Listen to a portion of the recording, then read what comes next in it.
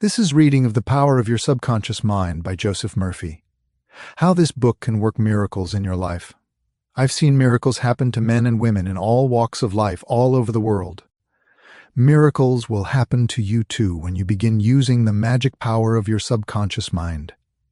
This book is designed to teach you that your habitual thinking and imagery mold, fashion, and create your destiny. For as a man thinketh in his subconscious mind, so is he. Do you know the answers? Why is one man sad and another man happy? Why is one man joyous and prosperous and another man poor and miserable? Why is one man fearful and anxious and another full of faith and confidence? Why does one man have a beautiful, luxurious home, while another man lives out a meager existence in a slum? Why is one man a great success and another an abject failure? Why is one speaker outstanding and immensely popular and another mediocre and unpopular? Why is one man a genius in his work or profession, while another man toils and moils all his life without doing or accomplishing anything worthwhile? Why is one man healed of a so-called incurable disease, and another isn't? Why is it so many good, kind, religious people suffer the tortures of the damned in their mind and body? Why is it many immoral and irreligious people succeed and prosper and enjoy radiant health? Why is one woman happily married, and her sister very unhappy and frustrated? Is there an answer to these questions in the workings of your conscious and subconscious minds? There most certainly is. My reason for writing this book is to answer and clarify the above questions and many others of a similar nature that motivated me to write it. I have endeavored to explain the great fundamental truths of your mind in the simplest language possible. I believe it is perfectly possible to explain the basic, foundational, and fundamental laws of life and of your mind in ordinary, everyday language. You will find that the language of this book is that used in your daily newspapers, current periodicals, in your business offices, in your home, and in the daily workshop. I urge you to study this book and apply the techniques outlined in it. As you do, I feel absolutely convinced that you will lay hold of a miracle-working power that will lift you up from confusion, misery, melancholy, and failure, guide you to your true place, solve your difficulties, sever you from emotional and physical bondage, and place you on the royal road to freedom, happiness, and peace of mind. This miracle-working power of your subconscious mind can heal you of your sickness and make you vital and strong again. In learning how to use your inner powers, you will open the prison door of fear and enter into a life described by Paul as the glorious liberty of the sons of God. Releasing the miracle-working power. A personal healing will always be the most convincing evidence of our subconscious powers. Over 42 years ago, I resolved a malignancy. In medical terminology, it was called a sarcoma. By using the healing power of my subconscious mind, which created me and still maintains and governs all my vital functions. The technique I applied is elaborated on in this book, and I feel sure that it will help others to trust the same infinite healing presence lodged in the subconscious depths of all men. Through the kindly offices of my doctor friend, I suddenly realized that it was natural to assume that the creative intelligence which made all my organs, fashioned my body, and started my heart could heal its own handiwork. The ancient proverb says, "The doctor dresses the wound and God heals it. Wonders happen when you pray effectively." Scientific prayer is the harmonious interaction of the conscious and subconscious levels of mind, scientifically directed for a specific purpose. This book will teach you the scientific way to tap the realm of infinite power within you, enabling you to get what you really want in life, a happier, fuller, and richer life. Begin to use this miracle-working power and smooth your way in daily affairs, solve business problems, and bring harmony in family relationships. Be sure that you read this book several times. The many chapters will show you how this wonderful power works and how you can draw out the hidden inspiration and wisdom that is within you. Learn the simple techniques of impressing the subconscious mind. Follow the new scientific way in tapping the infinite storehouse. Read this book carefully, earnestly, and lovingly. Prove to yourself the amazing way it can help you. It could be, and I believe it will be, the turning point of your life. Everybody prays. Do you know how to pray effectively? How long has it been since you prayed as part of your everyday activities? In an emergency, in time of danger or trouble, in illness, and when death lurks, prayers pour forth, your own and those of friends. Just read your daily newspaper. It is reported that prayers are being offered up all over the nation for a child stricken with a so-called incurable ailment, for peace among nations, for a group of miners trapped in a flooded mine. Later, it is reported that when rescued, the miners said they prayed while waiting for rescue. An airplane pilot says he prayed as he made a successful emergency landing. Certainly, prayer is an ever-present help in time of trouble, but you do not have to wait for trouble to make prayer an integral and constructive part of your life. The dramatic answers to prayer make headlines and are the subject of testimonies to the effectiveness of prayer. What of the many humble prayers of children, the simple thanksgiving of grace at the table daily, the faithful devotions wherein the individual seeks only communion with God? My work with people has made it necessary for me to study the various approaches to prayer. I have experienced the power of prayer in my own life, and I have talked and worked with many people who also have enjoyed the help of prayer. The problem usually is how to tell others how to pray. People who are in trouble have difficulty in thinking and acting reasonably. They need an easy formula to follow, an obviously workable pattern that is simple and specific. Often they must be led to approach the emergency. The unique feature of this book is its down-to-earth practicality. Here you are presented with simple, usable techniques and formulas which you can easily apply in your workaday world. I have taught these simple processes to men and women all over the world. And recently over 1,000 men and women of all religious affiliations attended a special class in Los Angeles, where I presented the highlights of what is offered in the pages of this book. Many came from distances of 200 miles for each class lesson. The special features of this book will appeal to you because they show you why oftentimes you get the opposite of what you prayed for and reveal to you the reasons why. People have asked me in all parts of the world, and thousands of times, why is it I have prayed and got no answer? In this book, you will find the reasons for this common complaint. The many ways of impressing the subconscious mind and getting the right answers make this an extraordinarily valuable book and an ever-present help in time of trouble. What do you believe? It is not the thing believed in that brings an answer to man's prayer. The answer to prayer results when the individual's subconscious mind responds to the mental picture or thought in his mind.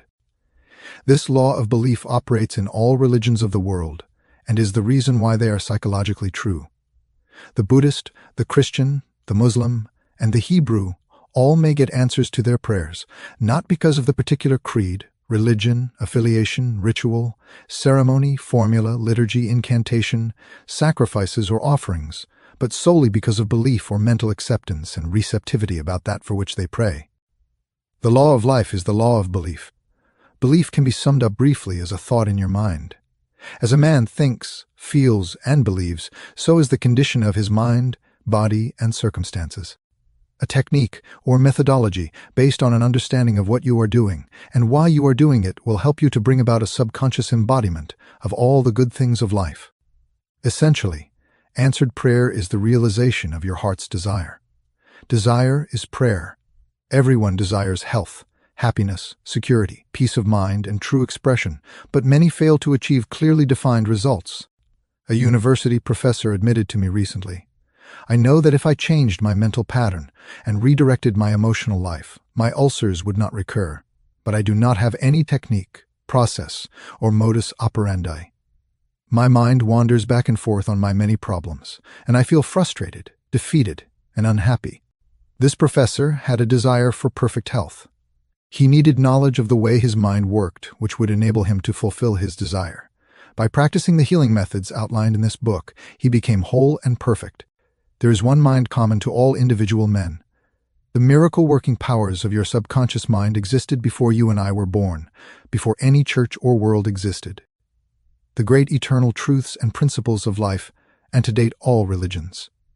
It is with these thoughts in mind that I urge you in the following chapters to lay hold of this wonderful, magical, transforming power which will bind up mental and physical wounds, proclaim liberty to the fear-ridden mind, and liberate you completely from the limitations of poverty, failure, misery, lack, and frustration.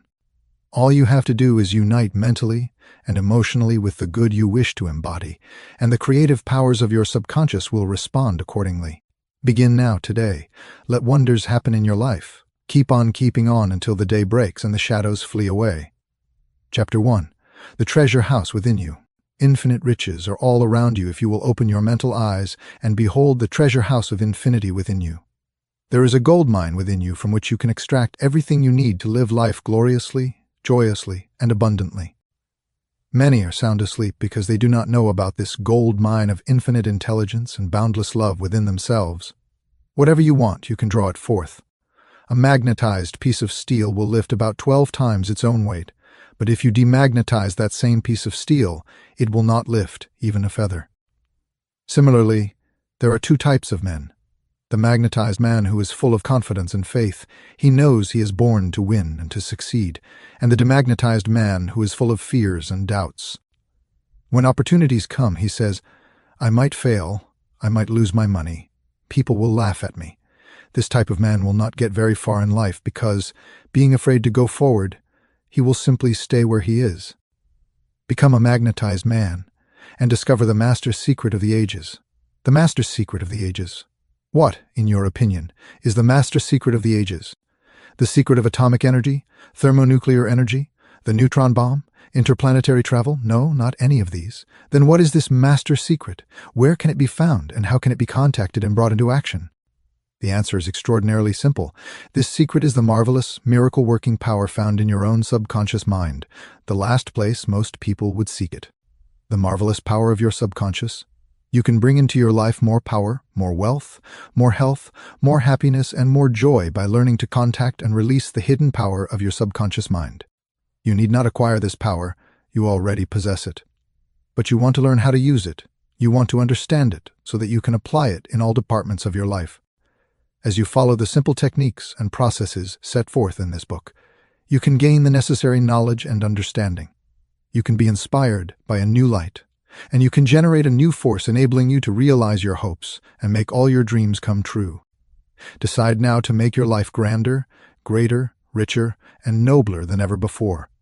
Within your subconscious depths lie infinite wisdom, infinite power, and an infinite supply of all that is necessary, waiting for development and expression.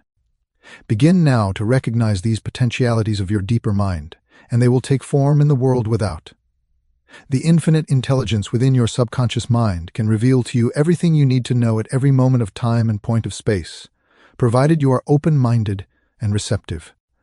You can receive new thoughts and ideas enabling you to bring forth new inventions, make new discoveries, or write books and plays. Moreover, the infinite intelligence in your subconscious can impart to you wonderful kinds of knowledge of an original nature. It can reveal to you and open the way for perfect expression and true place in your life. Through the wisdom of your subconscious mind, you can attract the ideal companion as well as the right business associate or partner. It can find the right buyer for your home and provide you with all the money you need and the financial freedom to be, to do, and to go as your heart desires. It is your right to discover this inner world of thought, feeling, and power, of light, love, and beauty. Though invisible, its forces are mighty. Within your subconscious mind, you will find the solution for every problem and the cause for every effect. Because you can draw out the hidden powers, you come into actual possession of the power and wisdom necessary to move forward in abundance, security, joy, and dominion. I have seen the power of the subconscious lift people up out of crippled states, making them whole, vital, and strong once more, and free to go out into the world to experience happiness, health, and joyous expression. There is a miraculous healing power in your subconscious that can heal the troubled mind and the broken heart. It can open the prison door of the mind and liberate you. It can free you from all kinds of material and physical bondage. Necessity of a working basis. Substantial progress in any field of endeavor is impossible without a working basis that is universal in its application. You can become skilled in the operation of your subconscious mind. You can practice its powers with the certainty of results in exact proportion to your knowledge of its principles, and to your application of them for definite, specific purposes and goals you wish to achieve. Being a former chemist, I wish to point out that if you combine hydrogen and oxygen in the proportions of 2 atoms of the former to 1 of the latter, water will be the result. You are familiar with the fact that 1 atom of oxygen and 1 atom of carbon will produce carbon monoxide, a poisonous gas, but if you add another atom of oxygen, you will get carbon dioxide, a harmless gas, and so on, throughout the vast realm of chemical compounds. You must not think that the principles of chemistry, physics, and mathematics differ from the principles of your subconscious mind. Consider a generally accepted principle: water seeks its own level. This is a universal principle applicable to water everywhere. Consider another principle: matter expands when heated. This is true anywhere, at any time, and under all circumstances. You can heat a piece of steel, and it will expand whether the steel is in China, England, or India. It is a universal truth that matter expands when heated. It is also a universal truth that whatever you impress on your subconscious mind is expressed on the screen of space as condition, experience, and event. Your prayer is answered because your subconscious mind is principle, and by principle I mean the way a thing works. For example, the principle of electricity is that it works from a higher to a lower potential. You do not change the principle of electricity when you use it, but by cooperating with nature, you can bring forth marvelous inventions and discoveries that bless humanity in countless ways. Your subconscious mind is principle and works according to the law of belief. You must know what belief is, why it works, and how it works. Your Bible says in a simple, clear, and beautiful way, "Whosoever shall say unto this mountain, Be thou removed, and be thou cast into the sea, and shall not doubt in his heart, but shall believe that those things which he saith shall come to pass, he shall have whatsoever he saith." The law of your mind is the law of belief. This means to believe in the way your mind works, to believe in belief itself. The belief of your mind is the thought of your mind. That is simple, just that and nothing else. All your experiences, events, conditions, and acts are the reactions of your subconscious mind to your thoughts. Remember, it is not the thing believed in, but the belief in your own mind that brings about the result. Cease believing in false beliefs, opinions, superstitions, and fears of mankind. Begin to believe in the eternal verities and truths of life that never change. Then you will move onward, upward, and Godward. Whoever reads this book and applies the principles of the subconscious mind herein set forth will be able to pray scientifically and effectively for himself and for others. Your prayer is answered according to the universal law of action and reaction. Thought is incipient action. The reaction is the response from your subconscious mind which corresponds with the nature of your thought. Busy your mind with the concepts of harmony, health, peace, and goodwill, and wonders will happen in your life. The duality of mind. You have only one mind, but your mind possesses two distinctive characteristics. The line of demarcation between the two is well known to all thinking men and women today. The two functions of your mind are essentially unlike. Each is endowed with separate and distinct attributes and powers. The nomenclature generally used to distinguish the two functions is as follows: the objective and subjective mind, the conscious and subconscious mind, the waking and sleeping mind, the surface self, and the deep self, the voluntary mind and the involuntary mind, the male and the female, and many other terms. You will find the terms conscious and subconscious used throughout this book to represent the dual nature of your mind. An excellent way to become acquainted with the two functions of your mind is to look upon your own mind as a garden. You are the gardener, and you are planting seeds in your subconscious mind all day long. As you sow in your subconscious mind, so shall you reap in your body and environment. Begin now to sow thoughts of peace, happiness, right action, goodwill, and prosperity. Think quietly and with interest on these qualities and accept them fully in your conscious reasoning mind. Continue to plant these wonderful seeds in the garden of your mind, and you will reap a glorious harvest. Your subconscious mind may be likened to the soil, which will grow all kinds of seeds, good or bad. Do men gather grapes of thorns or figs of thistles? Every thought is therefore a cause, and every condition is an effect. For this reason, it is essential that you take charge of your thoughts, so as to bring forth only desirable conditions. When your mind thinks correctly, when you understand the truth, when the thoughts deposited in your subconscious mind are constructive, harmonious, and peaceful, the magic working power of your subconscious will respond and bring about harmonious conditions, agreeable surroundings, and the best of everything. When you begin to control your thought processes, you can apply the powers of your subconscious to any problem or difficulty. In other words, you will actually be consciously cooperating with the infinite power and omnipotent law that governs all things. Look around you wherever you live, and you will notice that the vast majority of mankind lives in the world without. The more enlightened men are intensely interested in the world within.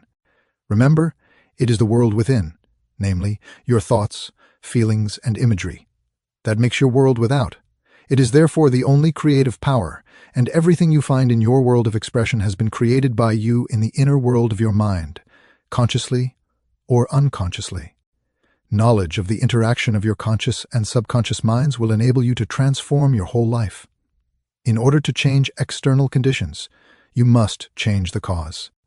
Most men try to change conditions and circumstances by working with conditions and circumstances. To remove discord, confusion, lack, and limitation, you must remove the cause, and the cause is the way you are using your conscious mind. In other words, the way you are thinking and picturing in your mind. You are living in a fathomless sea of infinite riches. Your subconscious is very sensitive to your thoughts. Your thoughts form the mold or matrix through which the infinite intelligence, wisdom, vital forces, and energies of your subconscious flow. The practical application of the laws of your mind as illustrated in each chapter of this book will cause you to experience abundance for poverty, wisdom for superstition and ignorance, peace for pain, joy for sadness, light for darkness, harmony for discord, faith and confidence for fear, success for failure, and freedom from the law of averages.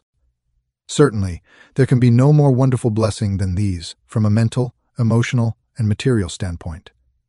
Most of the great scientists, artists, poets, singers, writers, and inventors have a deep understanding of the workings of the conscious and subconscious minds. One time, Caruso, the great operatic tenor, was struck with stage fright. He said his throat was paralyzed due to spasms caused by intense fear, constricting the muscles of his throat. Perspiration poured copiously down his face. He was ashamed because in a few minutes he had to go out on stage, yet he was shaking with fear and trepidation. He said, "They will laugh at me. I can't sing." Then he shouted in the presence of those behind the stage, "The little me wants to strangle the big me within." He said to the little me, "Get out of here. The big me wants to sing through me." By the big me he meant the limitless power and wisdom of his subconscious mind. He began to shout, "Get out! Get out! The big me is going to sing." His subconscious mind responded, releasing the vital forces within him. When the call came, he walked out on stage and sang gloriously and majestically, enthralling the audience. It is obvious that Caruso understood the two levels of mind, the conscious or rational, and the subconscious or irrational level. Your subconscious mind is reactive and responds to the nature of your thoughts. When your conscious mind is full of fear, worry, and anxiety, the negative emotions engendered in your subconscious mind are released and flood the conscious mind with a sense of panic, foreboding, and despair. When this happens, you can, like Caruso, speak affirmatively and with a deep sense of authority to the irrational emotions generated in your deeper mind as follows: "Be still. Be quiet. I am in control. You must obey me. You are subject to my command. You cannot intrude where you do not belong." It is fascinating and intensely interesting to observe how you can speak authoritatively and with conviction to the irrational movement of your deeper self, bringing silence, harmony, and peace to your mind. The subconscious is subject to the conscious mind, which is why it is called subconscious or subjective. Outstanding differences in modes of operation. You will perceive the main differences by the following illustrations. The conscious mind is like the navigator or captain at the bridge of a ship. He directs the ship and signals orders to men in the engine room, who in turn control all the boilers, instruments, gauges, etc. The men in the engine room do not know where they are going. They follow orders. They would go on the rocks if the man on the bridge issued faulty or wrong instructions based on his findings with a compass, sextant, or other instruments. The men in the engine room obey him because he is in charge and issues orders that are automatically obeyed. Members of the crew do not talk back to the captain, they simply carry out orders. The captain is the master of his ship, and his decrees are carried out. Likewise, your conscious mind is the captain and master of your ship, your body, environment, and all your affairs.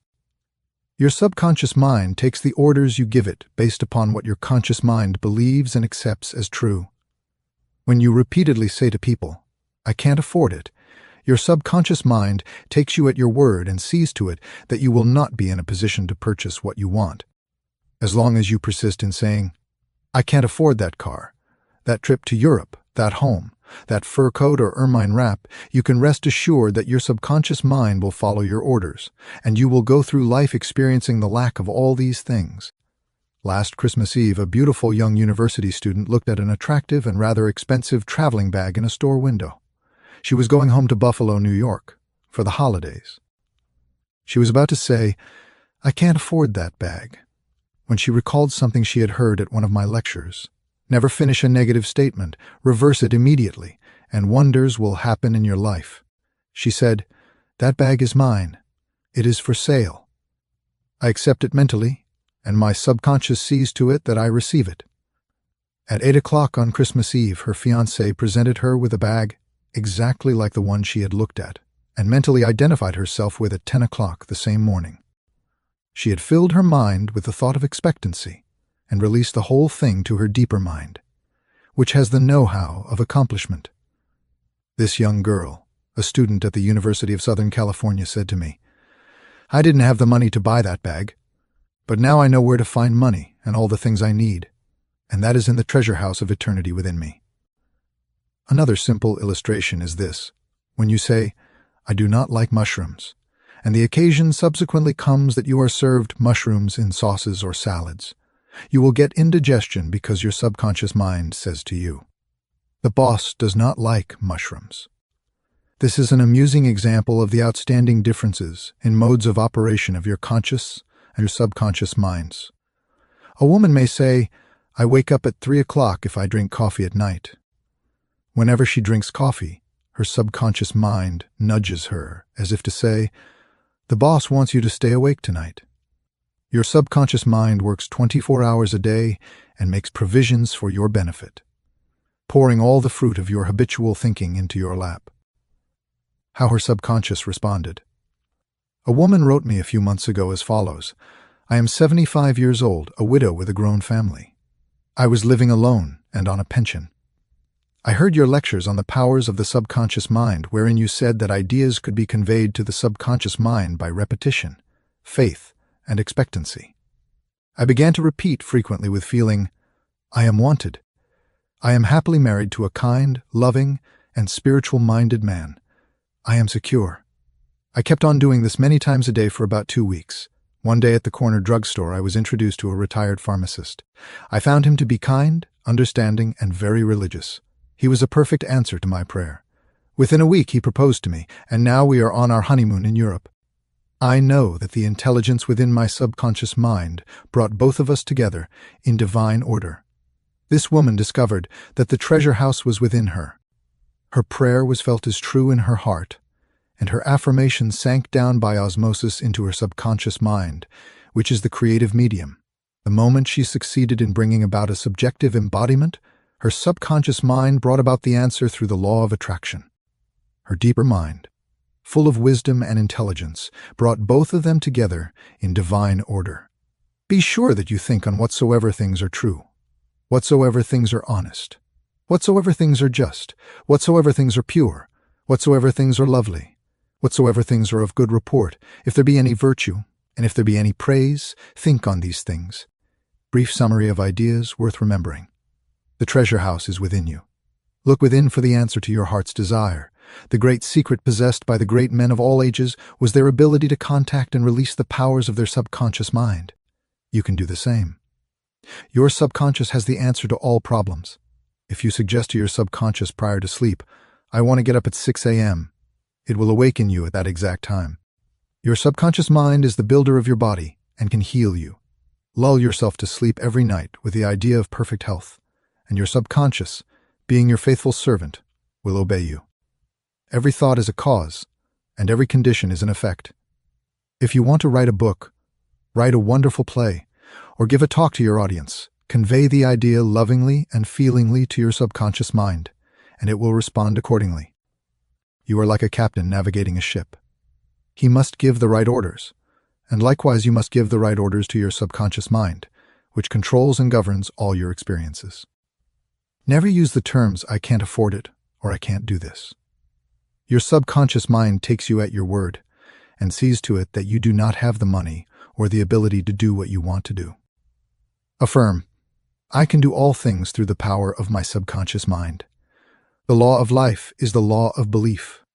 A belief is a thought in your mind. Do not believe in things that harm or hurt you.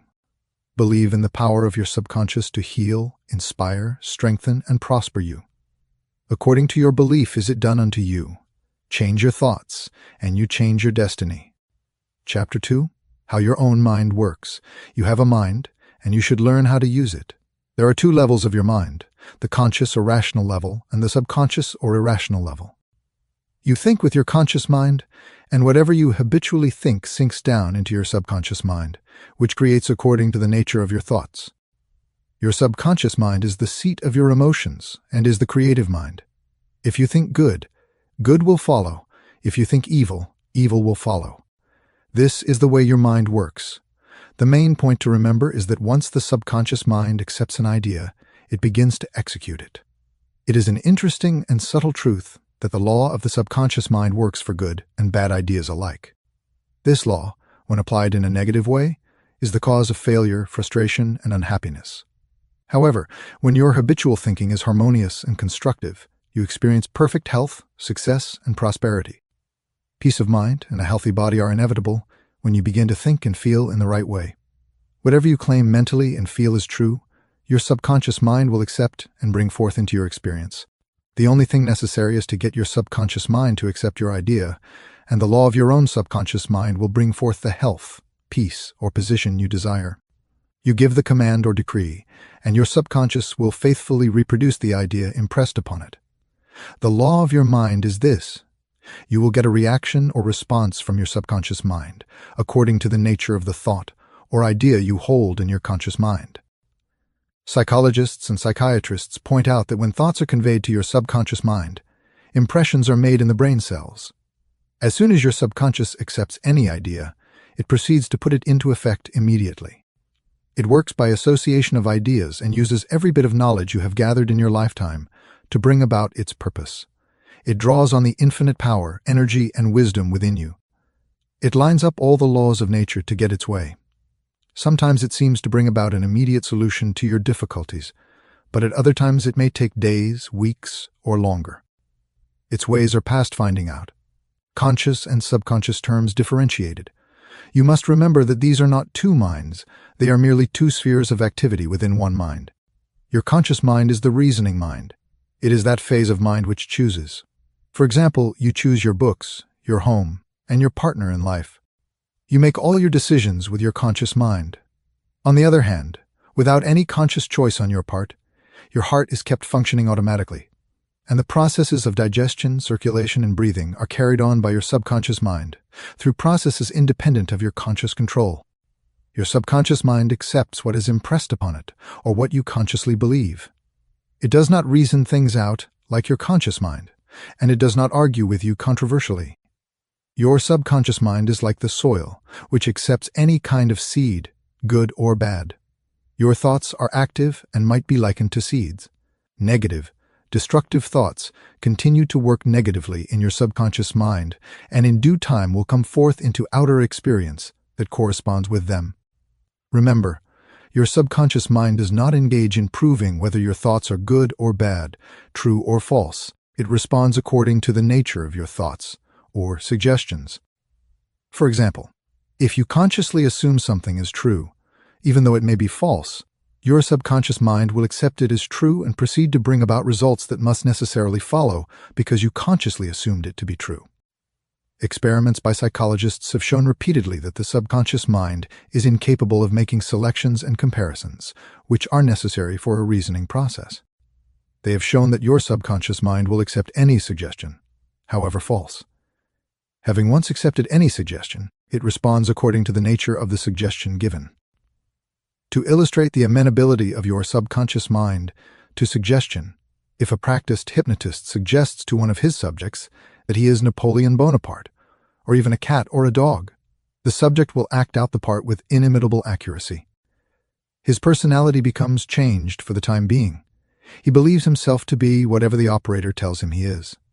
A skilled hypnotist may suggest to one of his students in the hypnotic state that his back itches, to another that his nose is bleeding, to another that he is a marble statue, to another that he is freezing and the temperature is below zero. Each one will follow the line of his particular suggestion, totally oblivious to all his surroundings that do not pertain to his idea. These simple illustrations portray clearly the difference between your conscious reasoning mind and your subconscious mind, which is impersonal, non-selective, and accepts as true whatever your conscious mind believes to be true. Hence the importance of selecting thoughts, ideas, and premises that bless, heal, inspire, and fill your soul with joy. The terms objective and subjective mind clarified. Your conscious mind is sometimes referred to as your objective mind because it deals with outward objects. The objective mind takes cognizance of the objective world. Its media of observation are your 5 physical senses. Your objective mind is your guide and director in your contact with your environment. You gain knowledge through your 5 senses. Your objective mind learns through observation, experience, and education. The greatest function of the objective mind is that of reasoning. Suppose you are one of the thousands of tourists who come to Los Angeles annually. You would come to the conclusion that it is a beautiful city based upon your observation of the parks, pretty gardens, majestic buildings, and lovely homes. This is the working of your objective mind. Your subconscious mind is oftentimes referred to as your subjective mind. Your subjective mind takes cognizance of its environment by means independent of the 5 senses. It perceives by intuition. It is the seat of your emotions and the storehouse of memory. Your subjective mind performs its highest functions when your objective senses are in abeyance. In a word, it is that intelligence which makes itself manifest when the objective mind is suspended or in a sleepy, drowsy state. Your subjective mind sees without the use of the natural organs of vision. It has the capacity of clairvoyance and clairaudience. Your subjective mind can leave your body, travel to distant lands, and bring back information oftentimes of the most exact and truthful character. Through your subjective mind you can read the thoughts of others, read the contents of sealed envelopes and closed safes. Your subjective mind has the ability to apprehend the thoughts of others without the use of the ordinary objective means of communication. It is of the greatest importance that we understand the interaction of the objective and subjective mind in order to learn the true art of prayer. The subconscious cannot reason like your conscious mind. Your subconscious mind cannot argue controversially. Hence, if you give it wrong suggestions, it will accept them as true and will proceed to bring them to pass as conditions, experiences, and events. All things that have happened to you are based on thoughts impressed on your subconscious mind through belief. If you have conveyed erroneous concepts to your subconscious mind, the sure method of overcoming them is by the repetition of constructive, harmonious thoughts frequently repeated, which your subconscious mind accepts, thus forming new and healthy habits of thought and life, for your subconscious mind is the seat of habit. The habitual thinking of your conscious mind establishes deep grooves in your subconscious mind. This is very favorable for you if your habitual thoughts are harmonious, peaceful, and constructive. If you have indulged in fear, worry, and other destructive forms of thinking, the remedy is to recognize the omnipotence of your subconscious mind and decree freedom, happiness, and perfect health. Your subconscious mind, being creative and one with your divine source, will proceed to create the freedom and happiness you have earnestly decreed. The tremendous power of suggestion. You must realize by now that your conscious mind is the watchman at the gate, and its chief function is to protect your subconscious mind from false impressions. You are aware of one of the basic laws of mind. Your subconscious mind is amenable to suggestion. As you know, your subconscious mind does not make comparisons or contrasts, nor does it reason and think things out for itself. This latter function belongs to your conscious mind. It simply reacts to the impressions given to it by your conscious mind. It does not show a preference for one course of action over another. The following is a classic example of the tremendous power of suggestion. Suppose you approach a timid-looking passenger on board ship and say to him something like this: "You look very ill. How pale you are. I feel certain you're going to be seasick. Let me help you to your cabin." The passenger turns pale. Your suggestion of seasickness associates itself with his own fears and forebodings. He accepts your aid down to the berth, and there your negative suggestion, which was accepted by him, is realized. Different reactions to the same suggestion. It is true that different people will react in different ways to the same suggestion because of their subconscious conditioning or belief. For example, if you go to a sailor on the ship and say to him sympathetically, "My dear fellow, you're looking very ill. Aren't you feeling sick? You look to me as if you were going to be seasick." According to his temperament, he either laughs at your joke or expresses a mild irritation. Your suggestion fell on deaf ears in this instance because your suggestion of seasickness was associated in his mind with his own immunity from it. Therefore, it called up not fear or worry, but self-confidence. The dictionary says that a suggestion is the act or instance of putting something into one's mind. The mental process by which the thought or idea suggested is entertained, accepted, or put into effect.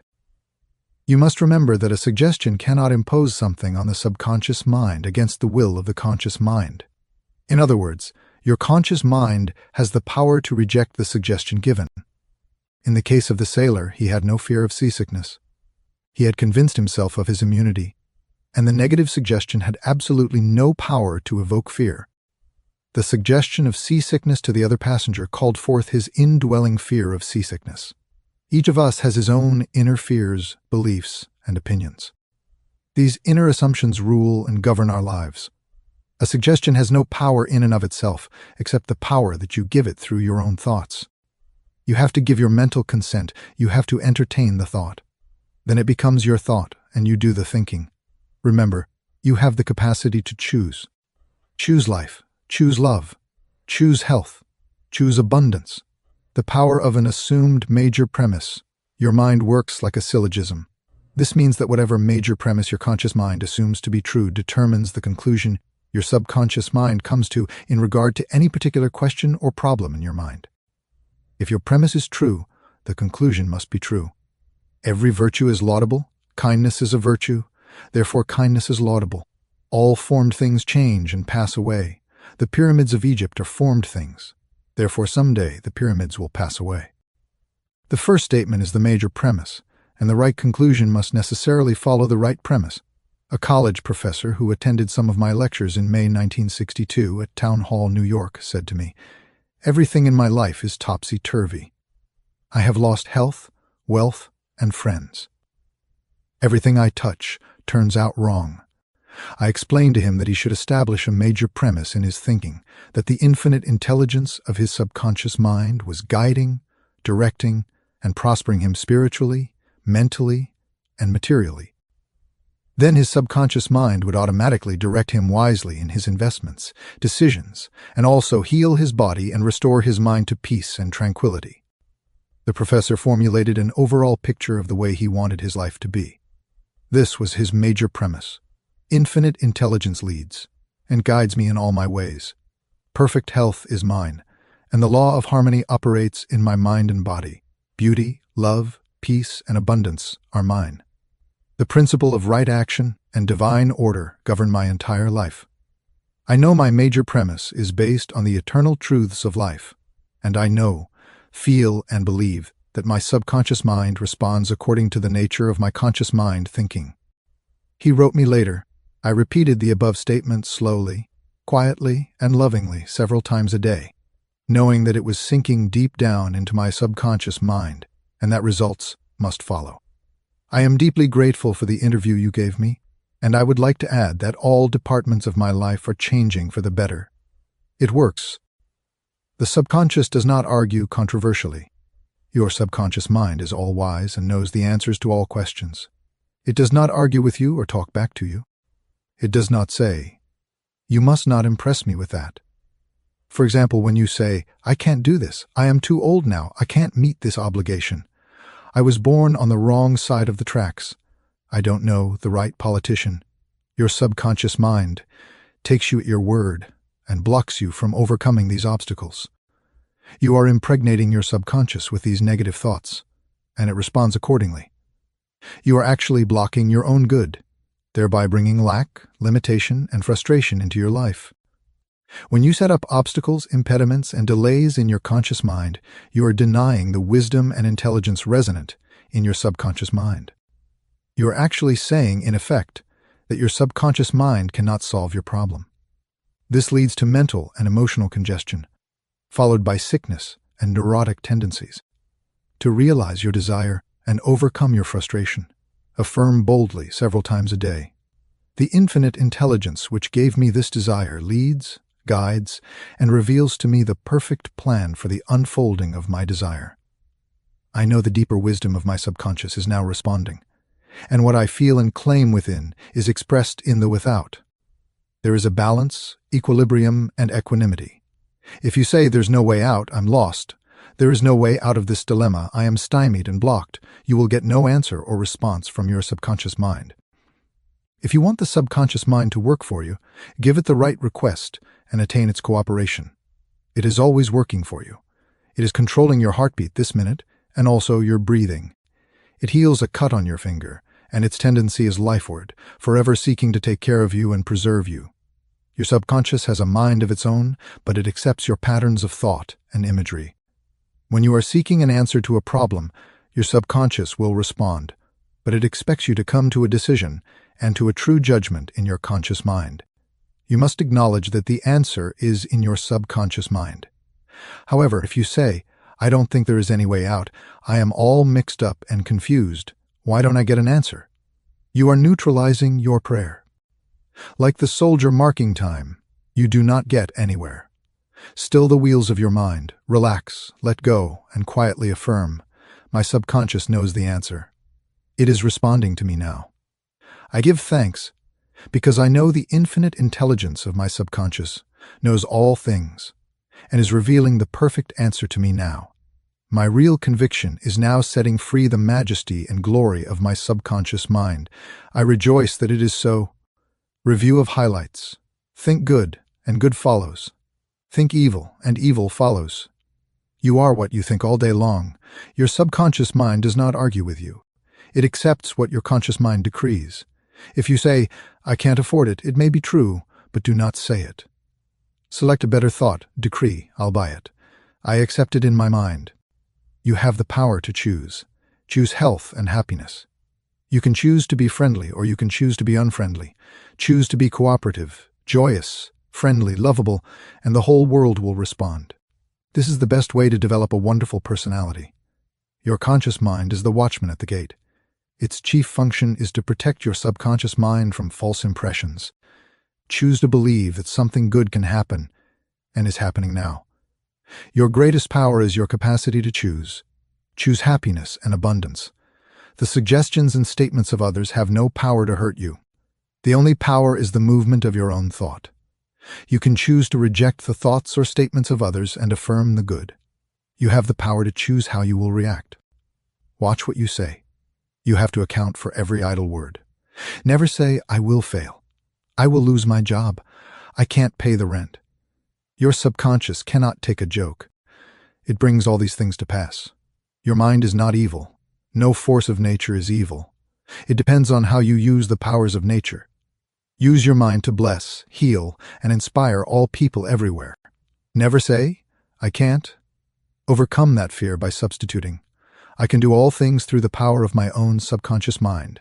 Begin to think from the standpoint of the eternal truths and principles of life, and not from the standpoint of fear, ignorance, and superstition. Do not let others do your thinking for you. Choose your own thoughts and make your own decisions. You are the captain of your soul and the master of your fate. Remember, you have the capacity to choose. Choose life. Choose love. Choose health. Choose happiness. Whatever your conscious mind assumes and believes to be true, your subconscious mind will accept and bring to pass. Believe in good fortune, divine guidance, right action, and all the blessings of life. Chapter 3. The miracle-working power of your subconscious. The power of your subconscious is enormous. It inspires you, it guides you, and it reveals to you names, facts, and scenes from the storehouse of memory. Your subconscious started your heartbeat, controls the circulation of your blood, and regulates your digestion, assimilation, and elimination. When you eat a piece of bread, your subconscious mind transmutes it into tissue, muscle, bone, and blood. This process is beyond the ken of the wisest person who walks the earth. Your subconscious mind controls all the vital processes and functions of your body and knows the answers to all problems. Your subconscious mind never sleeps or rests. It is always on the job. You can discover the miracle-working power of your subconscious by plainly stating to it prior to sleep that you wish a certain specific thing accomplished. You will be delighted to discover that forces within you will be released, leading to the desired result. Here, then, is a source of power and wisdom that places you in touch with omnipotence, or the power that moves the world, guides the planets in their course, and causes the sun to shine. Your subconscious mind is the source of your ideals, aspirations, and altruistic urges. It was through the subconscious mind that Shakespeare perceived great truths hidden from the average person of his day. Undoubtedly, it was the response of his subconscious mind that caused the Greek sculptor Phidias to portray beauty, order, symmetry, and proportion in marble and bronze. It enabled the Italian artist Raphael to paint Madonnas and Ludwig van Beethoven to compose symphonies. In 1955, I lectured at the Yoga Forest University in Rishikesh, India, and there I chatted with a visiting surgeon from Bombay. He told me about Dr. James S. Daly, a Scottish surgeon who worked in Bengal before ether or other modern methods of anesthesia were discovered. Between 1843 and 1846, Dr. Esdale performed about 400 major operations of all kinds: amputations, removal of tumors and cancerous growths, as well as operations on the eye, ear, and throat, all under mental anesthesia only. This Indian doctor informed me that the post-operative mortality rate of patients operated on by Dr. Esdale was extremely low, probably 2 to 3%. Patients felt no pain, and there were no deaths during the operations. Dr. Esdale suggested to the subconscious minds of all his patients, who were in a hypnotic state, that no infection or septic condition would develop. You must remember that this was before Louis Pasteur, Joseph Lister, and others pointed out the bacterial origin of disease and causes of infection due to unsterilized instruments and virulent organisms. This Indian surgeon said that the reason for the low mortality rate and the general absence of infection was undoubtedly due to the suggestions Dr. Esdale gave to the subconscious minds of his patients. They responded according to the nature of his suggestion. It is simply wonderful when you consider how a surgeon over 120 years ago discovered the miraculous, wonder-working powers of the subconscious mind. Doesn't it cause you to be seized with a sort of mystic awe when you stop and think of the transcendental powers of your subconscious mind? Consider its extrasensory perceptions, its capacity for clairvoyance and clairaudience, its independence of time and space, its capacity to render you free from all pain and suffering, and its capacity to get the answer to all problems, whatever they may be. All these reveal that there is a power and an intelligence within you that far transcends your intellect, causing you to marvel at the wonders of it all. Your subconscious is your book of life. Whatever thoughts, beliefs, opinions, theories, or dogmas you write, engrave, or impress on your subconscious mind, you shall experience them as the objective manifestation of circumstances, conditions, and events. What you write on the inside, you will experience on the outside. You have two sides to your life: objective and subjective, visible and invisible, thought and its manifestation. Your thought is received by your brain, which is the organ of your conscious reasoning mind.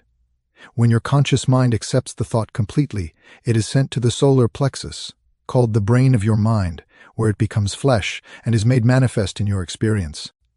As previously outlined, your subconscious cannot argue. It acts only from what you write on it. It accepts your verdict or the conclusions of your conscious mind as final. This is why you are always writing on the book of life. Your thoughts become your experiences. The American essayist Ralph Waldo Emerson said, "Man is what he thinks all day long. What is impressed in the subconscious is expressed."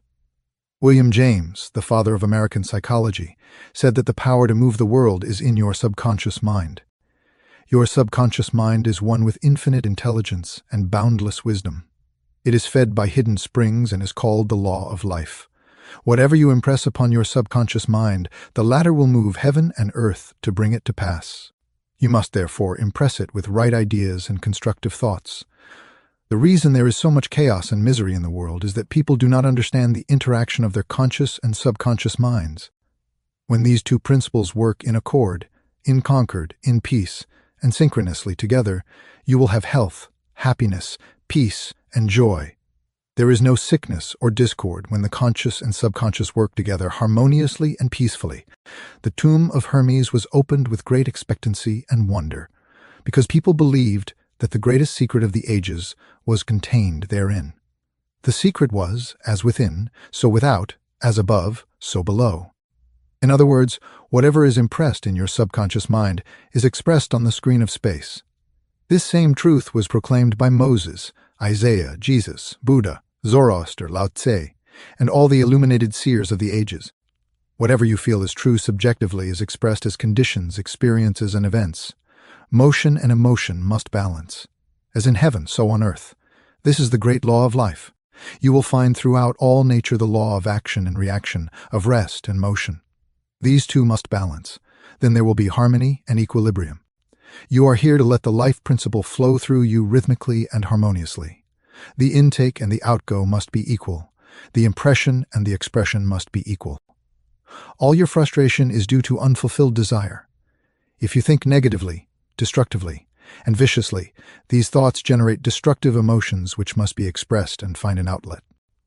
These emotions, being of a negative nature, are frequently expressed as ulcers, heart trouble, tension, and anxieties. What is your idea or feeling about yourself now? Every part of your being expresses that idea. Your vitality, body, financial status, friends, and social status represent a perfect reflection of the idea you have of yourself. We injure ourselves by the negative ideas we entertain. How often have you wounded yourself by getting angry, fearful, jealous, or vengeful? These are the poisons that enter your subconscious mind. You were not born with negative attitudes. Feed your subconscious mind life-giving thoughts, and you will wipe out all the negative patterns lodged therein. As you continue to do this, all the past will be wiped out and remembered no more. The subconscious heals a malignancy of the skin. A personal healing will ever be the most convincing evidence of the healing power of the subconscious mind. Over 40 years ago, I resolved a malignancy of the skin through prayer. Medical therapy had failed to check the growth, and it was getting progressively worse. A clergyman with deep psychological knowledge explained to me the inner meaning of the 139th Psalm.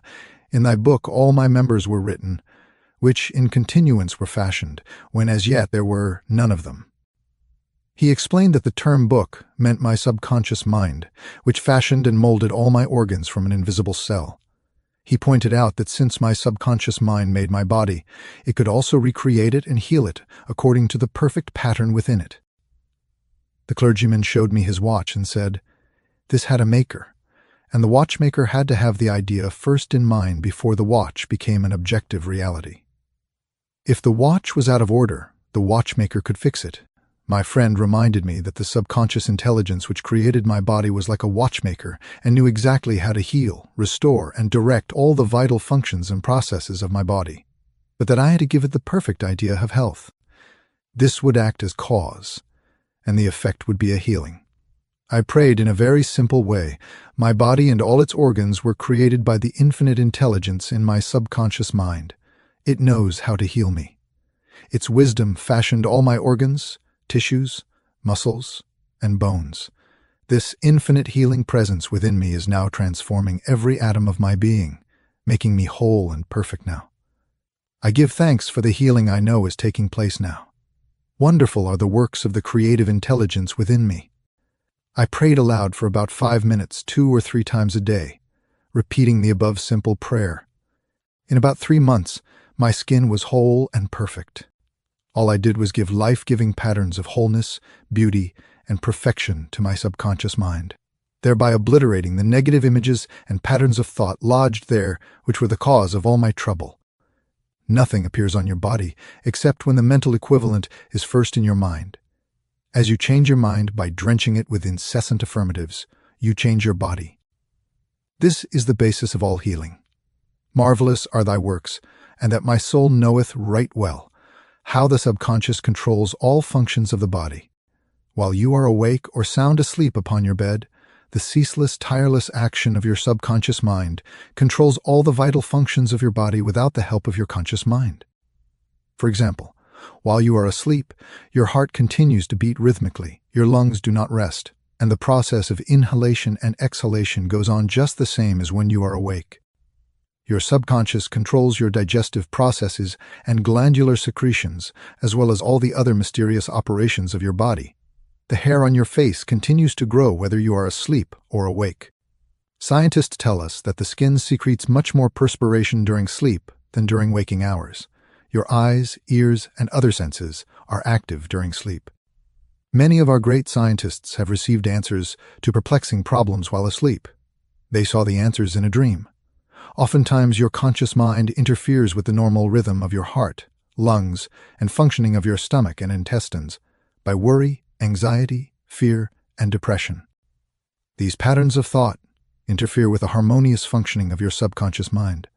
When mentally disturbed, the best procedure is to let go, relax, and still the wheels of your thought processes. Speak to your subconscious mind, telling it to take over in peace, harmony, and divine order. You will find that all the functions of your body will become normal again. Be sure to speak to your subconscious mind with authority and conviction, and it will conform to your command.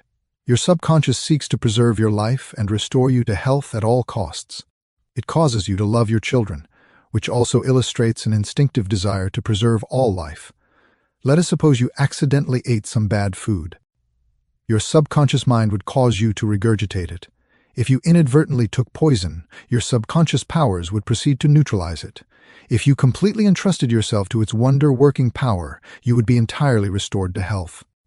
How to get the subconscious to work for you? The first thing to realize is that your subconscious mind is always working. It is active night and day, whether you act upon it or not. Your subconscious is the builder of your body, but you cannot consciously perceive or hear that inner silent process. Your business is with your conscious mind. Just keep your conscious mind busy with the expectation of the best, and make sure the thoughts you habitually think are based on whatsoever things are lovely, true, just, and of good report. Begin now to take care of your conscious mind, knowing in your heart and soul that your subconscious mind is always expressing, reproducing, and manifesting according to your habitual thinking. Remember, just as water takes the shape of the pipe it flows through, the life principle in you flows through you according to the nature of your thoughts. Claim that the healing presence in your subconscious is flowing through you as harmony, health, peace, joy, and abundance. Think of it as a living intelligence, a lovely companion on the way. Firmly believe it is continually flowing through you, vivifying, inspiring, and prospering you. It will respond exactly this way. It is done unto you as you believe. The healing principle of the subconscious restores atrophied optic nerves. There is the well-known, duly authenticated case of Madame Biret of France recorded in the archives of the Medical Department of Lourdes, France. She was blind. The optic nerves were atrophied and useless. She visited Lourdes and experienced what she termed a miraculous healing. Ruth Cranston, a Protestant woman who investigated and wrote about healings at Lourdes in M.C. Call's magazine, writes about Madame Biret. At Lourdes, she regained her sight incredibly, with the optic nerves still lifeless and useless, as several doctors could testify after repeated examinations. A month later, upon re-examination, it was found that the seeing mechanism had been restored to normal. But at first, so far as medical examination could tell, she was seeing with dead eyes. I have visited Lourdes several times and witnessed some healings myself. There is no doubt that healings take place at many shrines throughout the world, Christian and non-Christian. Madame Biret was not healed by the waters of the shrine, but by her own subconscious mind, which responded to her belief. The healing principle within her subconscious responded to the nature of her thought. Belief is a thought in the subconscious mind. It means to accept something as true. The thought accepted executes itself automatically. Undoubtedly, Madame Biret went to the shrine with expectancy and great faith, knowing in her heart she would receive a healing. Her subconscious mind responded accordingly, releasing the ever-present healing forces. The subconscious mind that created the eye can certainly bring a dead nerve back to life. What the creative principle created, it can recreate. According to your belief, it is done unto you. How to convey the idea of perfect health to your subconscious mind. A Protestant minister I knew in Johannesburg, South Africa, told me the method he used to convey the idea of perfect health to his subconscious mind. He had cancer of the lung. His technique, as given to me in his own handwriting, was as follows. Several times a day I would make certain that I was completely relaxed mentally and physically. I relaxed my body by speaking to it. My feet are relaxed. My ankles are relaxed. My legs are relaxed. My abdominal muscles are relaxed. My heart and lungs are relaxed. My head is relaxed. My whole being is completely relaxed. After about 5 minutes, I would be in a sleepy, drowsy state, and then I would affirm, "The perfection of God is now being expressed through me." The idea of perfect health is now filling my subconscious mind. The image God has of me is a perfect image, and my subconscious mind recreates my body in perfect accordance with the perfect image held in the mind of God. This minister had a remarkable healing. This is a simple, easy way of conveying the idea of perfect health to your subconscious mind. Another wonderful way is through disciplined or scientific imagination.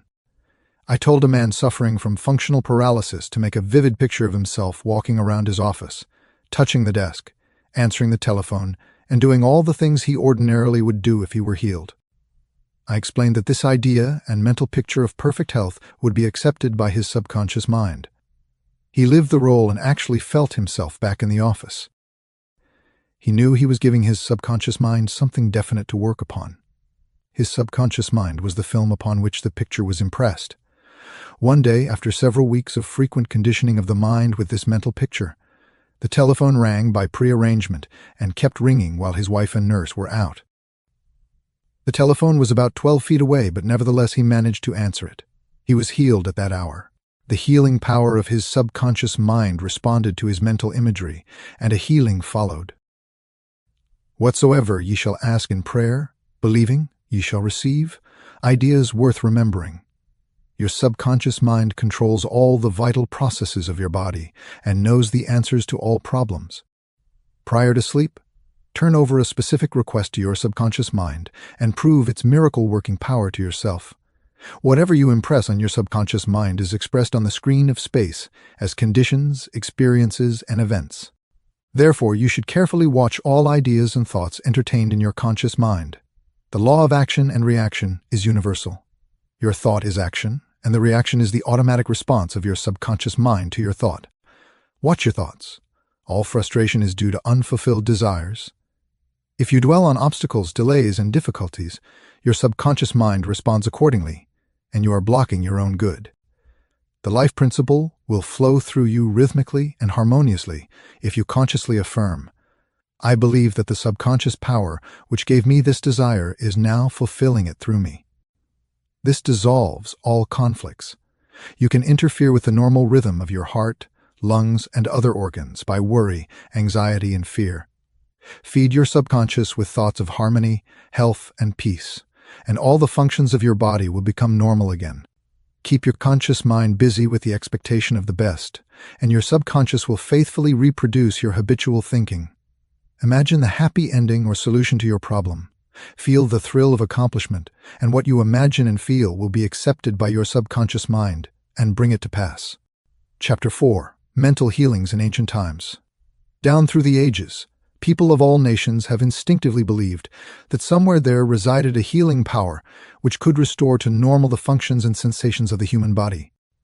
They believed that this strange power could be invoked under certain conditions, and that the alleviation of human suffering would follow. The history of all nations presents testimony in support of this belief. In the early history of the world, the power of secretly influencing others for good or evil, including the healing of the sick, was supposed to be derived directly from God. The procedures and processes of healing varied throughout the world, taking the form of supplications to God attended by various ceremonies such as the laying on of hands, incantations, the application of amulets, talismans, rings, relics, and images. For example, in the religions of antiquity, priests in ancient temples gave drugs to the patient and practiced hypnotic suggestions prior to sleep, telling him that the gods would visit him in his sleep and heal him. Many healings followed. Obviously, all this was the work of potent suggestions to the subconscious mind. After the performance of certain mysterious rites, the devotees of Hecate would see the goddess during sleep, provided they had prayed to her according to weird and fantastic instructions, mixing lizards with resin, frankincense, and myrrh, and pounding it together in the open air under the crescent moon. Healings were reported in many cases following this grotesque procedure. These strange procedures favored suggestion and acceptance by the subconscious mind by making a powerful appeal to the imagination of the patients. In all these healings, the subconscious mind of the subject was the healer. In all ages, unofficial healers have obtained remarkable results where authorized medical skill has failed. How do these healers in all parts of the world effect their cures? The answer is due to the blind belief of the sick person, which released the healing power resident in his subconscious mind. Many of the remedies and methods employed were rather strange and fantastic. stirring the imagination of the patients and causing an aroused emotional state that facilitated the suggestion of health and its acceptance by the subconscious mind. Biblical accounts of the use of subconscious powers. What things soever ye desire, when ye pray, believe that ye receive them, and ye shall have them. Note the difference in tenses. The inspired writer tells us to believe and accept as true the fact that our desire has already been accomplished and fulfilled, that it is already completed, and that its realization will follow as a thing in the future. The success of this technique depends on the confident conviction that the thought, the idea, the picture is already a fact in mind. In order for anything to have substance in the realm of mind, it must be thought of as actually existing there. Here in a few cryptic words is concise direction for making use of the creative power of thought by impressing upon the subconscious the particular thing you desire. Your thought, idea, plan, or purpose is as real on its own plane as your hand or your heart. In following the biblical technique, you completely eliminate from your mind all consideration of conditions, circumstances, or anything that might imply adverse contingencies. You are planting a seed in the mind which, if left undisturbed, will infallibly germinate into external fruition. The prime condition Jesus insisted upon was faith. Over and over again, you read in the Bible, "According to your faith is it done unto you." If you plant certain types of seeds in the ground, you have faith they will grow after their kind. Trusting the laws of growth and agriculture, you know the seeds will come forth after their kind. Faith, as mentioned in the Bible, is a way of thinking, an attitude of mind, an inner certitude, knowing that the idea you fully accept in your conscious mind will be embodied in your subconscious mind and made manifest. A classical instance is recorded in Matthew 9:28-30. When Jesus came into the house, the blind men came to him, and Jesus said, "Believe ye that I am able to do this?" They said, "Yea, Lord." Then he touched their eyes, saying, "According to your faith be it unto you." And their eyes were opened. In the words, "according to your faith be it unto you," Jesus was appealing to the cooperation of the subconscious minds of the blind men. Their faith was their great expectancy, their inner feeling, their inner conviction that something miraculous would happen, and that their prayer would be answered. And it was. This is the time-honored technique of healing utilized by all healing groups throughout the world, regardless of religious affiliation. In enjoining the newly healed patients not to discuss their healing, Jesus knew they might be subjected to skeptical criticism, which could undo the benefits by depositing thoughts of fear, doubt, and anxiety in the subconscious mind. Miracles at various shrines throughout the world. It is an established fact that cures have taken place at various shrines throughout the world, in Japan, India, Europe, and America. I visited several famous shrines in Japan. At the world-famous shrine called Daihatsu is a gigantic bronze divinity where Buddha is seated with folded hands, head inclined in profound contemplative ecstasy. It is 42 feet high and called the Great Buddha. Here I saw young and old making offerings at its feet, money, fruit, rice, and oranges. Candles were lit, incense burned, and prayers of petition recited. The guide explained the chant of a young girl who murmured a prayer, bowed low, placed 2 oranges as an offering, and lit a candle. She had lost her voice, and it was restored at the shrine. She was thanking Buddha for restoring her voice. She had the simple faith that Buddha would give her back her singing voice if she followed a certain ritual, fasted, and made offerings. All this kindled faith and expectancy, conditioning her mind to the point of belief. Her subconscious mind responded to her belief. To illustrate further the power of imagination and blind belief, I will relate the case of a relative of mine who had tuberculosis. His lungs were badly diseased. His son decided to heal his father. He came home to Perth, Western Australia, and told his father he had met a monk who had returned from a healing shrine in Europe. The monk sold him a piece of the true cross for the equivalent of $500. The young man had actually picked up a splinter of wood from the sidewalk, had it set in a ring, and told his father that many were healed just by touching the ring or the cross. He inflamed his father's imagination to the point that the old gentleman snatched the ring, placed it over his chest, prayed silently, and went to sleep. In the morning, he was healed. All clinic tests proved negative. It was not the splinter of wood that healed him. It was his imagination aroused to an intense degree, plus confident expectancy of perfect healing. Imagination was joined to faith, and the union brought about a healing.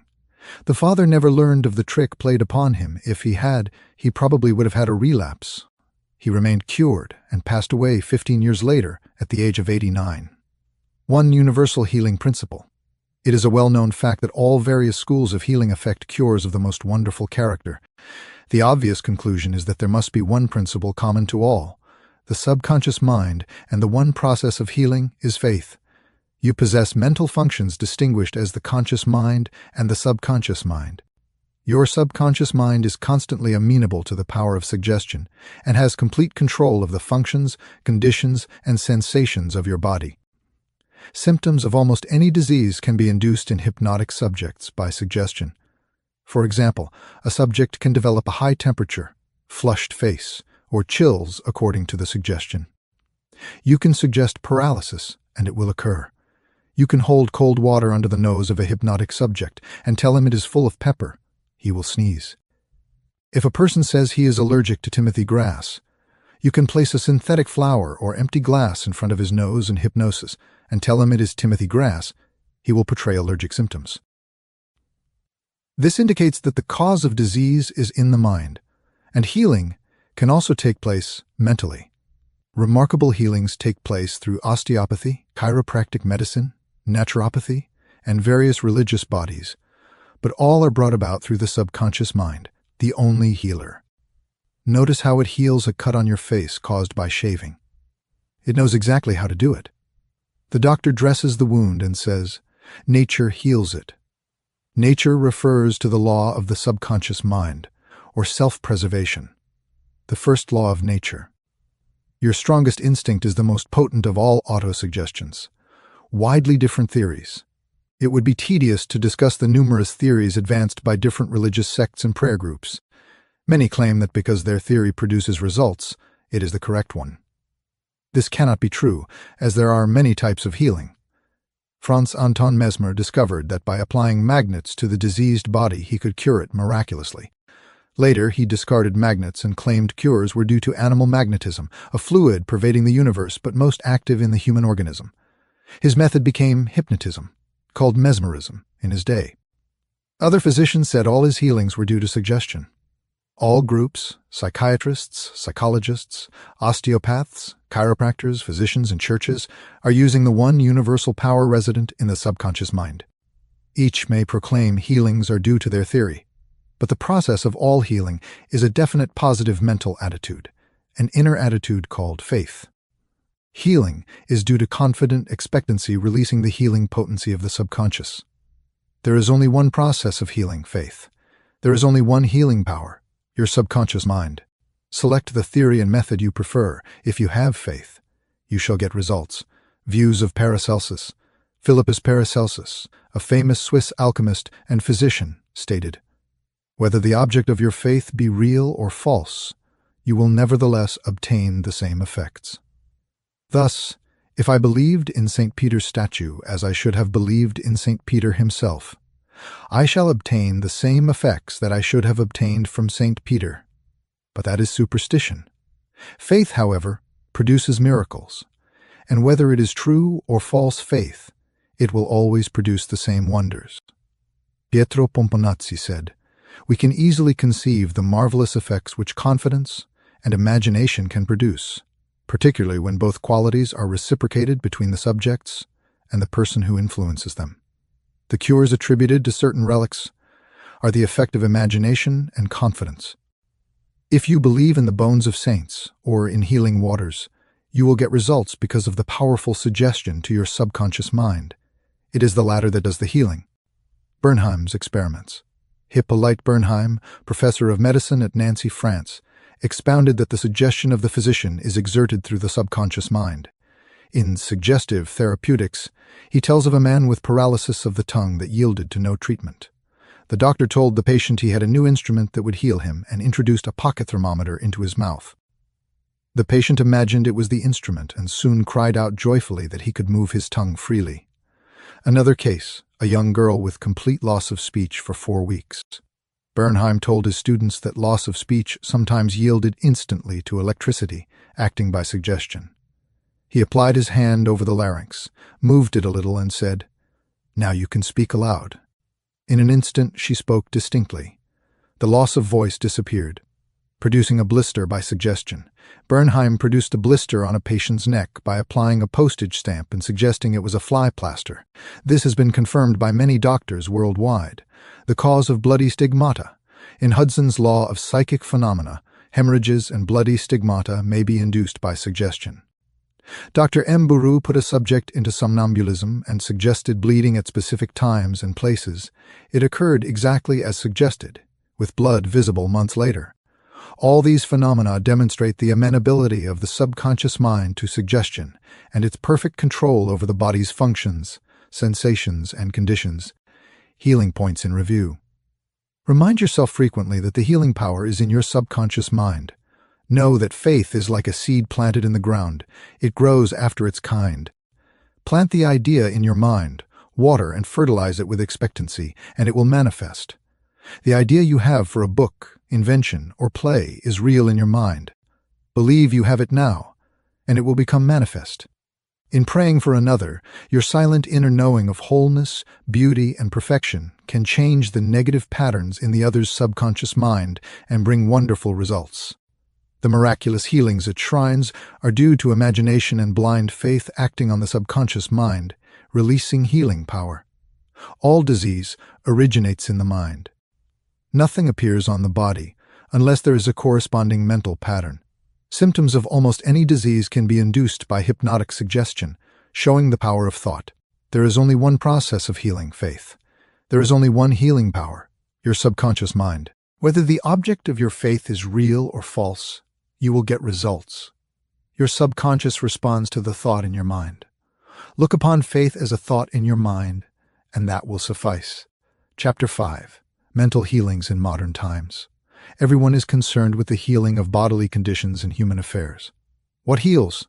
Where is this healing power? The answer is that this healing power is in the subconscious mind of each person, and a changed mental attitude releases it.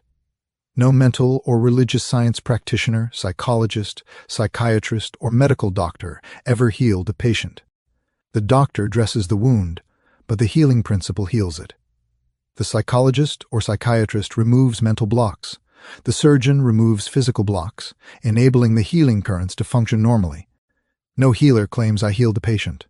The one healing power operates in all. There are many methods to remove mental, emotional, and physical blocks inhibiting the flow of the healing life principle. This principle is operative in all people regardless of creed, color, or race. Your subconscious will heal a burn or cut even if you are an atheist or agnostic. Modern mental therapeutic procedure is based on the truth that the infinite intelligence and power of your subconscious responds according to your faith. The practitioner stills his mind, relaxes, and quietly turns over the request to his subconscious, realizing its intelligence will answer according to specific needs. Imagine the end desired and feel its reality. The infinite life principle will respond to your conscious choice and request. This is the meaning of believe you have received, and you shall receive. One process of healing.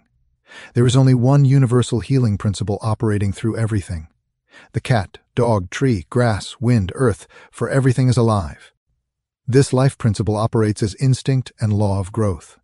You can consciously direct it to bless yourself in countless ways. There are many approaches, but only one process, faith. According to your faith is it done unto you, the law of belief. All religions represent forms of belief. The law of life is belief. What do you believe about yourself, life, and the universe? It is done unto you as you believe. Belief is a thought in your mind, causing the power of your subconscious to be distributed according to your thinking habits. The Bible is not talking about belief in ritual, ceremony, institution, or formula, but belief itself, the thought of your mind. If thou canst believe, all things are possible to him that believeth. It is foolish to believe in something to hurt or harm you. It is not the thing believed in that harms, but the belief or thought in your mind that creates the result. Prayer therapy. Prayer therapy is the synchronized, harmonious, intelligent function of the conscious and subconscious mind, directed for a definite purpose. In scientific prayer, you consciously choose an idea or mental picture you desire to experience, convey it to your subconscious by feeling its reality, and remain faithful. Your prayer will be answered. If your problem is caused by negative thoughts lodged in your subconscious, turn to the healing power within, remind yourself of its infinite power, and dwell on these truths. Fear dissolves. Erroneous beliefs are corrected. Give thanks for the healing and refuse to give power to negative conditions. Faith healing, what it means, and how blind faith works. Popular faith healing is not the faith mentioned in the Bible. A faith healer may claim a special gift, and the patient's blind belief may bring results. Voodoo doctors, touching relics, or any method moving from fear to faith and expectancy can heal. Many claim their personal theory is correct because it produces results. This cannot be true.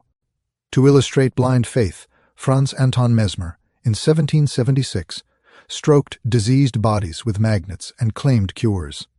Later he evolved the theory of animal magnetism.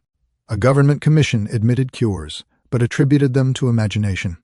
Mesmer was exiled. Dr. Braid of Manchester showed patients could be hypnotized by suggestion, producing the same phenomena. All cures were due to the active imagination of patients plus powerful suggestion of health to their subconscious minds. All this could be termed blind faith, as there was no understanding in those days as to how the cures were brought about. Subjective faith and what it means. You will recall the proposition, which need not be repeated at length, that the subjective or subconscious mind of an individual is as amenable to the control of his own conscious or objective mind as it is to the suggestions of another. It follows that whatever may be your objective belief, if you will assume to have faith actively or passively, your subconscious mind will be controlled by the suggestion, and your desire will be fulfilled. The faith required in mental healings is a purely subjective faith, and it is attainable upon the cessation of active opposition on the part of the objective or conscious mind. In the healing of the body, it is of course desirable to secure the concurrent faith of both the conscious and subconscious mind. However, it is not always essential if you will enter into a state of passivity and receptivity by relaxing the mind and the body and getting into a sleepy state. In this drowsy state, your passivity becomes receptive to subjective impression. Recently, I was asked by a man, "How is it that I got a healing through a minister?" I do not believe what he said when he told me that there is no such thing as disease and that matter does not exist. This man at first thought his intelligence was being insulted, and he protested against such a palpable absurdity. The explanation is simple. He was quieted by soothing words and told to get into a perfectly passive condition, to say nothing, and to think of nothing for the time being. His minister also became passive and affirmed quietly, peacefully, and constantly for about half an hour that this man would have perfect health, peace, harmony, and wholeness. He felt immense relief and was restored to health. It is easy to see that his subjective faith had been made manifest by his passivity under treatment, and the suggestions of perfect healthfulness by the minister were conveyed to his subconscious mind. The two subjective minds were then en rapport. The minister was not handicapped by antagonistic autosuggestions of the patient arising from objective doubt of the power of the healer or the correctness of the theory. In this sleepy, drowsy state, the conscious mind's resistance is reduced to a minimum, and results follow. The subconscious mind of the patient, being necessarily controlled by such suggestion, exercised its functions in accordance therewith, and a healing followed. The meaning of absent treatment. Suppose you learned that your mother was sick in New York City and you lived in Los Angeles. Your mother would not be physically present where you are, but you could pray for her. It is the Father within which doeth the work. The creative law of mind serves you and will do the work.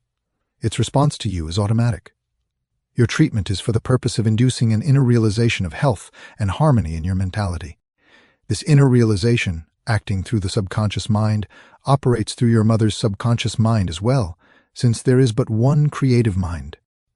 Your thoughts of health, vitality, and perfection operate through the one universal subjective mind and set a law in motion on the subjective side of life, which manifests through her body as a healing. In the mind principle, there is no time or space. It is the same mind that operates through your mother, no matter where she may be. In reality, there is no absent treatment as opposed to present treatment, for the universal mind is omnipresent. You do not try to send out thoughts or hold a thought. Your treatment is a conscious movement of thought, and as you become conscious of the qualities of health, well-being, and relaxation, these qualities will be resurrected in the experience of your mother, and results will follow. The following is a perfect example of what is called absent treatment.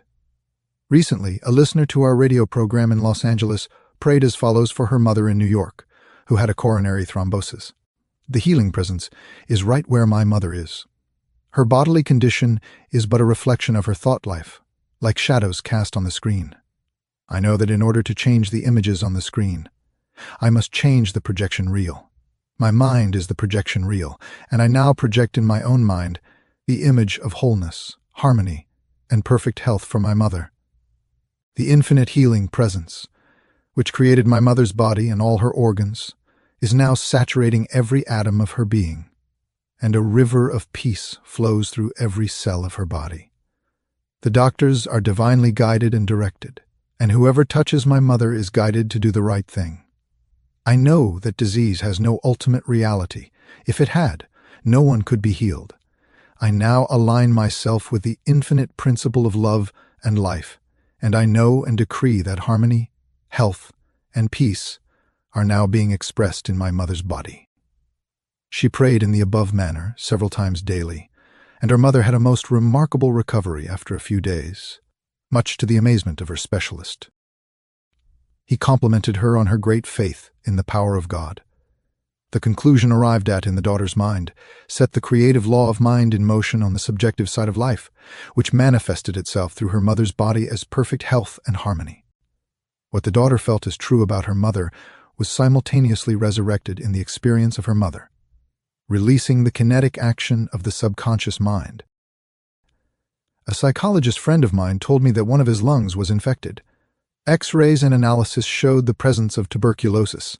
At night, before going to sleep, he would quietly affirm, "Every cell, nerve, tissue, and muscle of my lungs is now being made whole, pure, and perfect. My whole body is being restored to health and harmony." These are not his exact words, but they represent the essence of what he affirmed. A complete healing followed in about a month's time. Subsequent X-rays showed a perfect healing. I wanted to know his method, so I asked him why he repeated the words prior to sleep. Here is his reply. The kinetic action of the subconscious mind continues throughout your sleep time period.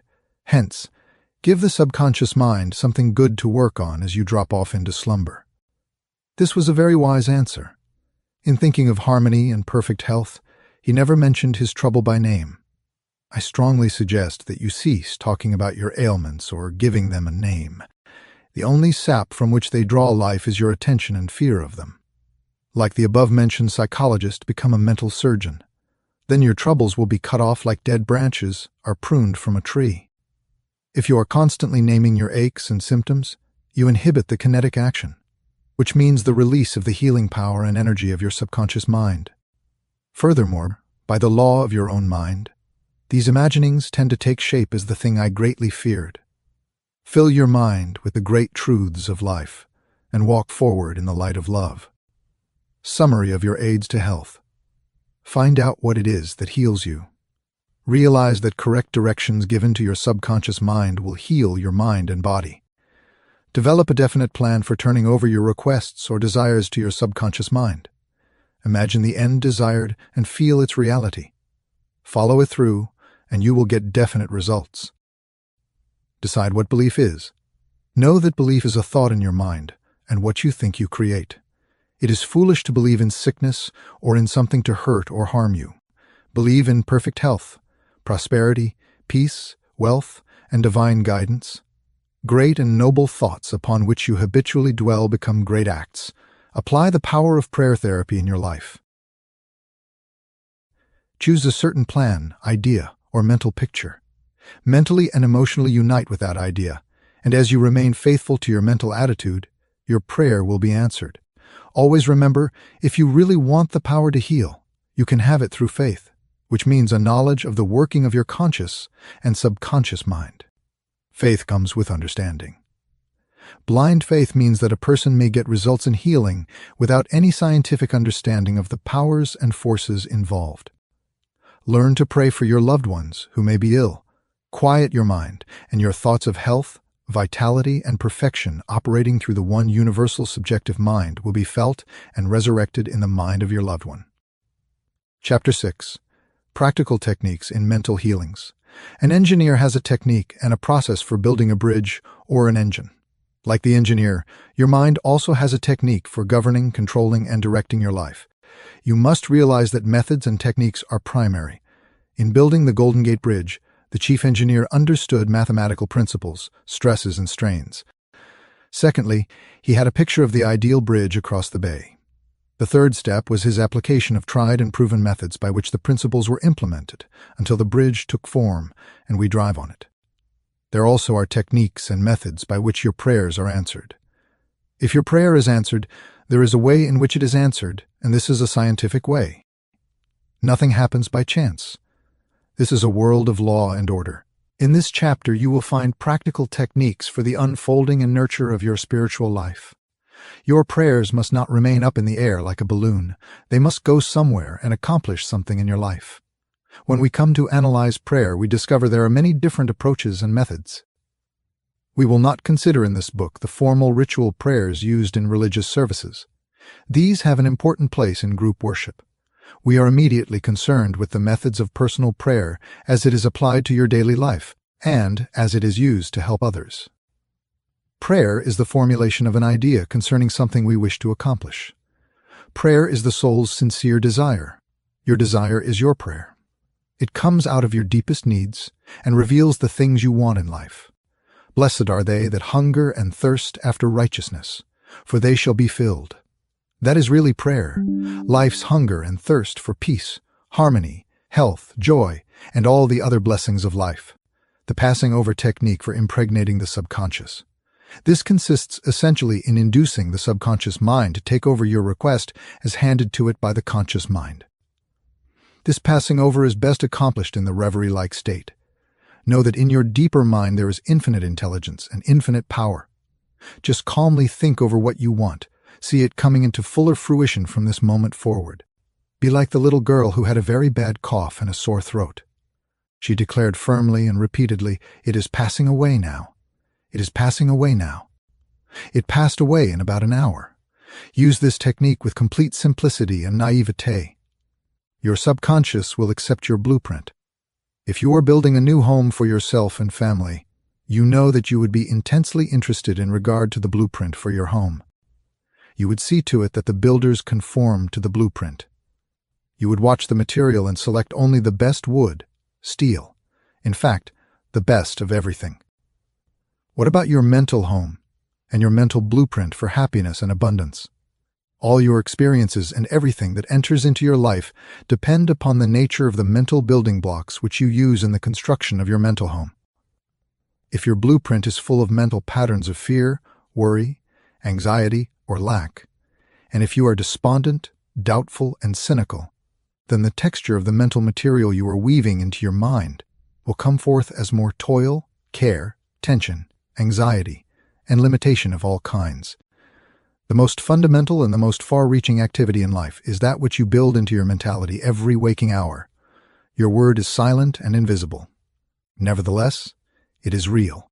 You are building your mental home all the time, and your thought and mental imagery represent your blueprint. Hour by hour, moment by moment, you can build radiant health, success, and happiness by the thoughts you think, the ideas which you harbor, the beliefs that you accept, and the scenes that you rehearse in the hidden studio of your mind. This stately mansion, upon the construction of which you are perpetually engaged, is your personality, your identity on this plane, your whole life story on this earth. Get a new blueprint. Build silently by realizing peace, harmony, joy, and goodwill in the present moment. By dwelling upon these things and claiming them, your subconscious will accept your blueprint and bring all these things to pass. By their fruits ye shall know them.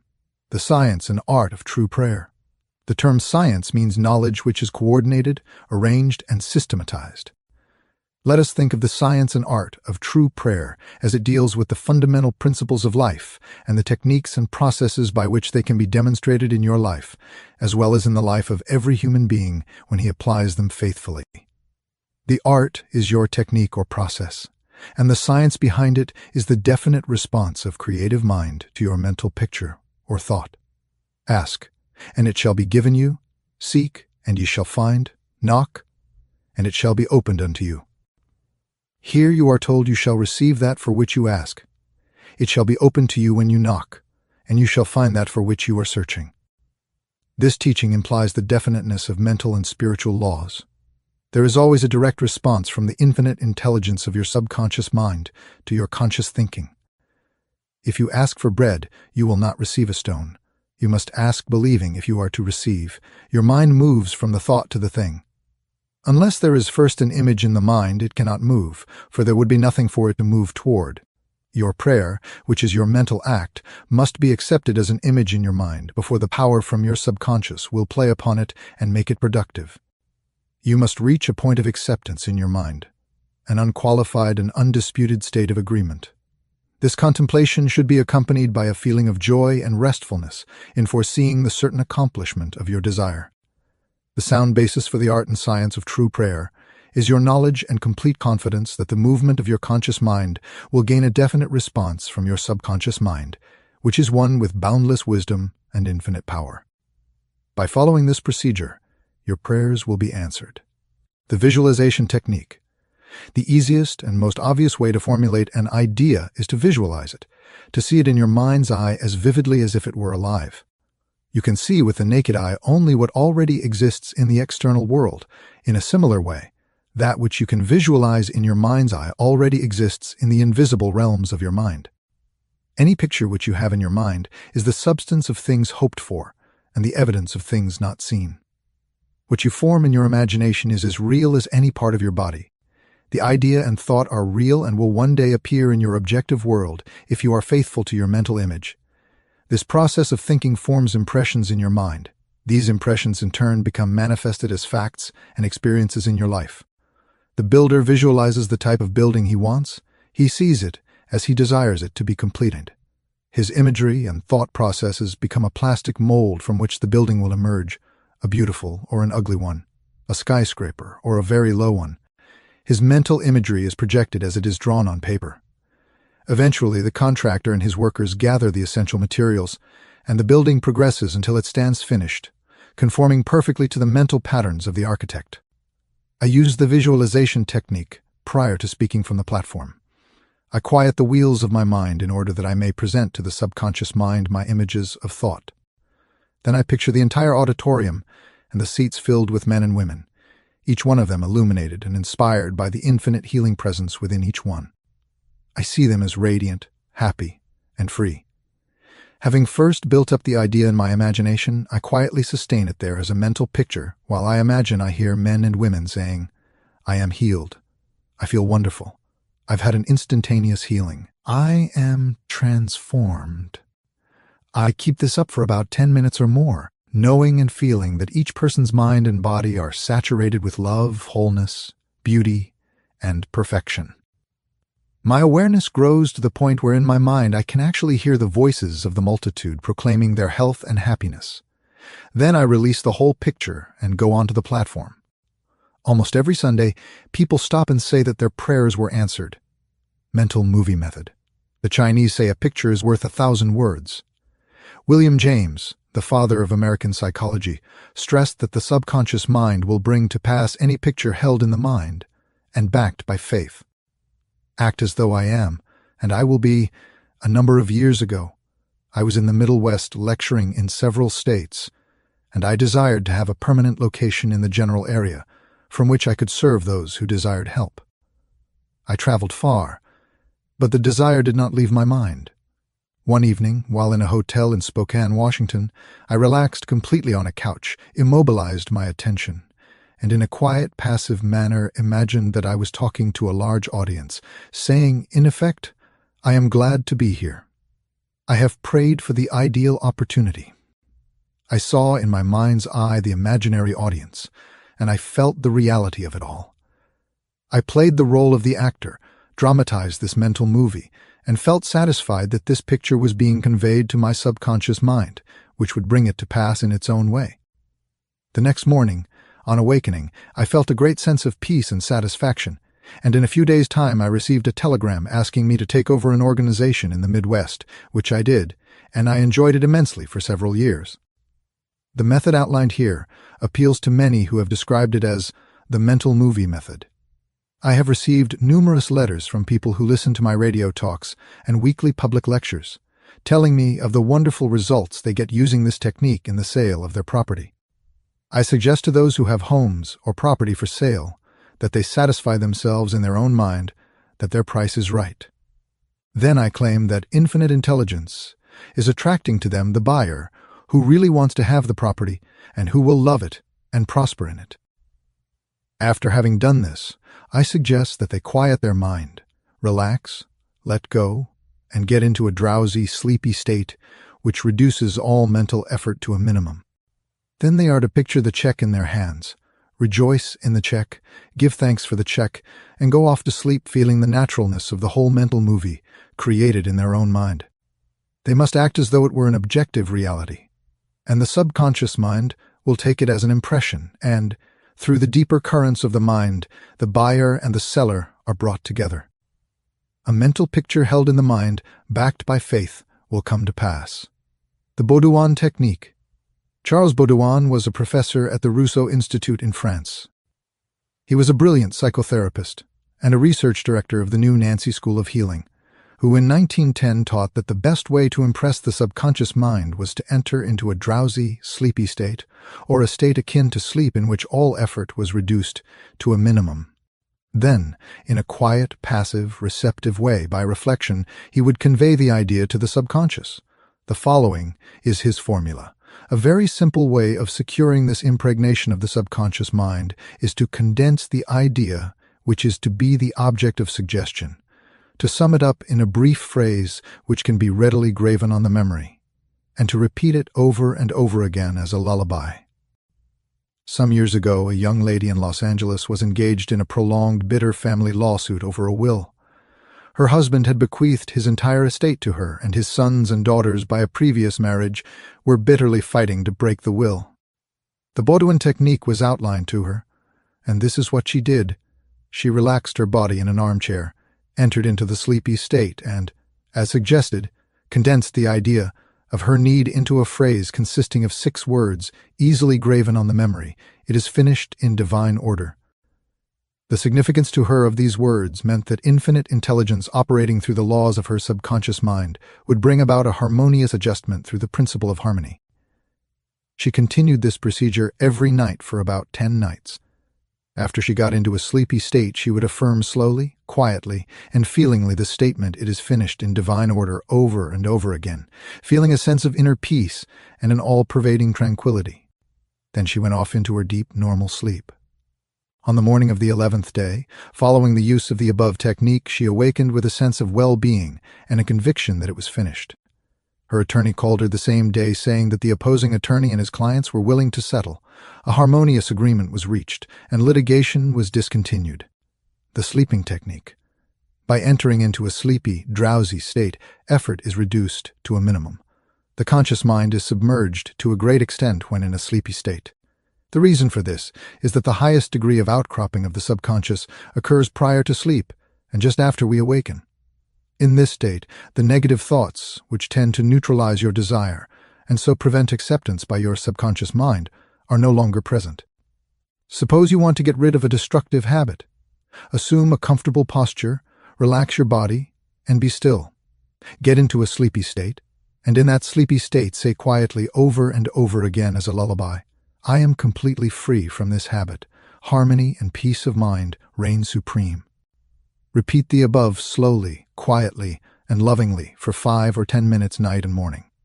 Each time you repeat the words, the emotional value becomes greater. When the urge comes to repeat the negative habit, repeat the above formula out loud by yourself. By this means you induce the subconscious to accept the idea, and a healing follows. The thank you technique. In the Bible, Paul recommends that we make known our requests with praise and thanksgiving. Some extraordinary results follow this simple method of prayer. The thankful heart is always close to the creative forces of the universe, causing countless blessings to flow toward it by the law of reciprocal relationship, based on a cosmic law of action and reaction. For instance, a father promises his son a car for graduation. The boy has not yet received the car, but he is very thankful and happy and is as joyous as though he had actually received the car. He knows his father will fulfill his promise, and he is full of gratitude and joy even though he has not yet received the car, objectively speaking. He has, however, received it with joy and thankfulness in his mind. I shall illustrate how Mr. Broke applied this technique with excellent results. He said, "Bills are piling up. I am out of work. I have 3 children and no money. What shall I do?" Regularly every night and morning, for a period of about 3 weeks, he repeated the words, "Thank you, Father, for my wealth," in a relaxed, peaceful manner until the feeling or mood of thankfulness dominated his mind. He imagined he was addressing the infinite power and intelligence within him, knowing, of course, that he could not see the creative intelligence or infinite mind. He was seeing with the inner eye of spiritual perception, realizing that his thought image of wealth was the first cause relative to the money, position, and food he needed. His thought feeling was the substance of wealth, untrammeled by antecedent conditions of any kind. By repeating "Thank you, Father," over and over again, his mind and heart were lifted up to the point of acceptance, and when fear, thoughts of lack, poverty, and distress came into his mind, he would say "Thank you, Father," as often as necessary. He knew that as he kept up the thankful attitude, he would recondition his mind to the idea of wealth, which is what happened. The sequel to his prayer is very interesting. After praying in the above-mentioned manner, he met a former employer of his on the street whom he had not seen for 20 years. The man offered him a very lucrative position and advanced him $500 on a temporary loan. Today, Mr. Broke is vice president of the company for which he works. His recent remark to me was, "I shall never forget the wonders of 'Thank you, Father.' It has worked wonders for me." The affirmative method. The effectiveness of an affirmation is determined largely by your understanding of the truth and the meaning behind the words. In praying, use not vain repetitions. Therefore, the power of your affirmation lies in the intelligent application of definite and specific positives. For example, a boy adds 3 and 3 and puts down 7 on the blackboard. The teacher affirms with mathematical certainty that 3 and 3 are 6, therefore, the boy changes his figures accordingly. The teacher's statement did not make 3 and 3 equal 6 because the latter was already a mathematical truth. The mathematical truth caused the boy to rearrange the figures on the blackboard. It is abnormal to be sick. It is normal to be healthy. Health is the truth of your being. When you affirm health, harmony, and peace for yourself or another, and when you realize these are universal principles of your own being, you will rearrange the negative patterns of your subconscious mind based on your faith and understanding of that which you affirm. The result of the affirmative process of prayer depends on your conforming to the principles of life, regardless of appearances. Consider for a moment that there is a principle of mathematics and none of error. There is a principle of truth, but none of dishonesty. There is a principle of intelligence, but none of ignorance. There is a principle of harmony, and none of discord. There is a principle of health, but none of disease. And there is a principle of abundance, but none of poverty. The affirmative method was chosen by the author for use on his sister, who was to be operated on for the removal of gallstones in a hospital in England. The condition described was based on the diagnosis of hospital tests and the usual X-ray procedures. She asked me to pray for her. We were separated geographically about 6,500 miles, but there is no time or space in the mind principle. Infinite mind or intelligence is present in its entirety at every point simultaneously. I withdrew all thought from the contemplation of symptoms and from the corporeal personality altogether. I affirmed as follows: "This prayer is for my sister Catherine. She is relaxed and at peace, poised, balanced, serene, and calm. The healing intelligence of her subconscious mind, which created her body, is now transforming every cell, nerve, tissue, muscle, and bone of her being according to the perfect pattern of all organs lodged in her subconscious mind. Silently, quietly, All distorted thought patterns in her subconscious mind are removed and dissolved, and the vitality, wholeness, and beauty of the life principle are made manifest in every atom of her being. She is now open and receptive to the healing currents which are flowing through her like a river, restoring her to perfect health, harmony, and peace. All distortions and ugly images are now washed away by the infinite ocean of love and peace flowing through her, and it is so. I affirmed the above several times a day, and at the end of 2 weeks my sister had an examination which showed a remarkable healing, and the X-ray proved negative. To affirm is to state that it is so, and as you maintain this attitude of mind as true, regardless of all evidence to the contrary, you will receive an answer to your prayer. Your thought can only affirm, for even if you deny something, you are actually affirming the presence of what you deny. Repeating an affirmation, knowing what you are saying and why you are saying it, leads the mind to that state of consciousness where it accepts that which you state as true. Keep on affirming the truths of life until you get the subconscious reaction which satisfies. The argumentative method. This method is just what the word implies. It stems from the procedure of Dr. Phineas Parkhurst Quimby of Maine. Dr. Quimby, a pioneer in mental and spiritual healing, lived and practiced in Belfast, Maine, about 100 years ago. A book called The Quimby Manuscripts, published in 1921 by Thomas Y. Crowell Company, New York City, and edited by Horatio Dresser, is available in your library. This book gives newspaper accounts of this man's remarkable results in prayer treatment of the sick. Quimby duplicated many of the healing miracles recorded in the Bible. In brief, the argumentative method employed according to Quimby consists of spiritual reasoning where you convince the patient and yourself that his sickness is due to his false belief, groundless fears, and negative patterns lodged in his subconscious mind. You reason it out clearly in your mind, and convince your patient that the disease or ailment is due only to a distorted, twisted pattern of thought which has taken form in his body. This wrong belief in some external power and external causes has now externalized itself as sickness and can be changed by changing the thought patterns. You explain to the sick person that the basis of all healing is a change of belief. You also point out that the subconscious mind created the body and all its organs, therefore, it knows how to heal it, can heal it, and is doing so now as you speak. You argue, in the courtroom of your mind, that the disease is a shadow of the mind based on disease-soaked morbid thought imagery. You continue to build up all the evidence you can muster on behalf of the healing power within, which created all the organs in the first place, and which has a perfect pattern of every cell, nerve, and tissue within it. Then you render a verdict in the courthouse of your mind in favor of yourself or your patient. You liberate the sick one by faith and spiritual understanding. Your mental and spiritual evidence is overwhelming. There being but one mind, what you feel as true will be resurrected in the experience of the patient. This procedure is essentially the argumentative method used by Dr. Quimby of Maine from 1849 to 1869. The absolute method. The absolute method is like modern sound wave therapy. Many people throughout the world practice this form of prayer treatment with wonderful results. The person using the absolute method mentions the name of the patient, such as John Jones, then quietly and silently thinks of God and his qualities and attributes. God is all bliss, boundless love, infinite intelligence, all-powerful, boundless wisdom, absolute harmony, indescribable beauty, and perfection. As he quietly thinks along these lines, he is lifted up in consciousness into a new spiritual wavelength, at which time he feels that the infinite ocean of God's love is now dissolving everything unlike itself in the mind and body of John Jones, for whom he is praying. He feels that all the power and love of God are now focused on John Jones, and that whatever is bothering or vexing him is now completely neutralized in the presence of the infinite ocean of life and love. The absolute method of prayer might be likened to the sound wave or sonic therapy, recently shown me by a distinguished physician in Los Angeles.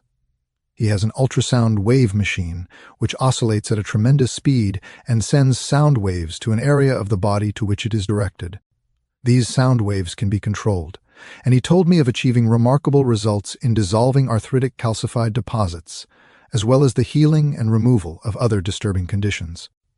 To the degree that we rise in consciousness by contemplating qualities and attributes of God, we generate spiritual electronic waves of harmony, health, and peace. Many remarkable healings follow this technique of prayer. A cripple walks. Dr. Phineas Parkhurst Quimby, of whom we spoke previously in this chapter, used the absolute method in the latter years of his healing career. He was really the father of psychosomatic medicine and the first psychoanalyst. He had the capacity to diagnose clairvoyantly the cause of the patient's trouble, pains, and aches. The following is a condensed account of the healing of a cripple as recorded in Quimby's manuscripts. Quimby was called on to visit a woman who was lame, aged, and bedridden. He states that her ailment was due to the fact that she was imprisoned by a creed so small and contracted that she could not stand upright and move about. She was living in the tomb of fear and ignorance. Furthermore, she was taking the Bible literally, and it frightened her. In this tomb, Quimby said, was the presence and power of God, trying to burst the bands, break through the bonds, and rise from the dead. When she would ask others for an explanation of some passage of the Bible, the answer would be a stone. Then she would hunger for the bread of life. Dr. Quimby diagnosed her case as a mind cloudy and stagnated due to excitation and fear, caused by inability to see clearly the meaning of the passages of the Bible which she had been reading. This showed itself in the body by her heavy and sluggish feeling, which would terminate in paralysis. At this point, Quimby asked her what was meant in the Bible verses. "Yet a little while am I with you, and then I go unto him that sent me. Ye shall seek me, and shall not find me, and where I am, thither ye cannot come." She replied that it meant Jesus went to heaven. Quimby explained what it really meant by telling her that being with her a little while meant his explanation of her symptoms, feelings, and their causes. For example, he had compassion and sympathy for her momentarily, but he could not remain in that mental state. The next step was to go to him that sent us, which, as Quimby pointed out, was the creative power of God in all of us. Quimby immediately traveled in his mind and contemplated the divine ideal, for example, the vitality, intelligence, harmony, and power of God functioning in the sick person. This is why he said to the woman, therefore, "Where I go you cannot come, for you are in your narrow, restricted belief, and I am in health." This prayer and explanation produced an instantaneous sensation, and a change came over her mind. She walked without her crutches. Quimby said it was one of the most singular of all his healings. She was, as it were, dead to error, and to bring her to life or truth was to raise her from the dead. Quimby quoted the resurrection of Christ and applied it to her own Christ or health. This produced a powerful effect on her.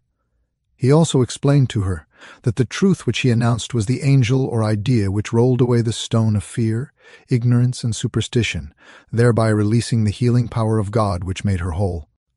The decree method. Power goes into our word according to the feeling and faith behind it. When we realize the power that moves the world is moving on our behalf and is backing up our word, our confidence and assurance grow. You do not try to add power to power, therefore there must be no mental striving, coercion, force, or mental wrestling. A young girl used the decree method on a young man who was constantly phoning her, pressing her for dates, and meeting her at her place of business. She found it very difficult to get rid of him. She decreed as follows, "I release. Unto God he is in his true place at all times. I am free, and he is free. I now decree that my words go forth into infinite mind and bring it to pass. It is so." She said he vanished, and she has never seen him since, adding, "It was as though the ground swallowed him up. Thou shalt decree a thing, and it shall be established unto thee, and the light shall shine upon thy ways." Serve yourself with scientific truth. Be a mental engineer and use tried and proven techniques in building a grander and greater life. Your desire is prayer. Picture the fulfillment of your desire now and feel its reality, and you will experience the joy of the answered prayer. Desire to accomplish things the easy way with the sure aid of mental science. You can build radiant health, success, and happiness by the thoughts you think in the hidden studio of your mind. Experiment scientifically until you personally prove that there is always a direct response from the infinite intelligence of your subconscious mind to your conscious thinking. Feel the joy and restfulness in foreseeing the certain accomplishment of your desire. Any mental picture which you have in your mind is the substance of things hoped for and the evidence of things not seen. A mental picture is worth 1,000 words.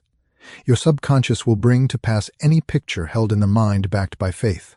Avoid all effort or mental coercion in prayer. Get into a sleepy, drowsy state and lull yourself to sleep feeling and knowing that your prayer is answered. Remember that the thankful heart is always close to the riches of the universe. To affirm is to state that it is so, and as you maintain this attitude of mind as true, regardless of all evidence to the contrary, you will receive an answer to your prayer. Generate electronic waves of harmony, health, and peace by thinking of the love and the glory of God. What you decree and feel as true will come to pass.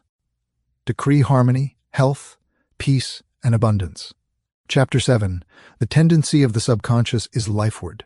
Over 90% of your mental life is subconscious, so men and women who fail to make use of this marvelous power live within very narrow limits.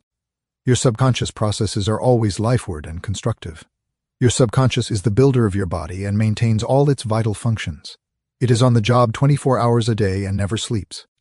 It is always trying to help and preserve you from harm. Your subconscious mind is in touch with infinite life and boundless wisdom, and its impulses and ideas are always lifeward. The great aspirations, inspirations, and visions for a grander and nobler life spring from the subconscious. Your profoundest convictions are those you cannot argue about rationally because they do not come from your conscious mind, they come from your subconscious mind. Your subconscious speaks to you in intuitions, impulses, hunches, intimations, urges, and ideas, and it is always telling you to rise, transcend, grow, advance, adventure, and move forward to greater heights. The urge to love, to save the lives of others, comes from the depths of your subconscious. For example, during the Great San Francisco earthquake and fire of April 18, 1906, invalids and cripples who had been confined to bed for long periods of time rose up and performed some of the most amazing feats of bravery and endurance. The intense desire welled up within them to save others at all costs, and their subconscious responded accordingly. Great artists, musicians, poets, speakers, and writers tune in with their subconscious powers and become animated and inspired. For example, Robert Louis Stevenson, before he went to sleep, used to charge his subconscious with the task of evolving stories for him while he slept. He was accustomed to ask his subconscious to give him a good, marketable thriller when his bank account was low. Stevenson said the intelligence of his deeper mind gave him the story piece by piece, like a serial. This shows how your subconscious will speak lofty and wise sayings through you which your conscious mind knows nothing about. Mark Twain confided to the world on many occasions that he never worked in his life. All his humor and all his great writings were due to the fact that he tapped the inexhaustible reservoir of his subconscious mind. How the body portrays the workings of the mind. The interaction of your conscious and subconscious mind requires a similar interaction between the corresponding systems of nerves. The cerebrospinal system is the organ of the conscious mind, and the sympathetic system is the organ of the subconscious mind. The cerebrospinal system is the channel through which you receive conscious perception by means of your 5 physical senses and exercise control over the movement of your body. This system has its nerves in the brain, and it is the channel of your volitional and conscious mental action. The sympathetic system, sometimes referred to as the involuntary nervous system, has its center in a ganglionic mass at the back of the stomach known as the solar plexus and is sometimes spoken of as the abdominal brain.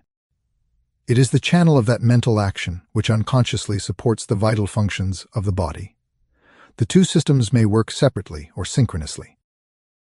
Judge Thomas Troward says, "The vagus nerve passes out of the cerebral region as a portion of the voluntary system, and through it we control the vocal organs.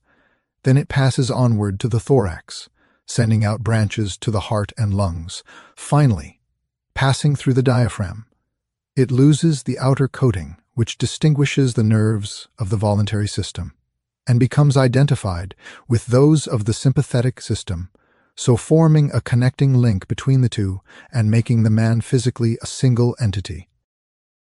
Similarly, different areas of the brain indicate their connection with the objective and subjective activities of the mind respectively, and speaking in a general way, we may assign the frontal portion of the brain to the former and the posterior portion to the latter, while the intermediate portion partakes of the character of both. A rather simple way of looking at the mental and physical interaction is to realize that your conscious mind grasps an idea which induces a corresponding vibration in your voluntary system of nerves. This in turn causes a similar current to be generated in your involuntary system of nerves, thus handing the idea over to your subconscious mind, which is the creative medium. This is how your thoughts become things. Every thought entertained by your conscious mind and accepted as true is sent by your brain to your solar plexus, the brain of your subconscious mind, to be made into your flesh and to be brought forth into your world as a reality. There is an intelligence which takes care of your body. When you study the cellular system and the structure of the organs such as eyes, ears, heart, liver, bladder, etc., you learn they consist of groups of cells which form a group intelligence whereby they function together and are able to take orders and carry them out in deductive function at the suggestion of the master mind. A careful study of the single-celled organism shows you what goes on in your complex body.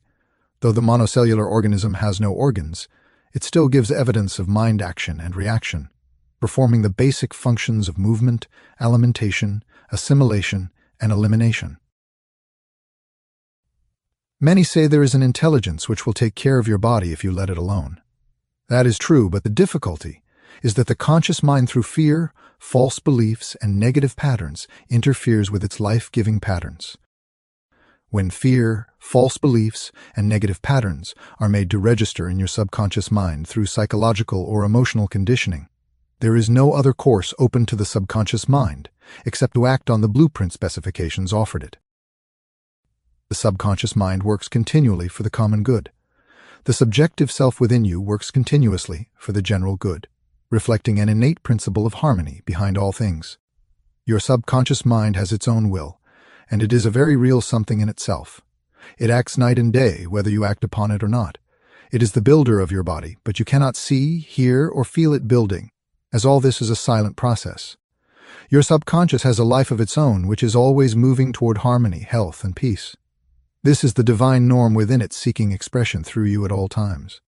How man interferes with the innate principle of harmony. To think correctly, scientifically, we must know the truth. To know the truth is to be in harmony with the infinite intelligence and power of your subconscious mind, which is always moving lifeward. Every thought or action which is not harmonious, whether through ignorance or design, will result in discord and limitation of all kinds. Scientists inform us that you build a new body every 11 months. So you are really only 11 months old from a physical standpoint. If you build defects back into your body by thoughts of fear, anger, jealousy, and ill will, you have no one to blame but yourself. You are the sum total of your own thoughts. You can keep from entertaining negative thoughts and imagery. The way to get rid of darkness is with light. The way to overcome cold is with heat. The way to overcome the negative thought is to substitute the good thought. Affirm the good, and the bad will vanish. Why it's normal to be healthy, vital, and strong, it's abnormal to be sick. The average child born into the world is perfectly healthy with all its organs functioning perfectly. This is the normal state, and we should remain healthy, vital, and strong. The instinct of self-preservation is the strongest instinct of your nature, and it constitutes a most potent, ever-present, and constantly operative truth inherent in your nature. It is therefore obvious that all your thoughts, ideas, and beliefs must operate with greater potentiality when they are in harmony with the innate life principle in you, which is forever seeking to preserve and protect you along all lines. It follows from this that normal conditions can be restored with greater ease and certainty than abnormal conditions can be induced. It is abnormal to be sick. It simply means you are going against the stream of life and thinking negatively. The law of life is the law of growth. All nature testifies to the operation of this law by silently, constantly expressing itself in the law of growth. Where there is growth and expression, there must be life. Where there is life, there must be harmony. And where there is harmony, there is perfect health. If your thought is in harmony with the creative principle of your subconscious mind, you are in tune with the innate principle of harmony. If you entertain thoughts which are not in accordance with the principle of harmony, these thoughts cling to you, harass you, worry you, and finally bring about disease, and if persisted in, possibly death. In the healing of disease, you must increase the inflow and distribution of the vital forces of your subconscious mind throughout your system. This can be done by eliminating thoughts of fear, worry, anxiety, jealousy, hatred, and every other destructive thought which tends to tear down and destroy your nerves and glands, body tissue which controls the elimination of all waste material. Pott's disease cured. In the Nautilus magazine of March 1917, there appears an article about a boy suffering from Pott's disease, or tuberculosis of the spine, who had a remarkable healing.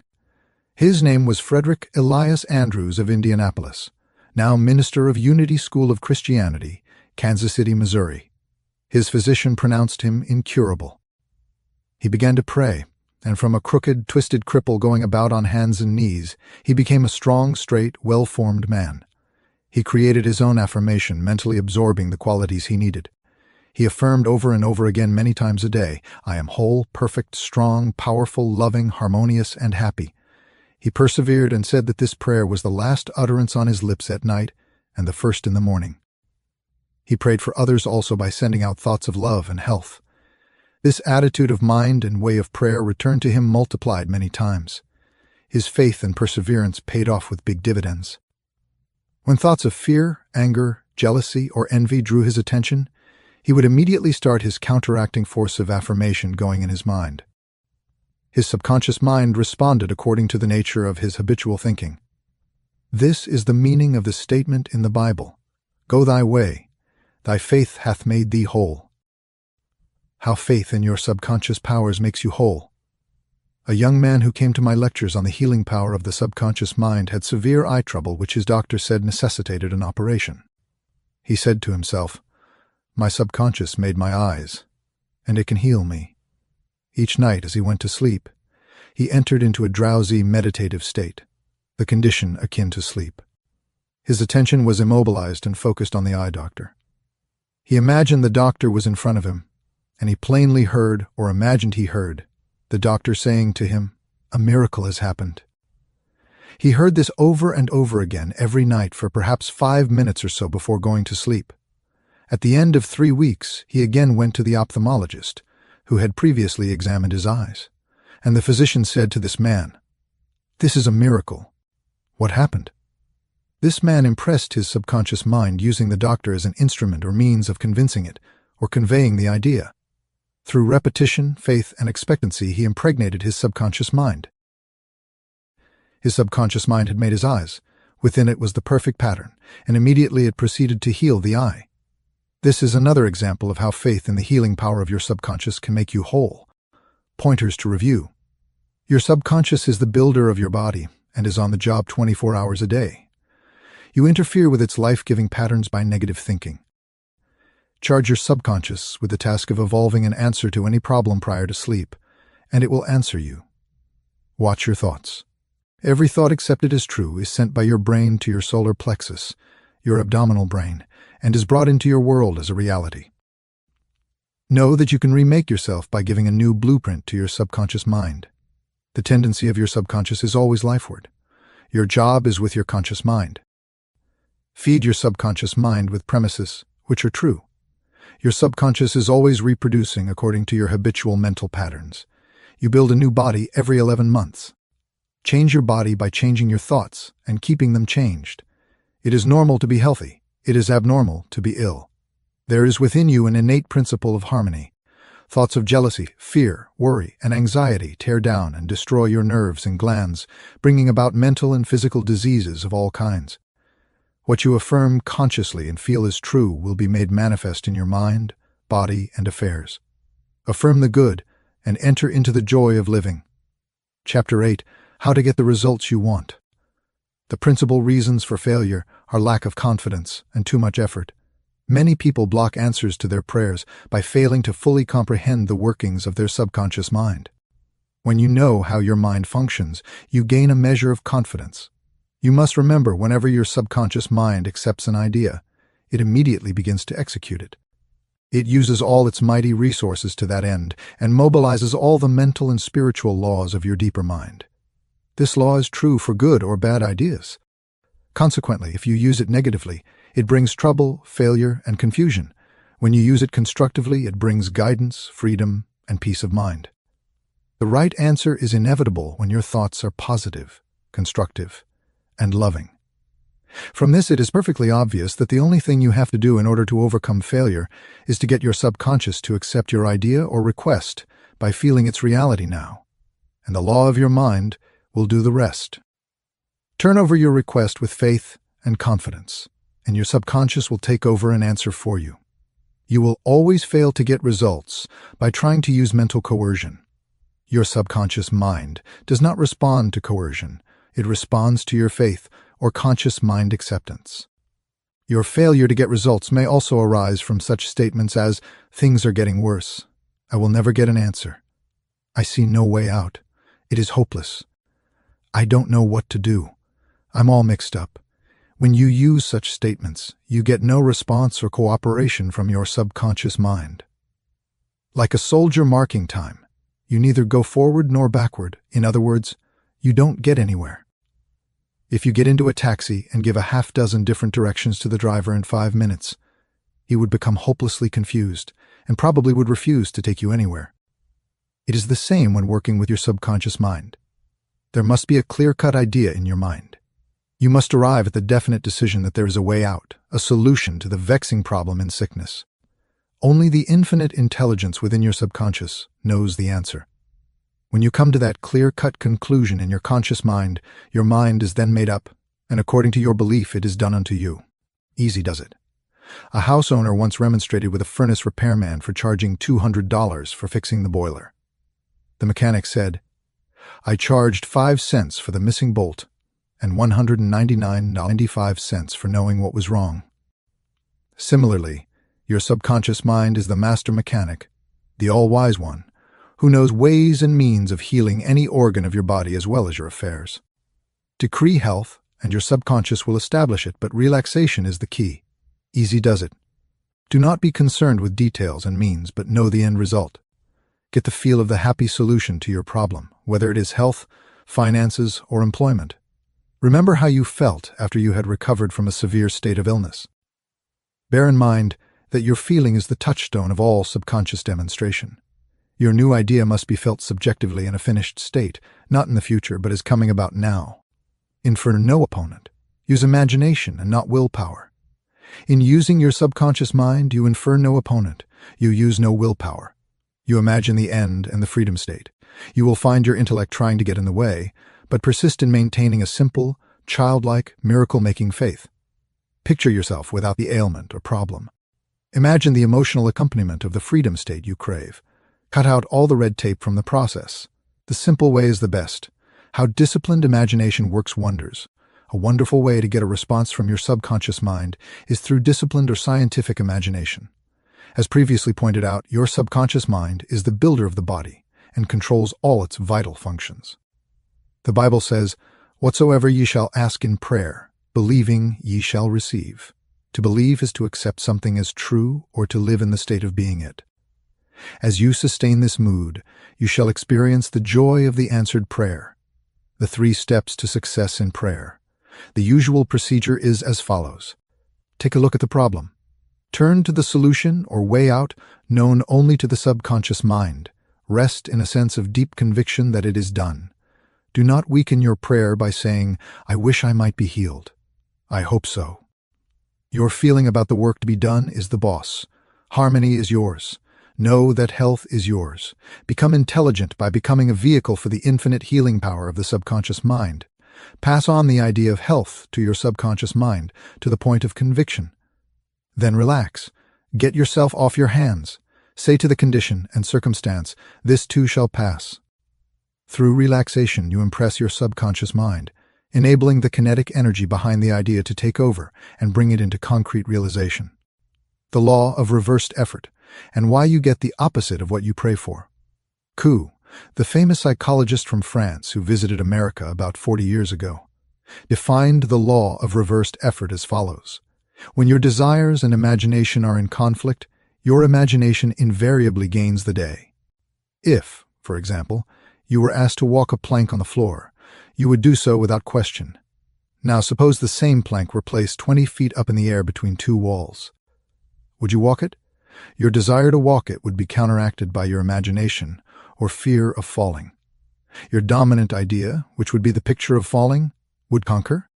Your desire, will, or effort to walk on the plank would be reversed, and the dominant idea of failure would be reinforced. Mental effort is invariably self-defeated, eventuating always in the opposite of what is desired. The suggestions of powerlessness to overcome the condition dominate the mind. Your subconscious is always controlled by the dominant idea. Your subconscious will accept the strongest of two contradictory propositions. The effortless way is the better. If you say, "I want healing, but I can't get it. I try so hard. I force myself to pray. I use all the willpower I have," you must realize that your error lies in your effort. Never try to compel the subconscious mind to accept your idea by exercising willpower. Such attempts are doomed to failure, and you get the opposite of what you prayed for. The following is a rather common experience. Students, when taking examinations and reading through their papers, find that all their knowledge has suddenly deserted them. Their minds become appalling blanks, and they are unable to recall one relevant thought. The more they grit their teeth and summon the powers of the will, the further the answers seem to flee. But when they have left the examination room and the mental pressure relaxes, the answers they were seeking flow tantalizingly back into their minds. Trying to force themselves to remember was the cause of their failure. This is an example of the law of reversed effort, whereby you get the opposite of what you asked or prayed for. The conflict of desire and imagination must be reconciled. To use mental force is to presuppose that there is opposition. When your mind is concentrated on the means to overcome a problem, it is no longer concerned with the obstacle. Matthew 18:19 says, "If two of you shall agree on earth as touching anything that they shall ask, it shall be done for them of my Father which is in heaven." Who are these two? It means the harmonious union or agreement between your conscious and subconscious on any idea, desire, or mental image. When there is no longer any quarrel in either part of your mind, your prayer will be answered. The two agreeing may also be represented as you and your desire, your thought and feeling, your idea and emotion, your desire and imagination. You avoid all conflict between your desires and imagination by entering into a drowsy, sleepy state, which brings all effort to a minimum. The conscious mind is submerged to a great extent when in a sleepy state. The best time to impregnate your subconscious is prior to sleep. The reason for this is that the highest degree of outcropping of the subconscious occurs prior to sleep and just after we awaken. In this state, the negative thoughts and imagery, which tend to neutralize your desire and so prevent acceptance by your subconscious mind, no longer present themselves. When you imagine the reality of the fulfilled desire and feel the thrill of accomplishment, your subconscious brings about the realization of your desire.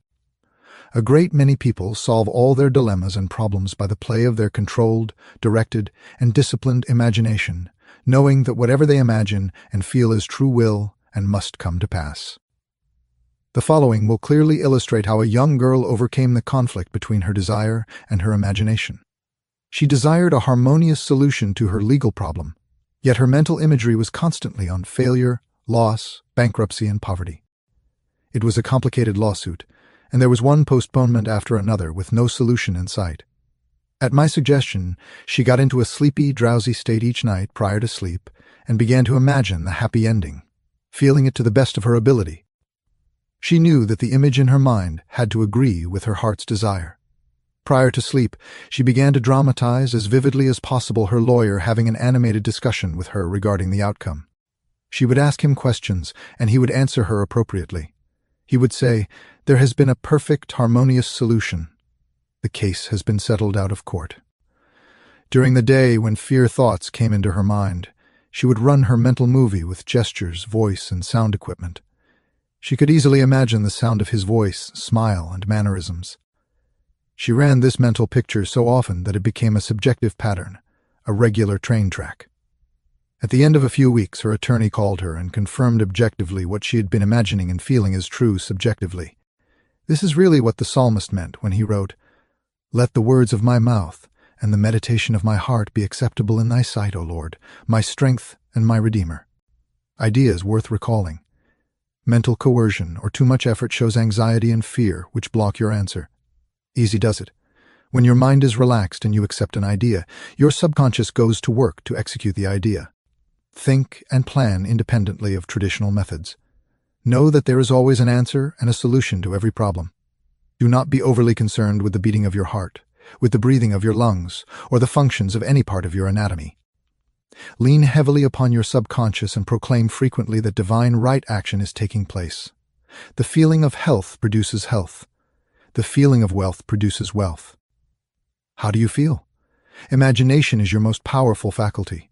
Imagine what is lovely and of good report. You are what you imagine yourself to be. You avoid conflict between your conscious and subconscious in the sleepy state. Imagine the fulfillment of your desire over and over again prior to sleep. Sleep in peace and wake in joy. Chapter 9. How to use the power of your subconscious for wealth. If you are having financial difficulties, if you're trying to make ends meet, it means you have not convinced your subconscious mind that you will always have plenty and some to spare. You know men and women who work a few hours a week and make fabulous sums of money. They do not strive or slave hard. Do not believe the story that the only way you can become wealthy is by the sweat of your brow and hard labor. It is not so. The effortless way of life is the best. Do the thing you love to do and do it for the joy and thrill of it. I know an executive in Los Angeles who receives a salary of $75,000 yearly. Last year he went on a 9-month cruise seeing the world and its beauty spots. He said to me that he had succeeded in convincing his subconscious mind that he is worth that much money. He told me that many men in his organization getting about $100 a week knew more about the business than he did and could manage it better, but they had no ambition, no creative ideas, and were not interested in the wonders of their subconscious mind. Wealth is of the mind. Wealth is simply a subconscious conviction on the part of the individual. You will not become a millionaire by saying, "I am a millionaire. I am a millionaire." You will grow into a wealth consciousness by building into your mentality the idea of wealth and abundance, your invisible means of support. The trouble with most people is that they have no invisible means of support. When business falls away, the stock market drops, or they lose their investments, they seem helpless. The reason for such insecurity is that they do not know how to tap the subconscious mind.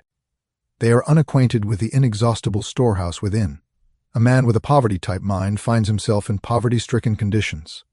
Another man with a mind filled with ideas of wealth is surrounded with everything he needs. It was never intended that man should lead a life of indigence. You can have wealth, everything you need, and plenty to spare. Your words have power to cleanse your mind of wrong ideas and to instill right ideas in their place. The ideal method for building wealth consciousness. Perhaps you are saying as you read this chapter, "I need wealth and success." This is what you do. Repeat for about 5 minutes to yourself 3 or 4 times a day. Wealth, success. These words have tremendous power. They represent the inner power of the subconscious mind. Anchor your mind on this substantial power within you. Then conditions and circumstances corresponding to their nature and quality will be manifested in your life. You are not saying, "I am wealthy." You are dwelling on real powers within you. There is no conflict in the mind when you say, "wealth." Furthermore, the feeling of wealth will well up within you as you dwell on the idea of wealth. The feeling of wealth produces wealth. Keep this in mind at all times. Your subconscious mind is like a bank, a sort of universal financial institution. It magnifies whatever you deposit or impress upon it, whether it is the idea of wealth or of poverty. Choose wealth. Why your affirmations for wealth fail.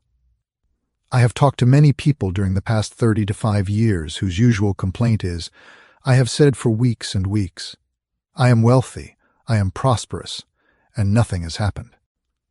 I discovered that when they said, "I am prosperous, I am wealthy," they felt within that they were lying to themselves.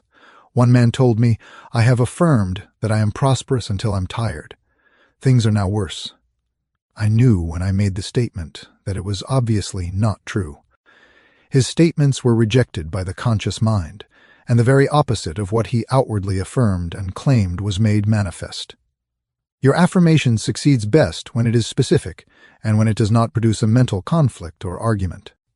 Hence, the statements made by this man made matters worse because they suggested his lack. Your subconscious accepts what you really feel to be true, not just idle words or statements. The dominant idea or belief is always accepted by the subconscious mind. How to avoid mental conflict? The following is the ideal way to overcome this conflict for those who have this difficulty. Make this practical statement frequently, particularly prior to sleep. By day and by night, I am being prospered in all of my interests. This affirmation will not arouse any argument because it does not contradict your subconscious mind's impression of financial lack. I suggested to one businessman whose sales and finances were very low and who was greatly worried that he sit down in his office, become quiet, and repeat this statement over and over again.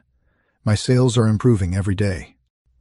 This statement engaged the cooperation of the conscious and subconscious mind. Results followed.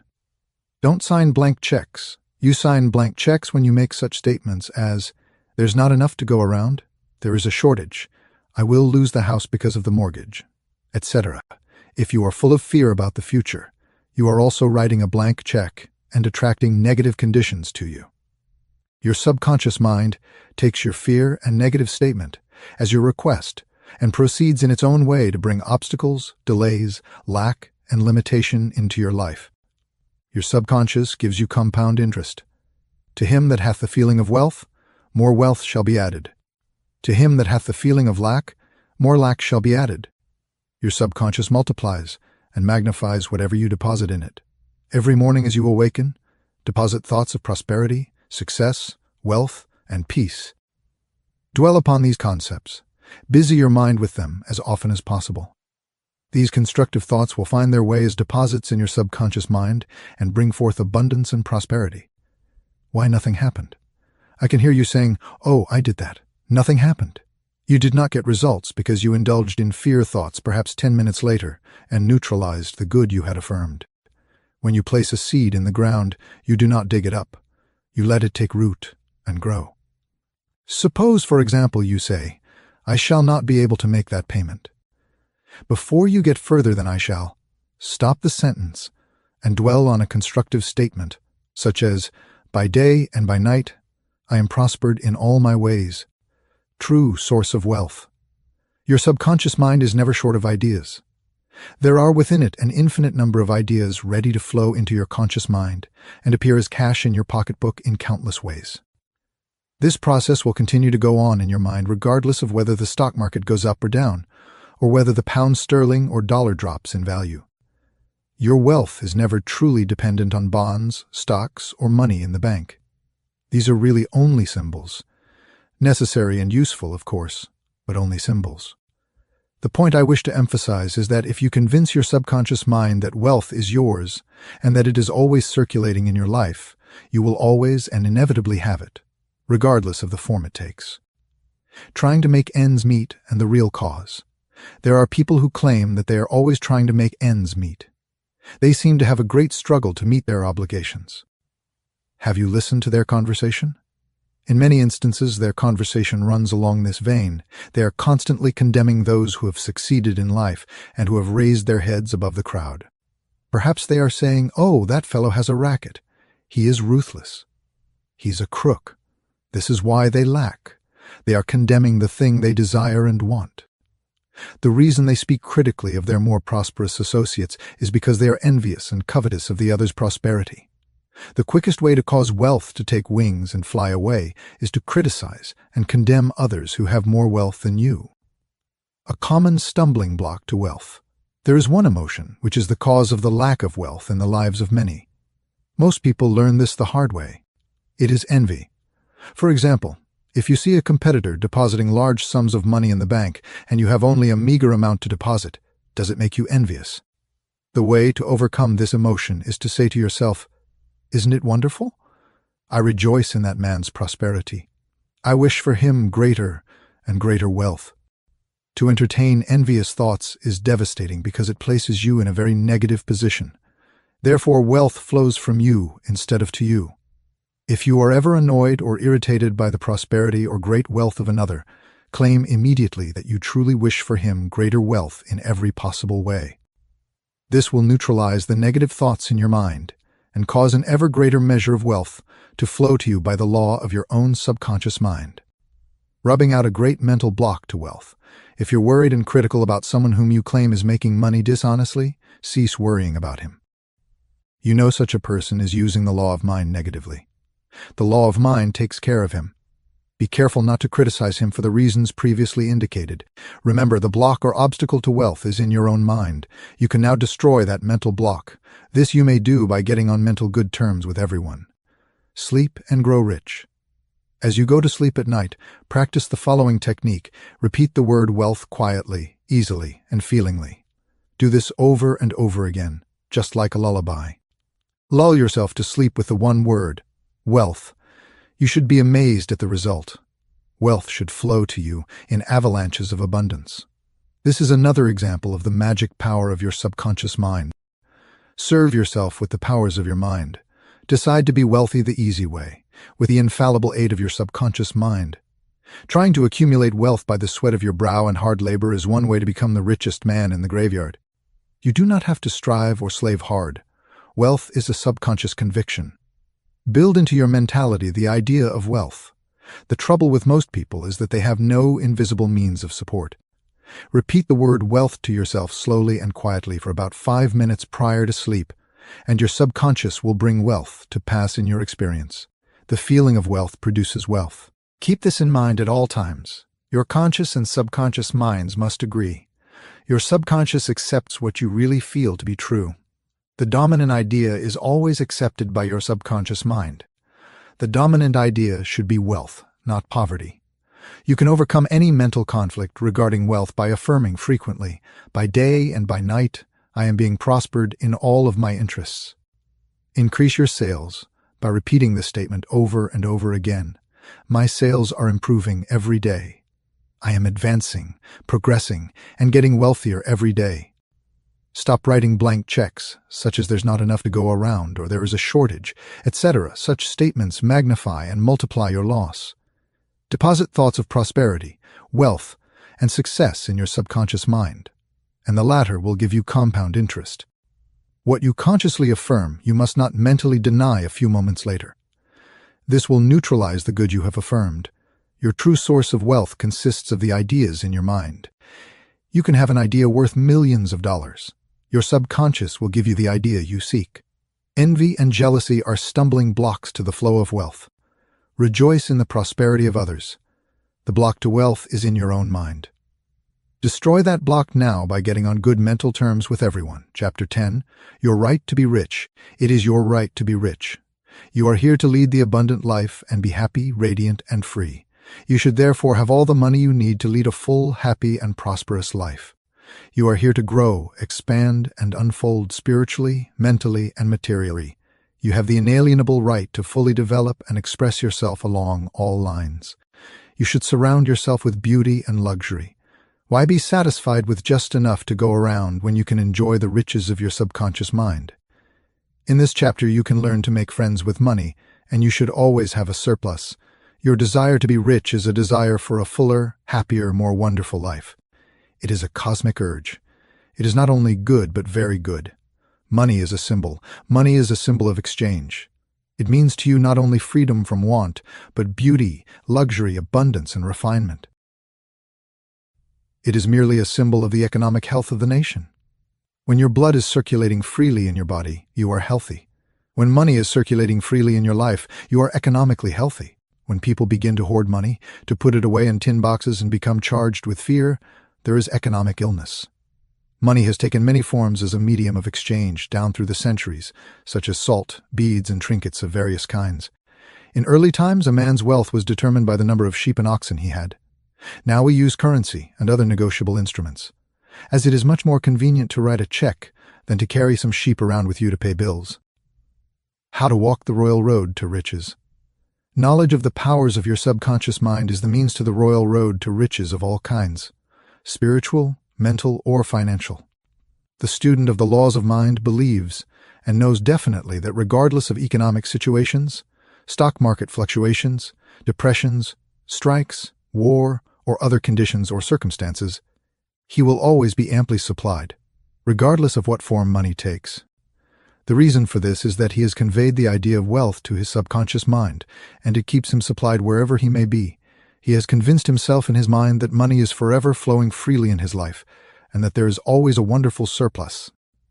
Should there be a financial collapse of money governments tomorrow, and all the man's present holdings become valueless, as the German marks did after the First World War, he would still attract wealth and be cared for, regardless of the form the new currency took. Why you do not have more money? As you read this chapter, you are probably saying, "I'm worthy of a higher salary than I'm receiving." I believe most people are inadequately compensated. One of the causes many people do not have more money is that they are silently or openly condemning it. They refer to money as filthy lucre, or the love of money is the root of all evil. Another reason they do not prosper is that they have a sneaky subconscious feeling that there is some virtue in poverty. This subconscious pattern may be due to early childhood training, superstition, or it could be based on a false interpretation of scriptures.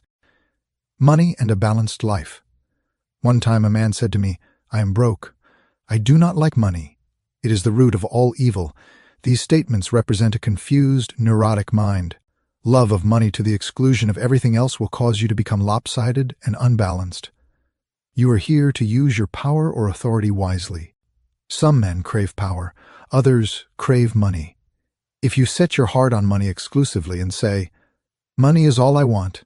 I'm going to give all my attention to amassing money. Nothing else matters." You can get money and attain a fortune, but you have forgotten that you are here to lead a balanced life. You must also satisfy the hunger for peace of mind, harmony, love, joy, and perfect health. By making money your sole aim, you simply made a wrong choice. You thought that was all you wanted, but you found after all your efforts that it was not only the money you needed.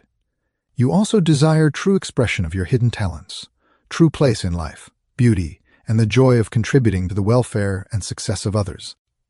You could have $1 million or many millions if you wanted them, and still have peace of mind, harmony, perfect health, and perfect expression. Poverty is a mental disease. There is no virtue in poverty.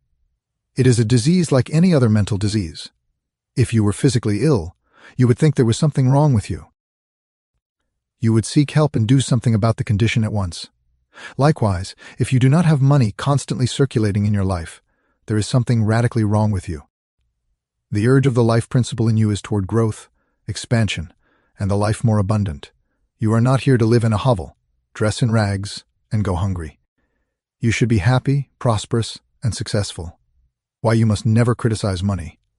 Cleanse your mind of all weird and superstitious beliefs about money. Do not ever regard money as evil or filthy. If you do, you cause it to take wings and fly away from you. Remember that you lose what you condemn. You cannot attract what you criticize. Getting the right attitude toward money. Here is a simple technique you may use to multiply money in your experience.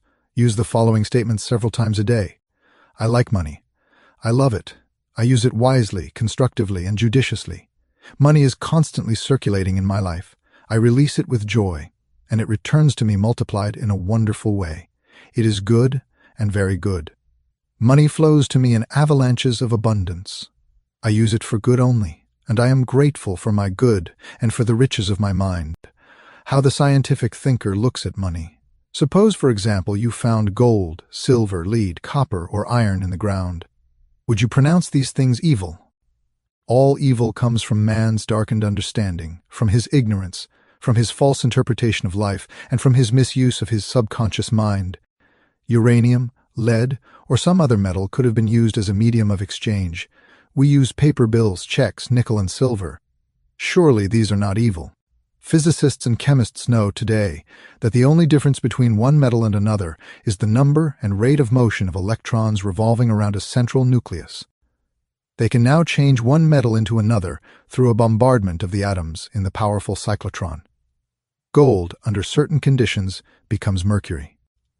I believe that our modern scientists in the near future will be able to make gold, silver, and other metals synthetically in the chemical laboratory. The cost may be prohibitive now, but it can be done. I cannot imagine any intelligent person seeing anything evil in electrons, neutrons, protons, and isotopes. The piece of paper in your pocket is composed of atoms and molecules with their electrons and protons arranged differently. Their number and rate of motion are different. That is the only way the paper differs from the silver in your pocket. How to attract the money you need. Many years ago, I met a young boy in Australia who wanted to become a physician and surgeon, but he had no money. I explained to him how a seed deposited in the soil attracts to itself everything necessary for its unfolding, and that all he had to do was to take a lesson from the seed and deposit the required idea in his subconscious mind. For expenses, this young, brilliant boy used to clean out doctors' offices, wash windows, and do odd repair jobs. He told me that every night as he went to sleep, he used to picture in his mind's eye a medical diploma on a wall with his name on it in big, bold letters. He used to clean and shine the framed diplomas in the medical building where he worked. It was not hard for him to engrave the image of a diploma in his mind and develop it there. Definite results followed, as he persisted with his mental picture every night for about 4 months. The sequel to this story was very interesting. One of the doctors took a great liking to this young boy, and after training him in the art of sterilizing instruments, giving hypodermic injections, and other miscellaneous first aid work, employed him as a technical assistant in his office. The doctor later sent him to medical school at his own expense. Today, this young man is a prominent medical doctor in Montreal, Canada. He discovered the law of attraction by using his subconscious mind the right way. He operated an age-old law which says, having seen the end, you have willed the means to the realization of the end. The end in this case was to become a medical doctor. This young man was able to imagine, see, and feel the reality of being a doctor. He lived with that idea, sustained it, nourished it, and loved it until through his imagination it penetrated the layers of his subconscious mind and became a conviction, thereby attracting to him everything necessary for the fulfillment of his dream. Why some men do not get a raise in pay. If you are working in a large organization, and you are silently thinking of and resenting the fact that you are underpaid, that you are not appreciated, and that you deserve more money and greater recognition, you are subconsciously severing your ties with that organization. You are setting a law in motion, and the superintendent or manager will say to you, "We have to let you go." Actually, you dismissed yourself. The manager was simply the instrument through which your own negative mental state was confirmed. It was an example of the law of action and reaction. The action was your thought, and the reaction was the response of your subconscious mind. Obstacles and impediments on the pathway to riches. I am sure you have heard men say, "That fellow has a racket. He is a racketeer. He's getting money dishonestly. He's a faker. I knew him when he had nothing. He is a crook, a thief, and a swindler." If you analyze the man who talks like that, you discover he is usually in want or suffering from some financial or physical illness. Perhaps his former college friends went up the ladder of success and excelled him. Now he is bitter and envious of their progress. In many instances, this is the cause of his downfall. Thinking negatively of these classmates and condemning their wealth causes the wealth and prosperity he is praying for to vanish and flee away. He is condemning the thing he is praying for. He is praying in 2 ways. On the one hand, he is saying, "Wealth is flowing to me now," and in the next breath, silently or audibly, he is saying, "I resent that fellow's wealth." Always make it a special point to rejoice in the wealth of the other person. Protect your investments. If you are seeking wisdom regarding investments, or if you are worried about your stocks or bonds, quietly claim, "Infinite intelligence governs and watches over all my financial transactions, and whatsoever I do shall prosper."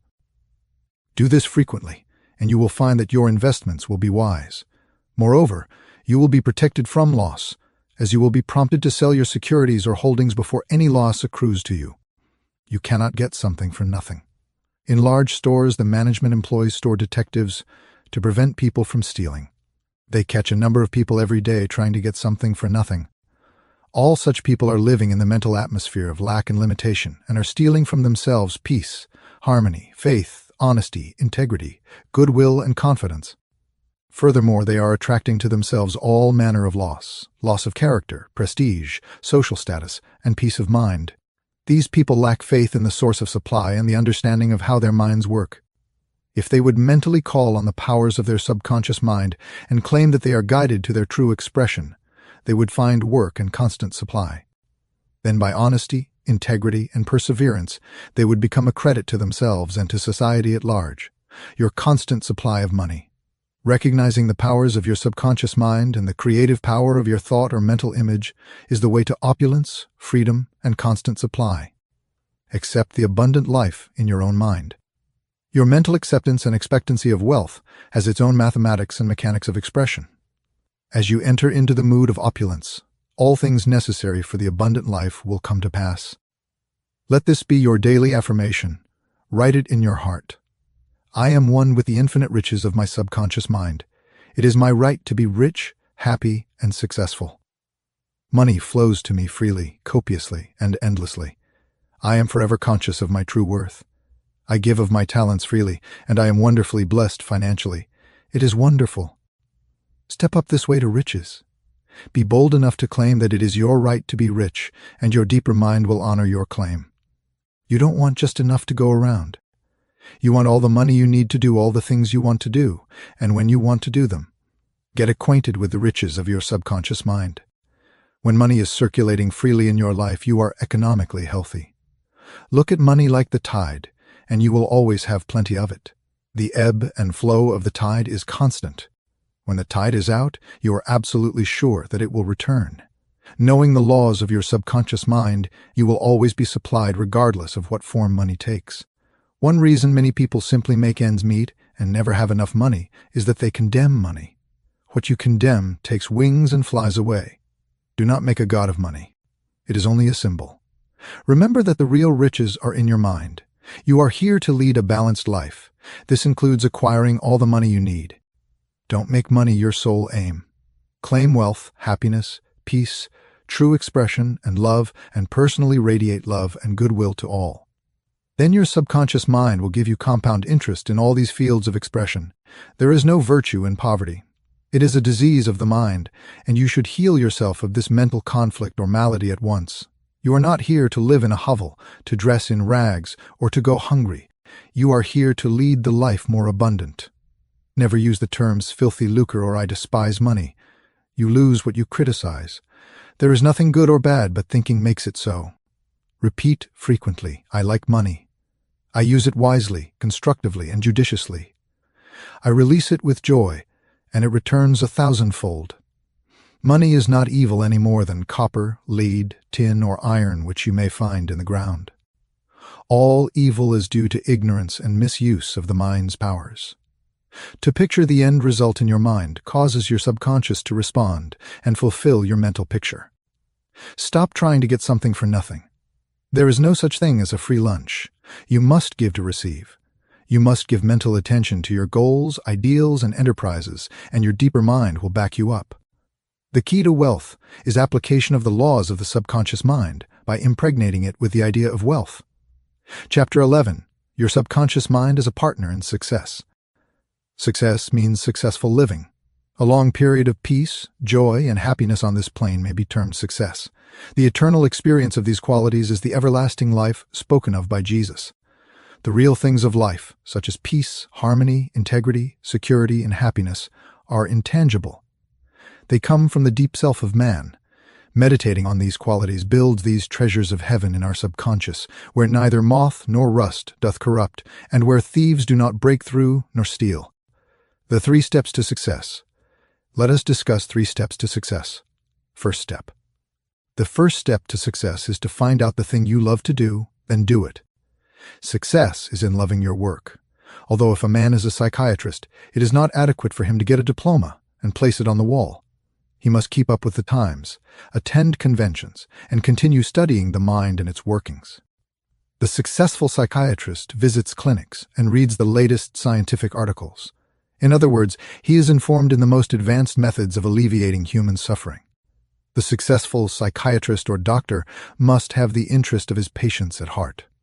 Someone may say, "How can I put the first step into operation? I do not know what I should do." In such a case, pray for guidance as follows.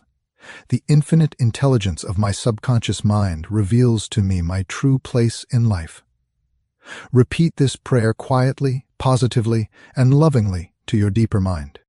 As you persist with faith and confidence, the answer will come to you as a feeling, a hunch, or a tendency in a certain direction. It will come to you clearly and in peace, as an inner silent awareness. Second step. The second step to success is to specialize in some particular branch of work and know more about it than anyone else. For example, if a young man chooses chemistry as his profession, he should concentrate on one of the many branches in this field. He should give all of his time and attention to his chosen specialty. He should become sufficiently enthusiastic to try to know all there is available about his field, if possible. He should know more than anyone else. The young man should become ardently interested in his work and should desire to serve the world. He that is greatest among you, let him become your servant.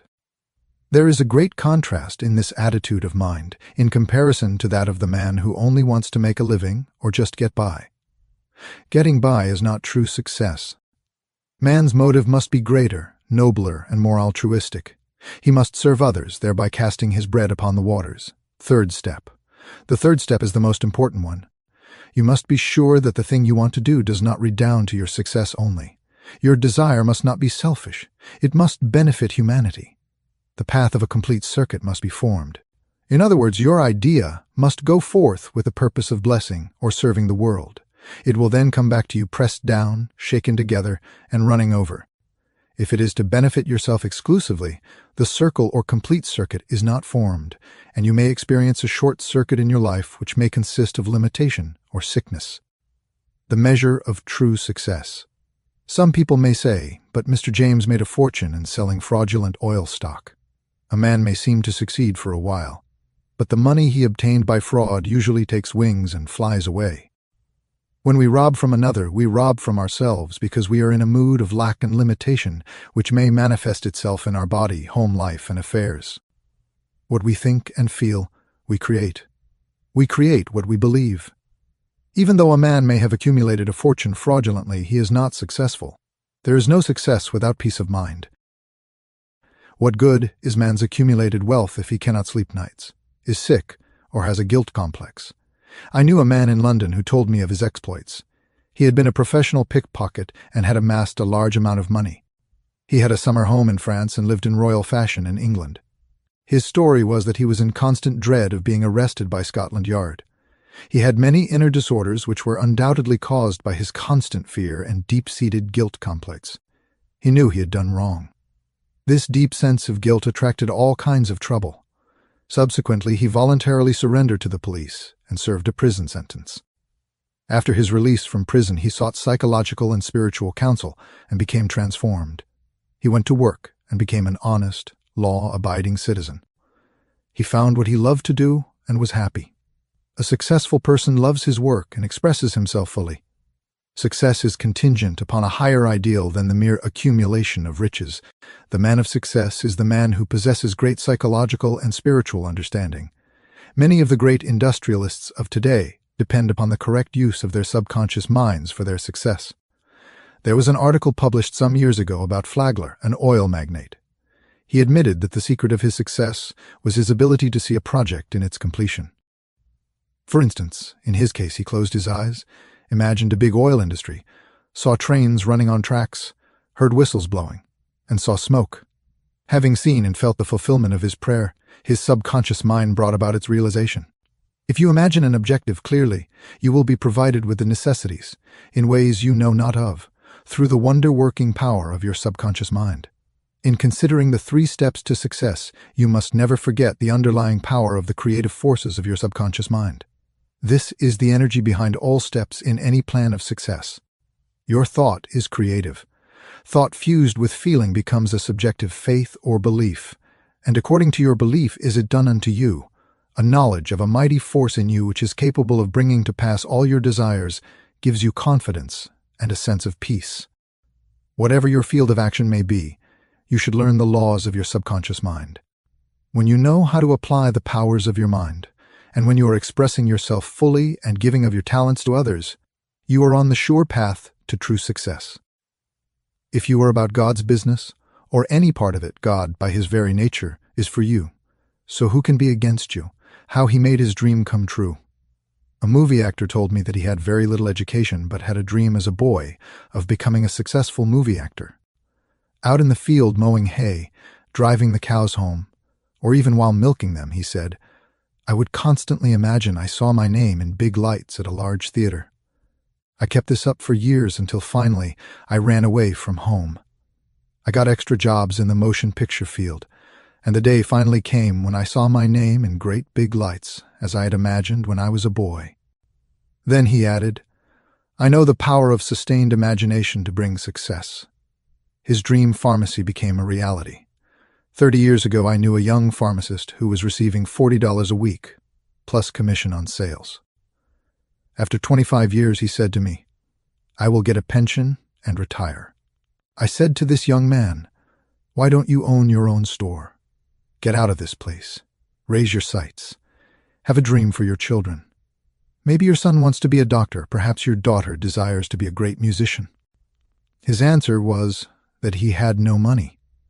He began to awaken to the fact that whatever he could conceive as true, he could give conception to. The first step toward his goal was his awakening to the powers of his subconscious mind, which I briefly elaborated on for his benefit. His second step was his realization that if he could succeed in conveying an idea to his subconscious mind, the latter would somehow bring it to pass. He began to imagine that he was in his own store.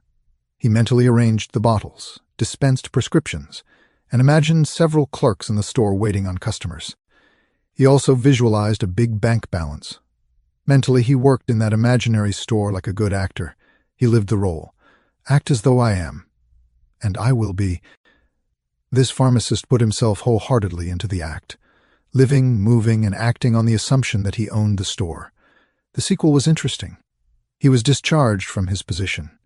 He found new employment with a large chain store, became manager, and later on district manager. He saved enough money in 4 years to provide a down payment on a drugstore of his own. He called it his dream pharmacy. It was, he said, exactly the store I saw in my imagination. He became a recognized success in his chosen field and was happy doing what he loved to do, using the subconscious mind in business. Some years ago, I gave a lecture to a group of businessmen on the powers of imagination and the subconscious mind. In this lecture, I pointed out how Goethe used his imagination wisely when confronted with difficulties and predicaments. His biographers point out that he was accustomed to fill many hours quietly holding imaginary conversations. It is well known that his custom was to imagine one of his friends before him in a chair answering him in the right way. In other words, if he were concerned over any problems, he imagined his friend giving him the right or appropriate answer, accompanied with the usual gestures and tonal qualities of the voice, and he made the entire imaginary scene as real and as vivid as possible. One of the men present at this lecture was a young stockbroker. He proceeded to adopt the technique of Goethe. He began to have mental, imaginary conversations with a multi-millionaire banker friend of his who used to congratulate him on his wise and sound judgment and compliment him on his purchase of the right stocks. He used to dramatize this imaginary conversation until he had psychologically fixed it as a form of belief in his mind. This broker's inner talking and controlled imagination certainly agreed with his aim, which was to make sound investments for his clients. His main purpose in life was to make money for his clients and to see them prosper financially by his wise counsel. He is still using his subconscious mind in his business, and he is a brilliant success in his field of endeavor. Boy of 16 turns failure into success. A young boy who was attending high school said to me, "I'm getting very poor grades. My memory is failing. I do not know what is the matter." I discovered that the only thing wrong with this boy was his attitude, which was one of indifference and resentment towards some of his teachers and fellow students. I taught him how to use his subconscious mind and how to succeed in his studies. He began to affirm certain truths several times a day, particularly at night prior to sleep and in the morning after awakening. These are the best times to impregnate the subconscious mind.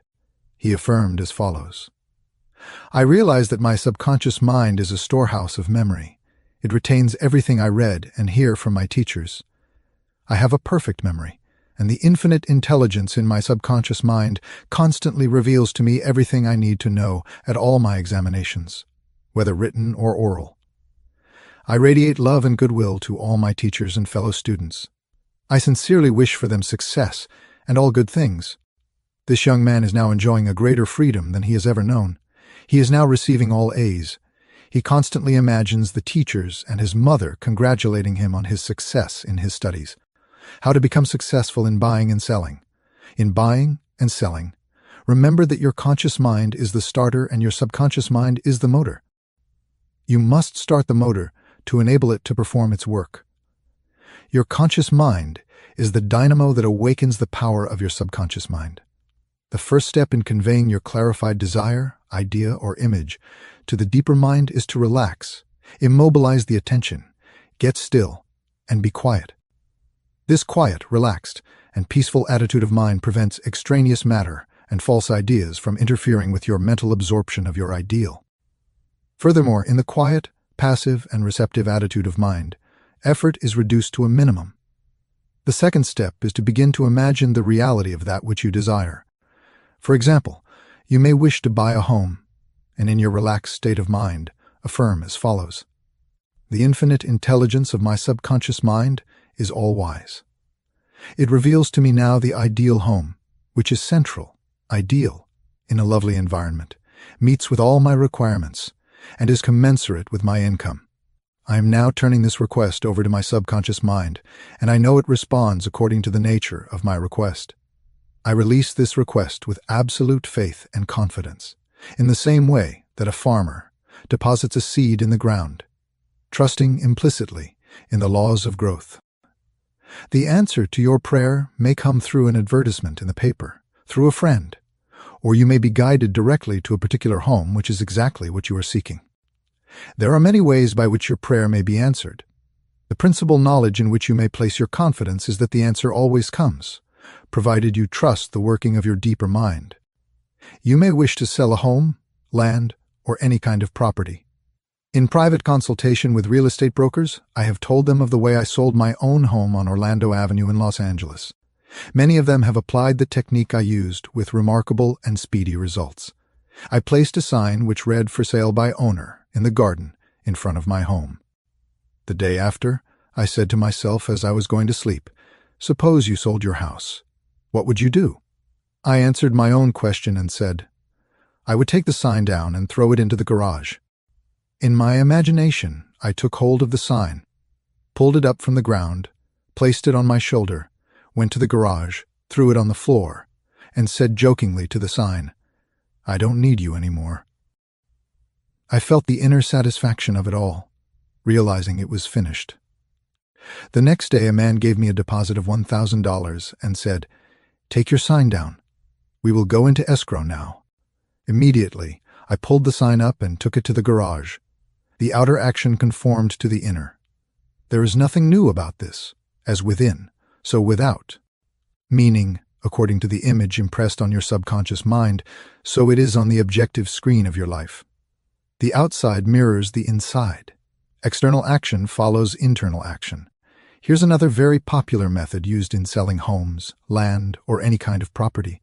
Affirm slowly, quietly, and feelingly as follows: "Infinite intelligence attracts to me the buyer for this home who wants it and who prospers in it. This buyer is being sent to me by the creative intelligence of my subconscious mind, which makes no mistakes. This buyer may look at many other homes, but mine is the only one he wants and will buy, because he is guided by the infinite intelligence within him. I know the buyer is right, the time is right, and the price is right. Everything about it is right. The deeper currents of my subconscious mind are now in operation, bringing both of us together in divine order. I know that it is so. Remember always that what you are seeking is also seeking you. And whenever you want to sell a home or property of any kind, there is always someone who wants what you have to offer. By using the powers of your subconscious mind correctly, you free your mind of all sense of competition and anxiety in buying and selling. How she succeeded in getting what she wanted. There is a young lady who regularly comes to my lectures and classes. She had to change buses 3 times. It took her 1.5 hours each way to come to the lectures. In one lecture, I explained how a young man who needed a car in his work received one. She went home and experimented as outlined in my lecture. Here is her letter in part, narrating her application of my method, and published by her permission. "Dear Dr. Murphy, this is how I received a Cadillac car. I wanted one to come to the lectures regularly. In my imagination, I went through the identical process I would go through if I were actually driving a car. I went to the showroom, and the salesman took me for a ride in one. I also drove it several blocks. I claimed the Cadillac car as my own over and over again. I kept the mental picture of getting into the car, driving it, feeling the upholstery, etc. Consistently for over 2 weeks. Last week I drove to your lectures in a Cadillac. My uncle in Inglewood passed away and left me his Cadillac and his entire estate, a success technique employed by many outstanding executives and businessmen. There are many prominent businessmen who quietly use the abstract term success over and over many times a day until they reach a conviction that success is theirs. They know that the idea of success contains all the essential elements of success. Likewise, you can begin now to repeat the word success to yourself with faith and conviction. Your subconscious mind will accept it as true of you, and you will be under a subconscious compulsion to succeed. You are compelled to express your subjective beliefs, impressions, and convictions. What does success imply to you? You want, undoubtedly, to be successful in your home life and in your relationship with others. You wish to be outstanding in your chosen work or profession. You wish to possess a beautiful home and all the money you need to live comfortably and happily. You want to be successful in your prayer life and in your contact with the powers of your subconscious mind. You are a businessman also because you are in the business of living. Become a successful businessman by imagining yourself doing what you long to do and possessing the things you long to possess. Become imaginative. Mentally participate in the reality of the successful state. Make a habit of it. Go to sleep feeling successful every night and perfectly satisfied, and you will eventually succeed in implanting the idea of success in your subconscious mind. Believe you were born to succeed, and wonders will happen as you pray. Profitable pointers. Success means successful living. When you are peaceful, happy, joyous, and doing what you love to do, you are successful. Find out what you love to do, then do it. If you don't know your true expression, ask for guidance and the lead will come. Specialize in your particular field and try to know more about it than anyone else.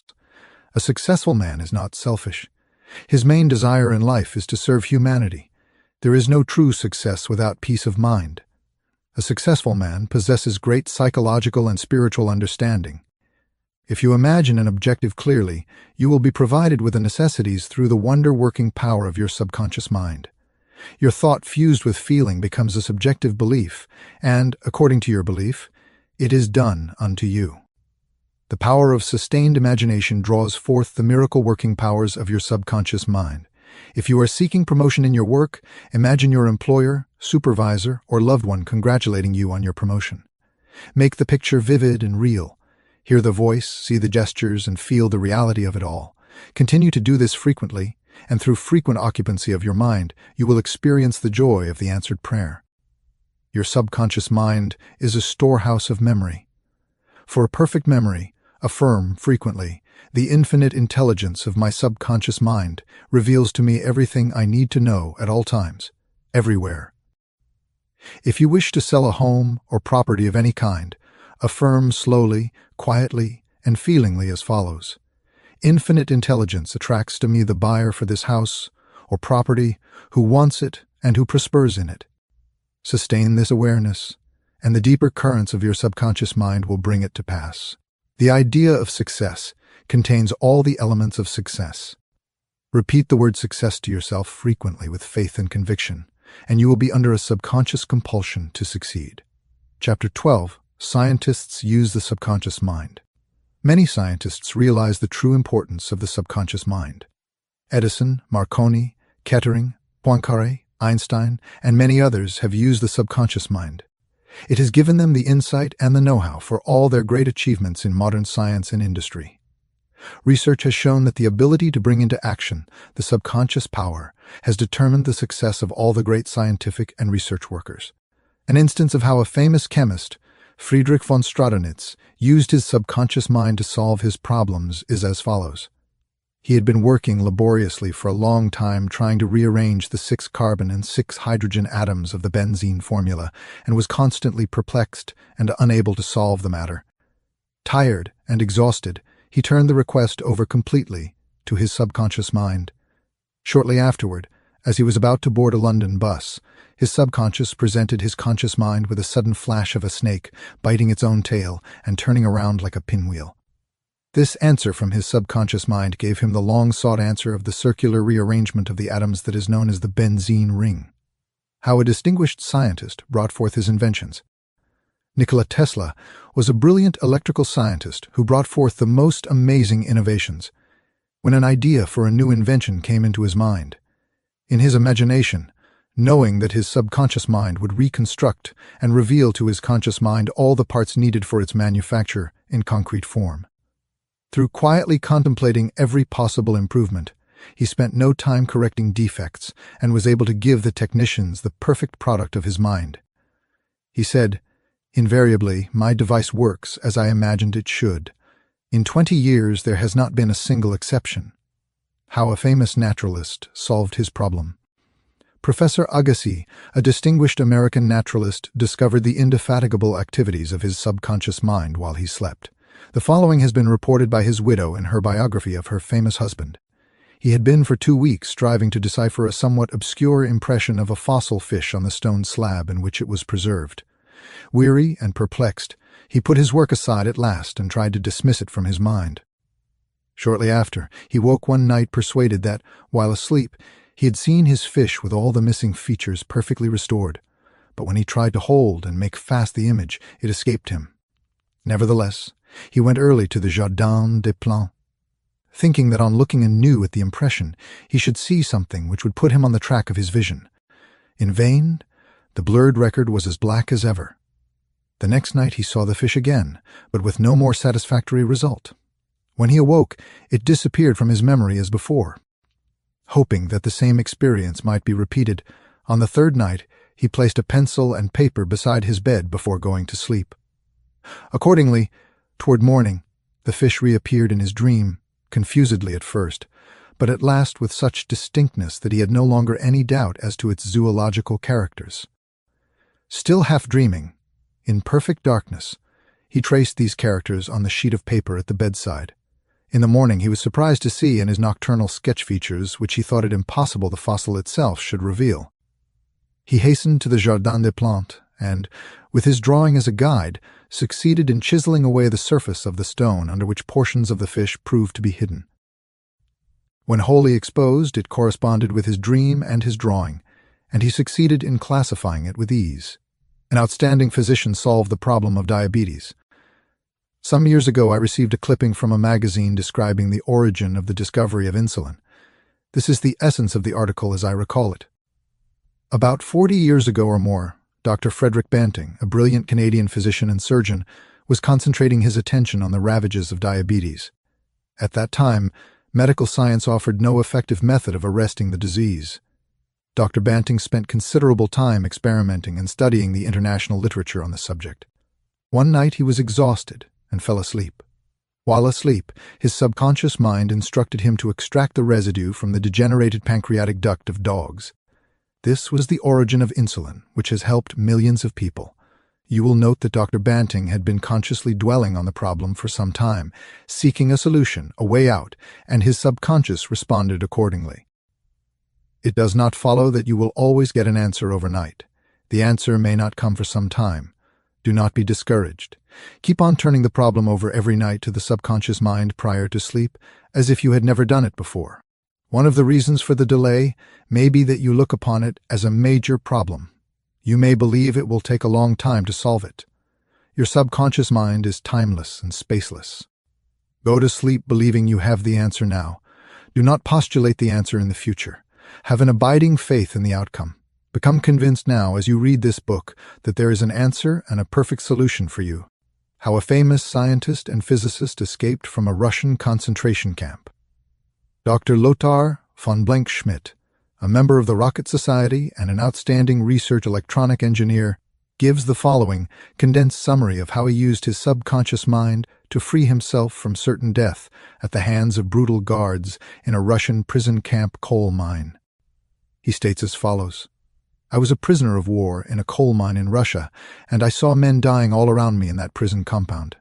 We were watched over by brutal guards, arrogant officers, and sharp, fast-thinking commissars. After a short medical checkup, a quota of coal was assigned to each person. My quota was 300 pounds per day. In case any man did not fill his quota, his small food ration was cut down, and in a short time he was resting in the cemetery. I started concentrating on my escape. I knew that my subconscious mind would somehow find a way.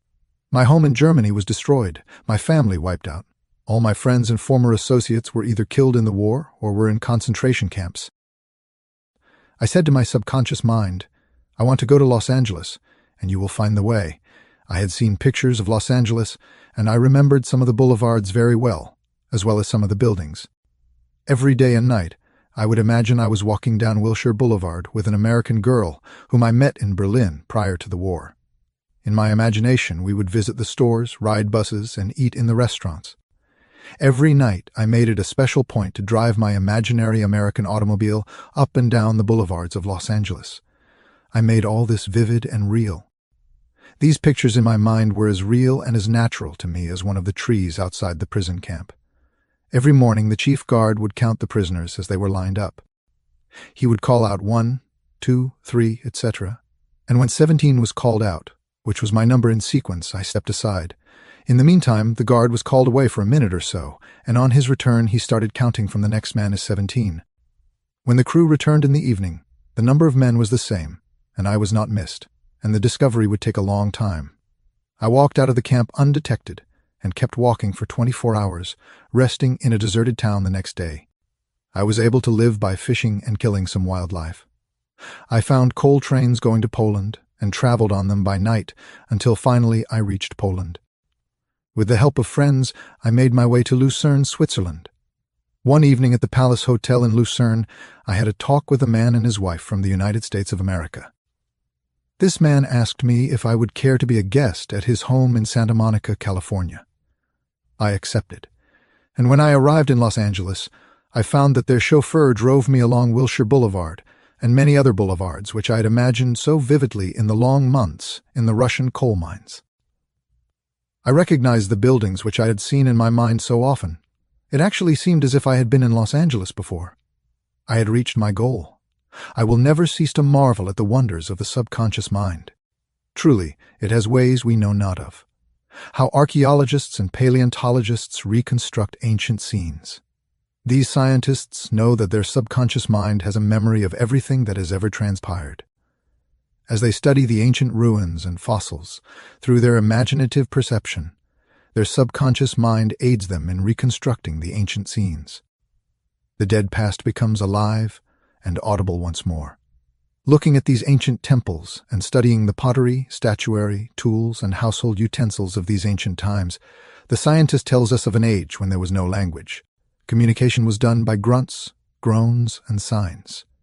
The keen concentration and disciplined imagination of the scientist awakens the latent powers of his subconscious mind, enabling him to clothe the ancient temples with roofs and surround them with gardens, pools, and fountains.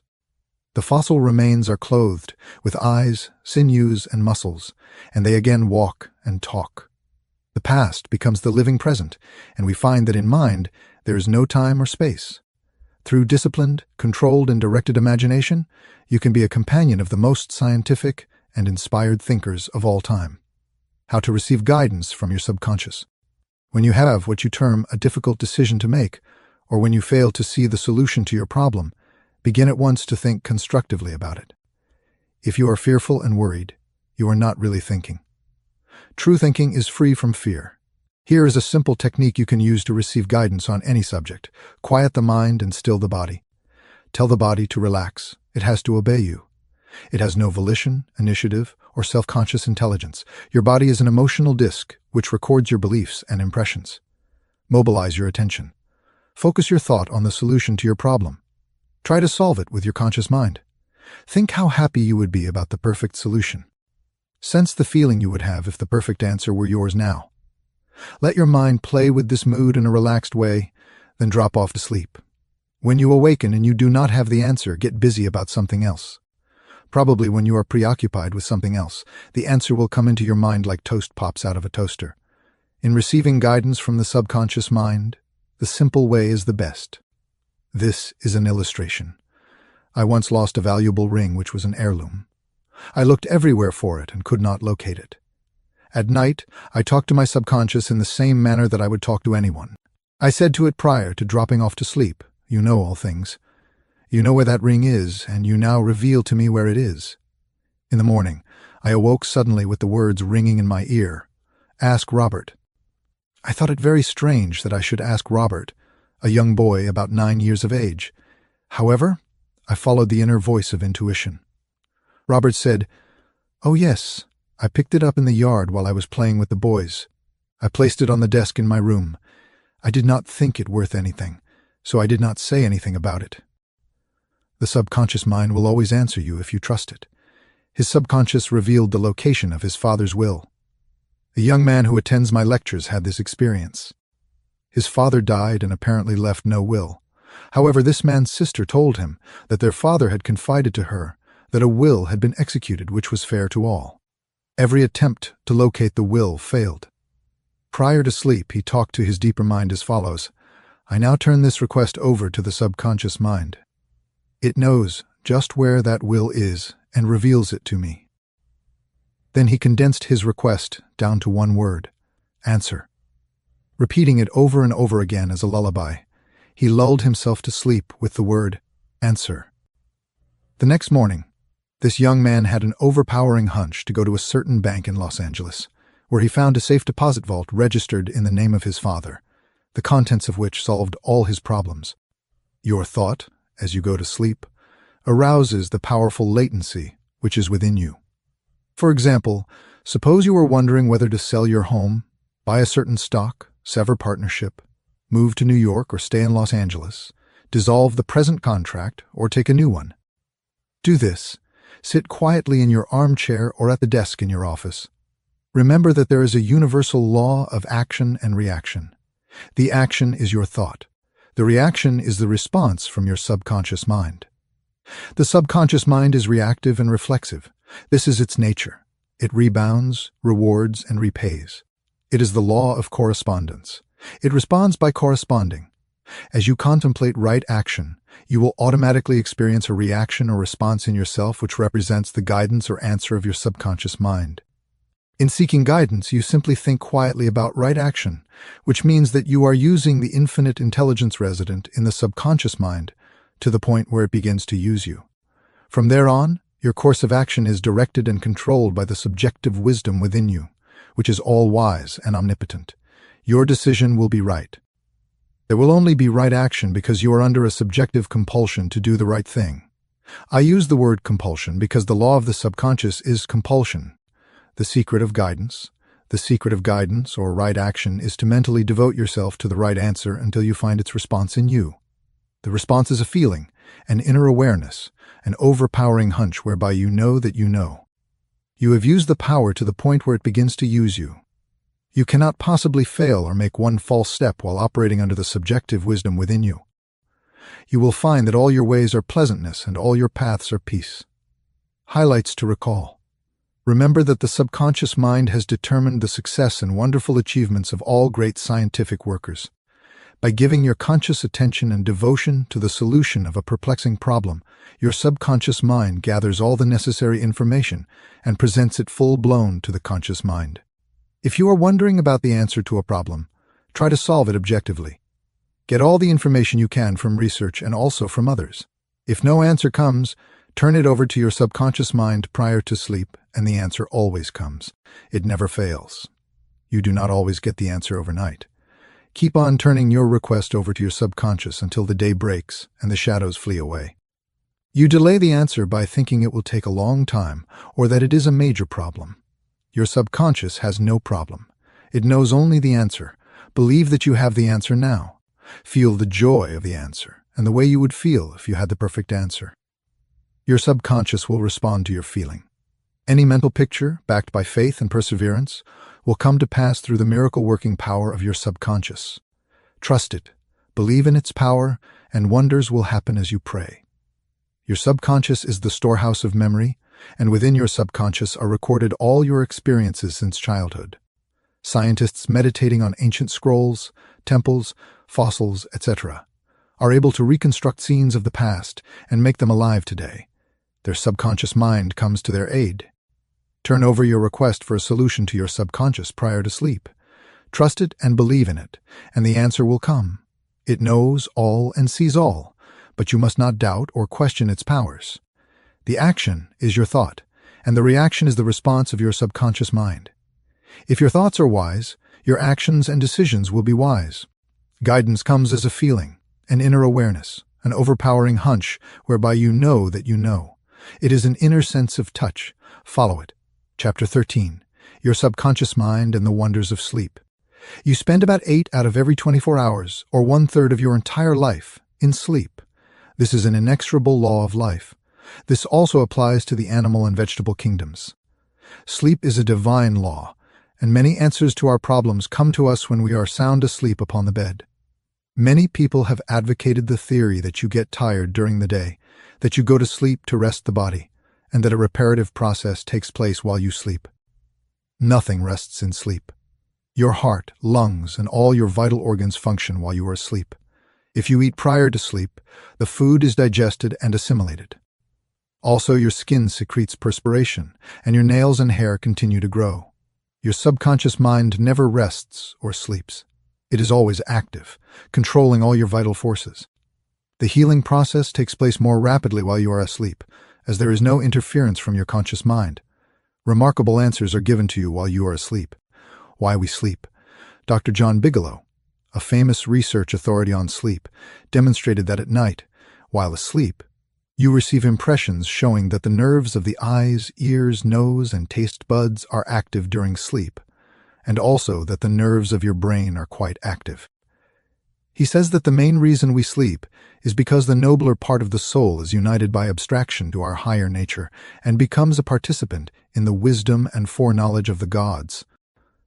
Dr. Bigelow also states, "The results of my studies have not only strengthened my convictions that the supposed exemption from customary toil and activities was not the final purpose of sleep, but have also made clear to my mind the conviction that no part of a man's life deserves to be considered more indispensable to its symmetrical and perfect spiritual development than the time while he is separated from the phenomenal world in sleep." Prayer, a form of sleep.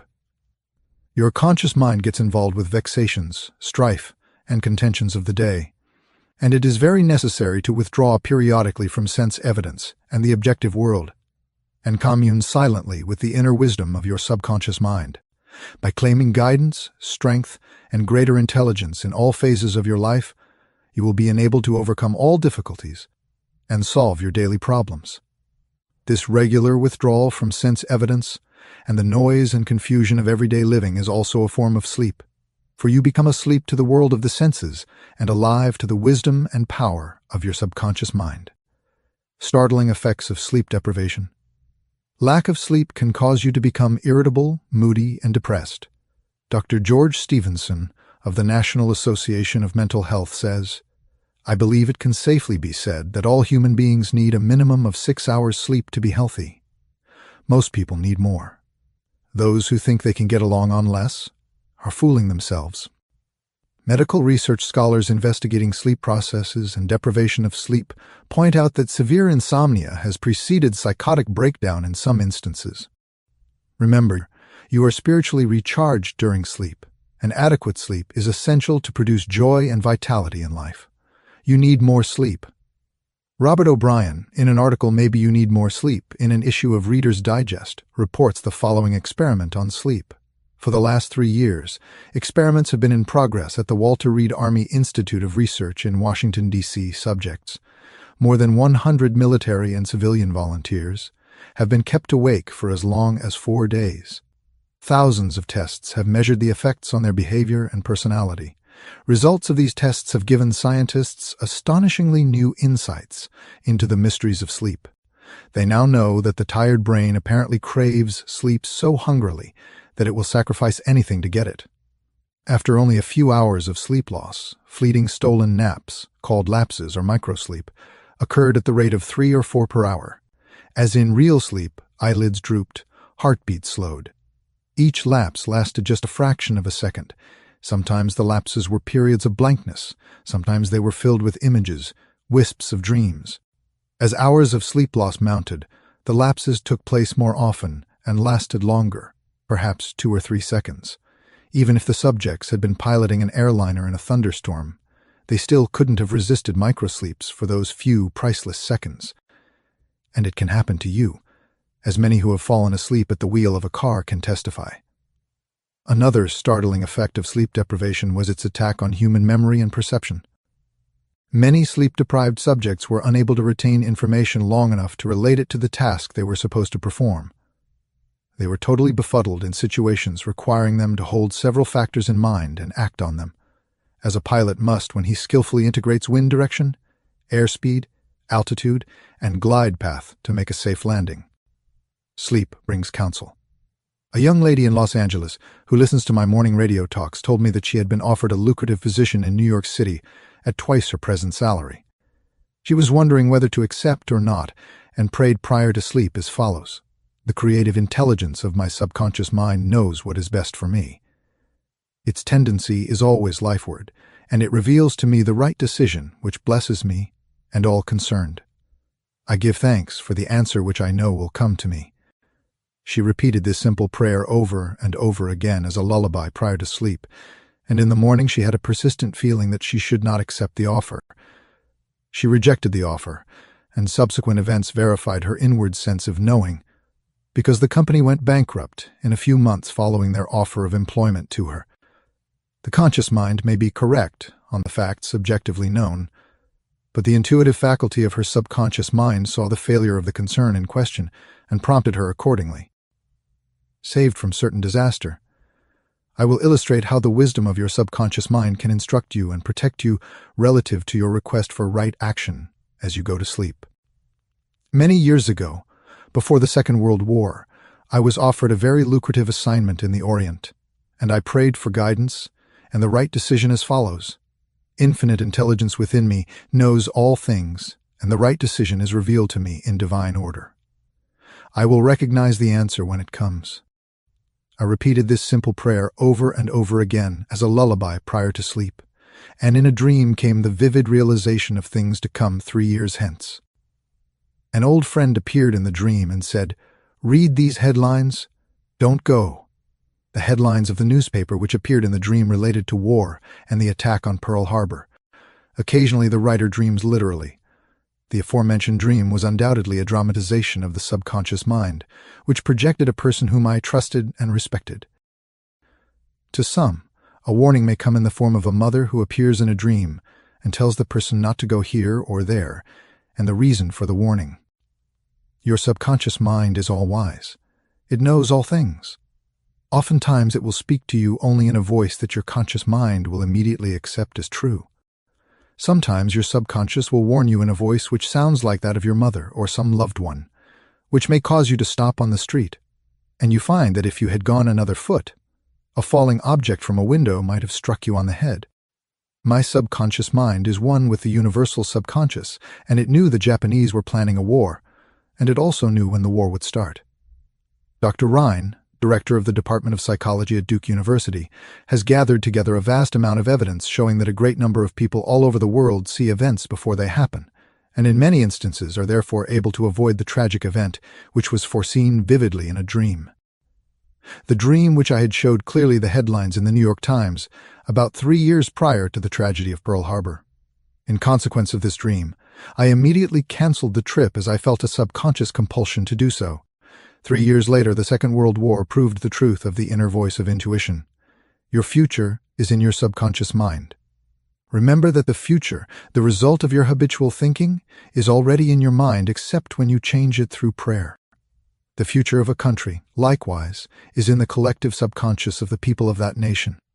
There is nothing strange in the dream I had, wherein I saw the headlines of the New York newspapers long before the war began. The war had already taken place in my mind, and all the plans of attack were already engraved on that great recording instrument, the subconscious mind or collective unconscious of the universal mind. Tomorrow's events are in your subconscious mind. So are next week's and next month's, and they may be seen by a highly psychic or clairvoyant person. No disaster or tragedy can happen to you if you decide to pray. Nothing is predetermined or foreordained. Your mental attitude, the way you think, feel, and believe, determines your destiny. You can, through scientific prayer, which is explained in a previous chapter, mold, fashion, and create your own future. Whatsoever a man soweth, that shall he also reap. A cat nap nets him $15,000. One of my students mailed me a newspaper clipping 3 or 4 years ago about a man called Ray Hammerstrom, a roller at the steelworks in Pittsburgh, operated by Jones and Laughlin Steel Corporation. He received $15,000 for his dream. According to the article, the engineers could not fix a faulty switch in a newly installed bar mill which controlled the delivery of straight bars to the cooling beds. The engineers worked on the switch about 11 or 12 times to no avail.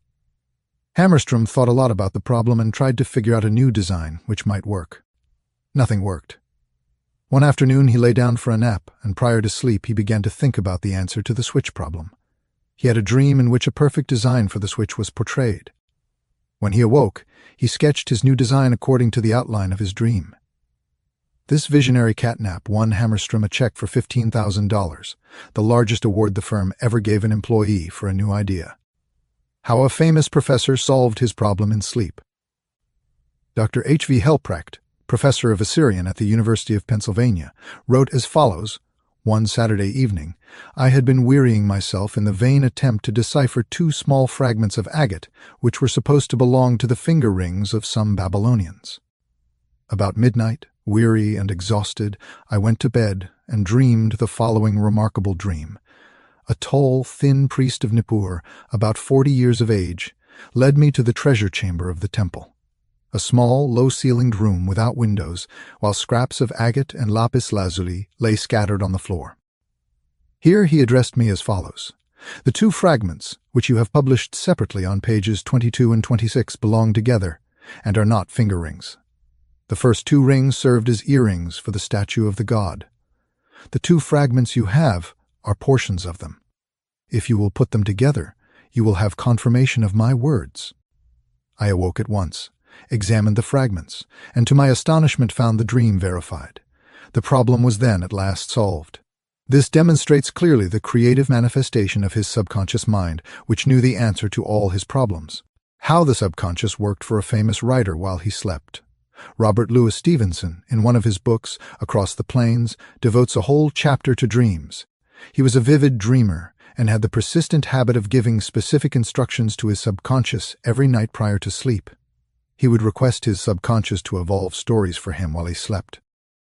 For example, if Stevenson's funds were at a low ebb, his command to his subconscious would be something like this: "Give me a good, thrilling novel which will be marketable and profitable." His subconscious responded magnificently. Stevenson says, "These little brownies, the intelligences and powers of his subconscious, can tell me a story piece by piece, like a serial, and keep me, its supposed creator, all the while in total ignorance of where they aim." And he added that part of his work, which is done when he is up and about, while he is consciously aware and awake, is by no means necessarily his, since all goes to show that the brownies have a hand in it even then. Sleep in peace and wake in joy. To those who suffer from insomnia, you will find the following prayer very effective. Repeat it slowly, quietly, and lovingly prior to sleep. My toes are relaxed. My ankles are relaxed. My abdominal muscles are relaxed. My heart and lungs are relaxed. My hands and arms are relaxed. My neck is relaxed. My brain is relaxed. My face is relaxed. My eyes are relaxed. My whole mind and body are relaxed. I fully and freely forgive everyone, and I sincerely wish for them harmony, health, peace, and all the blessings of life.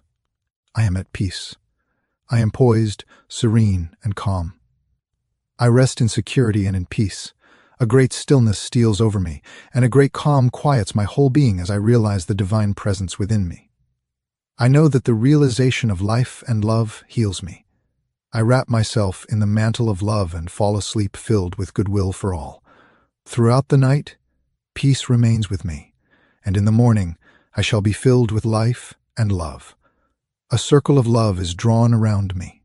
I will fear no evil, for thou art with me. I sleep in peace. I awake in joy, and in him I live, move, and have my being. Summary of your aids to the wonders of sleep. If you are worried that you will not wake up on time, suggest to your subconscious mind prior to sleep the exact time you wish to arise, and it will awaken you. It needs no clock. Do the same thing with all problems. There is nothing too hard for your subconscious. Your subconscious never sleeps. It is always on the job. It controls all your vital functions. Forgive yourself and everyone else before you go to sleep, and healing will take place much more rapidly. Guidance is given you while you are asleep, sometimes in a dream. The healing currents are also released, and in the morning you feel refreshed and rejuvenated. When troubled by the vexations and strife of the day, still the wheels of your mind and think about the wisdom and intelligence lodged in your subconscious mind, which is ready to respond to you. This will give you peace, strength, and confidence. Sleep is essential for peace of mind and health of body. Lack of sleep can cause irritation, depression, and mental disorders. You need 8 hours sleep. Medical research scholars point out that insomnia precedes psychotic breakdowns. You are spiritually recharged during sleep. Adequate sleep is essential for joy and vitality in life. Your tired brain craves sleep so hungrily that it will sacrifice anything to get it.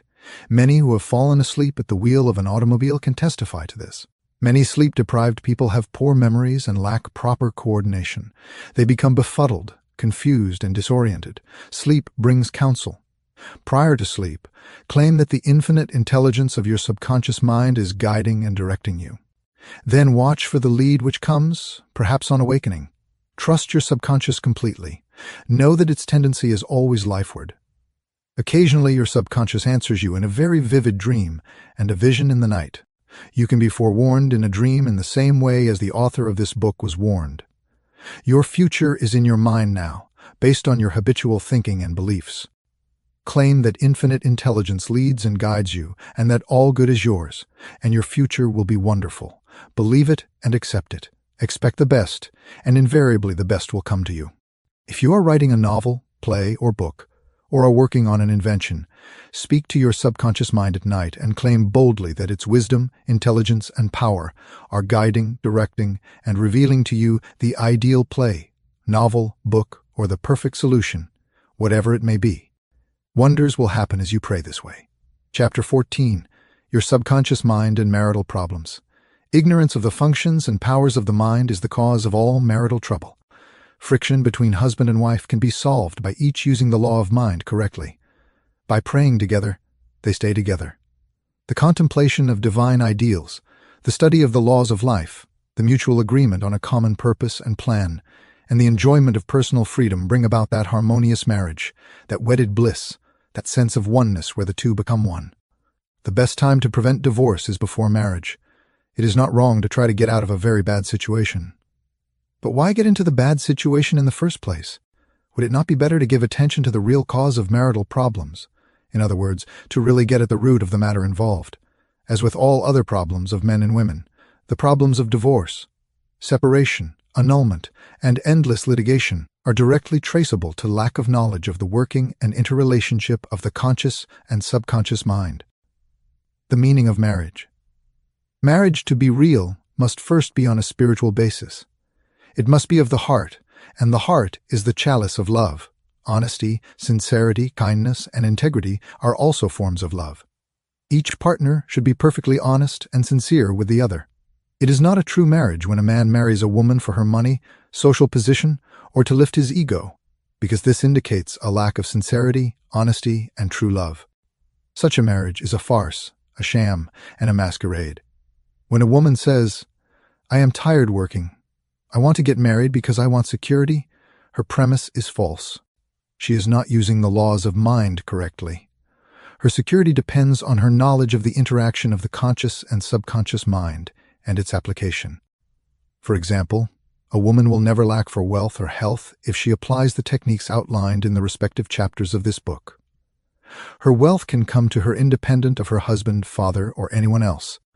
A woman is not dependent on her husband for health, peace, joy, inspiration, guidance, love, wealth, security, happiness, or anything in the world.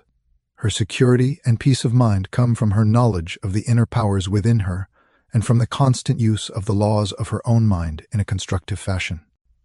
How to attract the ideal husband.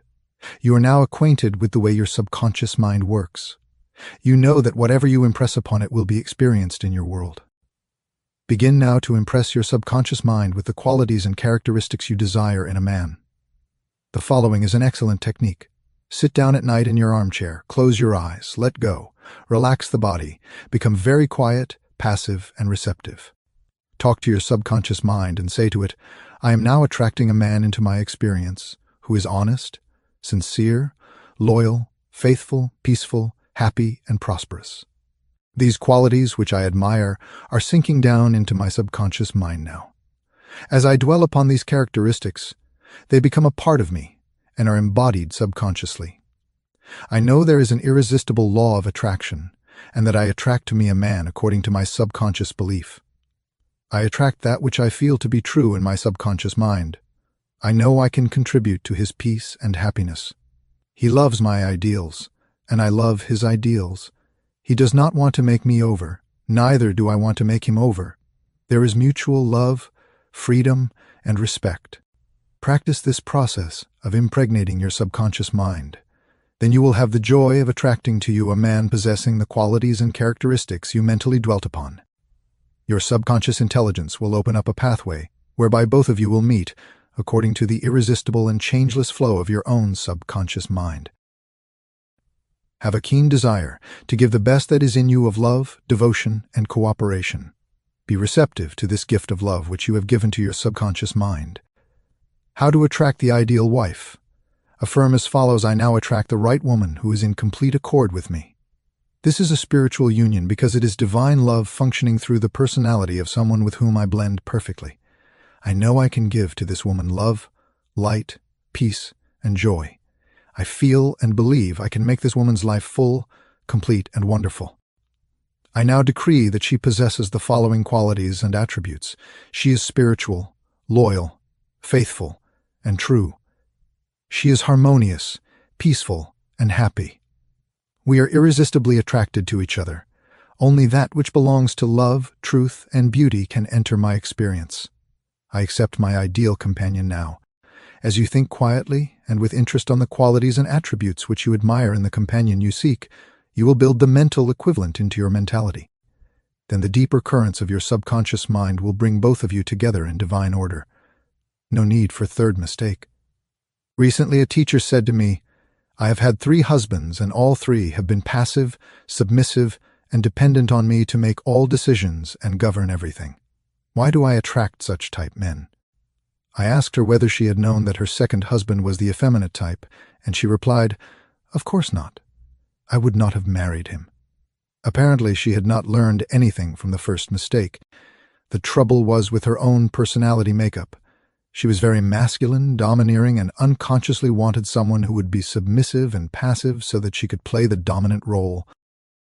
All this was unconscious motivation, and her subconscious picture attracted to her what she subjectively wanted. She had to learn to break the pattern by adopting the right prayer process. How she broke the negative pattern. The above-mentioned woman learned a simple truth. When you believe you can have the type of man you idealize, it is done unto you as you believe. The following is the specific prayer she used to break the old subconscious pattern and attract to her the ideal mate. I am building into my mentality the type of man I deeply desire. The man I attract for a husband is strong, powerful, loving, very masculine, successful, honest, loyal, and faithful. He finds love and happiness with me. I love to follow where he leads. I know he wants me, and I want him. I am honest, sincere, loving, and kind. I have wonderful gifts to offer him. They are goodwill, a joyous heart, and a healthy body. He offers me the same. It is mutual. I give, and I receive. Divine intelligence knows where this man is, and the deeper wisdom of my subconscious mind is now bringing both of us together in its own way, and we recognize each other immediately. I release this request to my subconscious mind, which knows how to bring my request to pass. I give thanks for the perfect answer. She prayed in the above manner night and morning, affirming these truths, and knowing that through frequent occupation of the mind she would reach the mental equivalent of that which she sought. The answer to her prayer. Several months went by. She had a great number of dates and social engagements, none of which was agreeable to her. When she was about to question, waver, doubt, and vacillate, she reminded herself that the infinite intelligence was bringing it to pass in its own way, and that there was nothing to be concerned about. Her final decree in her divorce proceedings was granted, which brought her a great sense of release and mental freedom. Shortly afterward, she went to work as a receptionist in a doctor's office. She told me that the minute she saw the physician, she knew he was the man she was praying about. Apparently, he knew it too, because he proposed to her the first week she was in the office, and their subsequent marriage was ideally happy. This physician was not the passive or submissive type, but was a real man, a former football player, an outstanding athlete, and a deeply spiritual man, though he was completely devoid of any sectarian or denominational affiliation. She got what she prayed for because she claimed it mentally until she reached the point of saturation. In other words, she mentally and emotionally united with her idea, and it became a part of her in the same way that an apple becomes a part of her bloodstream. Should I get a divorce? Divorce is an individual problem. It cannot be generalized. In some cases, of course, there never should have been a marriage. In some cases, divorce is not the solution, no more so than marriage is the solution for a lonely man. Divorce may be right for one person and wrong for another. A divorced woman may be far more sincere and noble than many of her married sisters who perhaps are living a lie. For example, I once talked with a woman whose husband was a dope fiend, an ex-convict, a wife-beater, and a non-provider. She had been told it was wrong to get a divorce. I explained to her that marriage is of the heart. If two hearts blend harmoniously, lovingly, and sincerely, that is the ideal marriage. The pure action of the heart is love. Following this explanation, she knew what to do.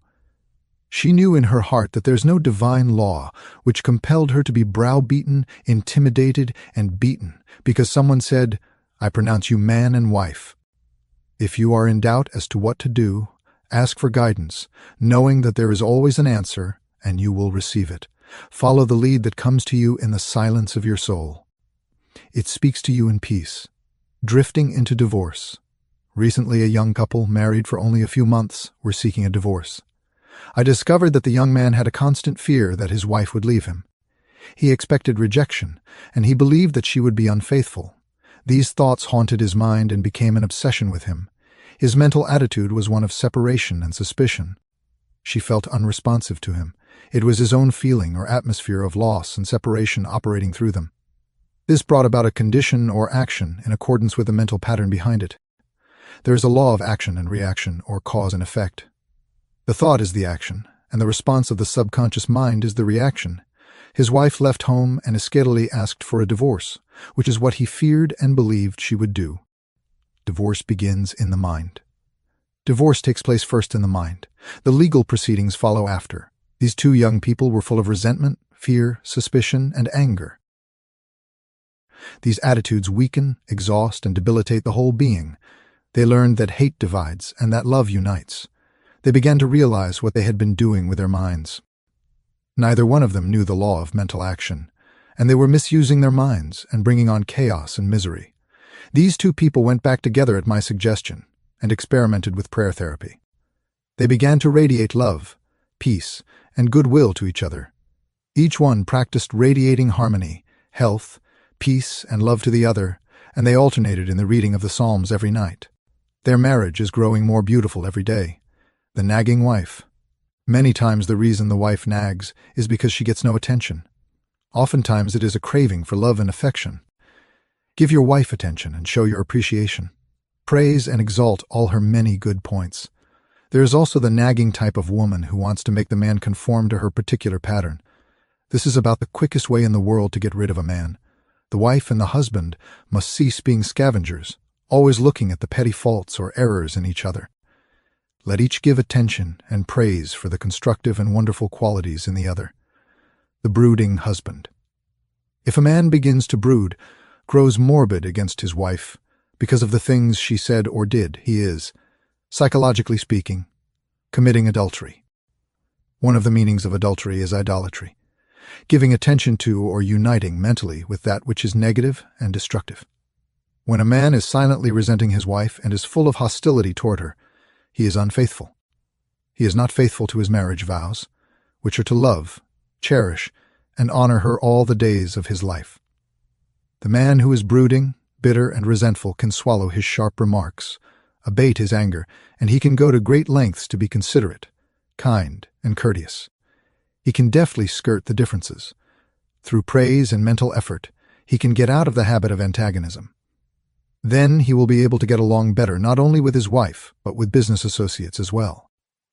Assume the harmonious state, and eventually you will find peace and harmony.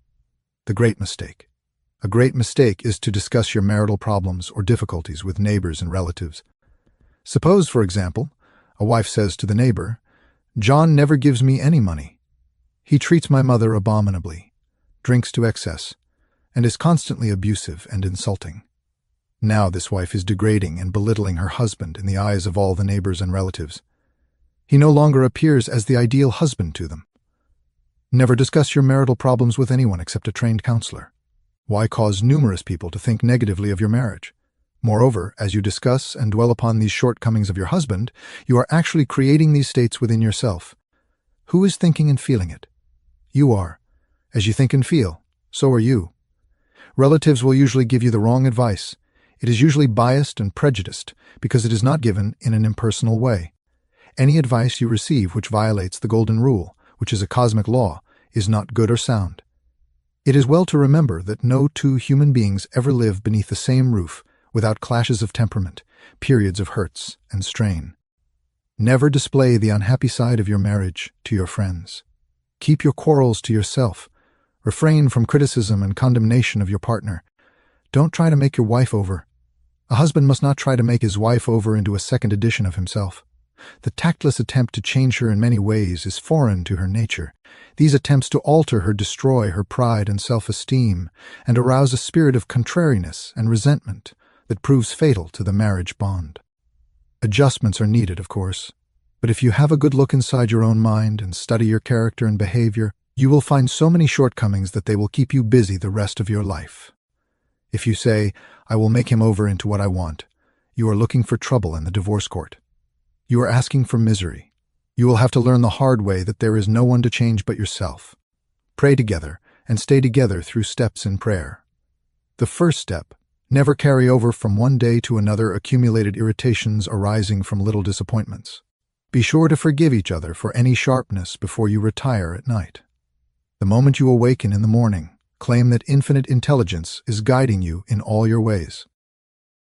Send out loving thoughts of peace, harmony, and love to your marriage partner, to all members of the family, and to the whole world. The second step: say grace at breakfast. Give thanks for the wonderful food, for your abundance, and for all your blessings. Make sure that no problems, worries, or arguments shall enter into the table conversation. The same applies at dinner time. Say to your wife or husband, "I appreciate all you are doing, and I radiate love and goodwill to you all day long." The third step: the husband and wife should alternate in praying each night. Do not take your marriage partner for granted. Show your appreciation and love. Think appreciation and goodwill rather than condemnation, criticism, and nagging. The way to build a peaceful home and a happy marriage is to use a foundation of love, beauty, harmony, mutual respect, faith in God, and all things good. Read the 23rd, 27th, and 91st Psalms, the 11th chapter of Hebrews, the 13th chapter of 1 Corinthians, and other great texts of the Bible before going to sleep. As you practice these truths, your marriage will grow more and more blessed through the years. Review of actions. Ignorance of mental and spiritual laws is the cause of all marital unhappiness. By praying scientifically together, you stay together. The best time to prevent divorce is before marriage. If you learn how to pray in the right way, you will attract the right mate for you. Marriage is the union of a man and woman who are bound together by love. Their hearts beat as one, and they move onward, upward, and Godward. Marriage does not guarantee happiness. People find happiness by dwelling on the eternal truths of God and the spiritual values of life. Then the man and woman can contribute to each other's happiness and joy. You attract the right mate by dwelling on the qualities and characteristics you admire in a woman or man, and then your subconscious mind will bring you together in divine order. You must build into your mentality the mental equivalent of what you want in a marriage partner. If you want to attract an honest, sincere, and loving partner in life, you must be honest, sincere, and loving yourself. You do not have to repeat mistakes in marriage. When you really believe you can have the type of man or woman you idealize, it is done unto you as you believe. To believe is to accept something as true. Accept your ideal companion now mentally. Do not wonder how, why, or where you will meet the mate you are praying for. Trust implicitly the wisdom of your subconscious mind. It has the know-how, and you don't have to assist it. You are mentally divorced when you indulge in peeves, grudges, ill will, and hostility toward your marriage partner. You are mentally dwelling with error in the bed of your mind. Adhere to your marriage vows. I promise to cherish, love, and honor him or her all the days of my life. Cease projecting fears to your marriage partner. Project love, peace, harmony, and goodwill, and your marriage will grow more beautiful and more wonderful through the years. Radiate love, peace, and goodwill to each other. These vibrations are picked up by the subconscious mind, resulting in mutual trust, affection, and respect. A nagging wife is usually seeking attention and appreciation. She is craving love and affection. Praise and exalt her many good points. Show her that you love her and appreciate her. A man who loves his wife does not do anything unloving or unkind in word, manner, or action. Love is what love does. In marital problems, always seek expert advice. You would not go to a carpenter to pull a tooth. Neither should you discuss your marriage problems with relatives or friends. You should go to a trained person for counsel. Never fluently try to make your wife or husband over. These attempts are always foolish and tend to destroy the pride and self-esteem of the other. Moreover, it arouses a spirit of resentment that proves fatal to the marriage bond. Cease trying to make the other a second edition of yourself. Pray together and you will stay together. Scientific prayer solves all problems. Mentally picture your wife as she ought to be, joyous, happy, healthy, and beautiful. See your husband as he ought to be, strong, powerful, loving, harmonious, and kind. Maintain this mental picture, and you will experience the marriage made in heaven, which is harmony and peace. Chapter 15. Your subconscious mind and your happiness. William James, father of American psychology, said that the greatest discovery of the 19th century was not in the realm of physical science. The greatest discovery was the power of the subconscious touched by faith. In every human being is that limitless reservoir of power which can overcome any problem in the world. True and lasting happiness will come into your life the day you get the clear realization that you can overcome any weakness. The day you realize that your subconscious can solve your problems, heal your body, and prosper you beyond your fondest dream. You might have felt very happy when your child was born, when you got married, when you graduated from college, or when you won a great victory or a prize. You might have been very happy when you became engaged to the loveliest girl or the most handsome man. You could go on and list innumerable experiences which have made you happy. However, no matter how marvelous these experiences are, they do not give real lasting happiness. They are transitory. The book of Proverbs gives the answer, "Whosoever trusteth in the Lord, happy is he." When you trust in the Lord, the power and wisdom of your subconscious mind, to lead, guide, govern, and direct all your ways, you will become poised, serene, and relaxed. As you radiate love, peace, and goodwill to all, you are really building a superstructure of happiness for all the days of your life. You must choose happiness. Happiness is a state of mind. There is a phrase in the Bible which says, "Choose ye this day whom ye will serve." You have the freedom to choose happiness. This may seem extraordinarily simple, and it is. Perhaps this is why people stumble over the way to happiness. They do not see the simplicity of the key to happiness. The great things of life are simple, dynamic, and creative. They produce well-being and happiness. St. Paul reveals to you how you can think your way into a life of dynamic power and happiness in these words. Finally, brethren, whatsoever things are true, whatsoever things are honest, whatsoever things are just, whatsoever things are pure, whatsoever things are lovely, whatsoever things are of good report, if there be any virtue, and if there be any praise, think on these things, how to choose happiness. Begin now to choose happiness. This is how you do it. When you open your eyes in the morning, say to yourself, "Divine order takes charge of my life today and every day. All things work together for good for me today. This is a new and wonderful day for me. There will never be another day like this one. I am divinely guided all day long, and whatever I do will prosper. Divine love surrounds me, enfolds me, and enwraps me, and I go forth in peace. Whenever my attention wanders away from that which is good and constructive, I will immediately bring it back to the contemplation of that which is lovely and of good report. I am a spiritual and mental magnet, attracting to myself all things which bless and prosper me. I am going to be a wonderful success in all my undertakings today. I am definitely going to be happy all day long. Start each day in this manner, then you will be choosing happiness, and you will be a radiant, joyous person.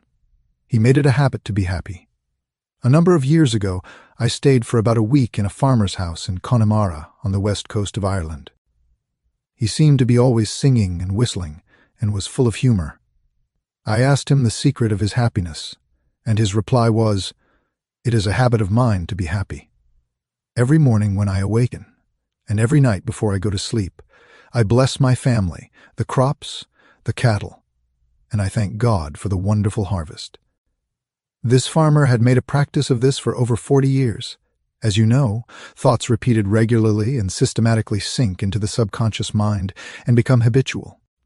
He discovered that happiness is a habit. You must desire to be happy. There is one very important point about being happy. You must sincerely desire to be happy.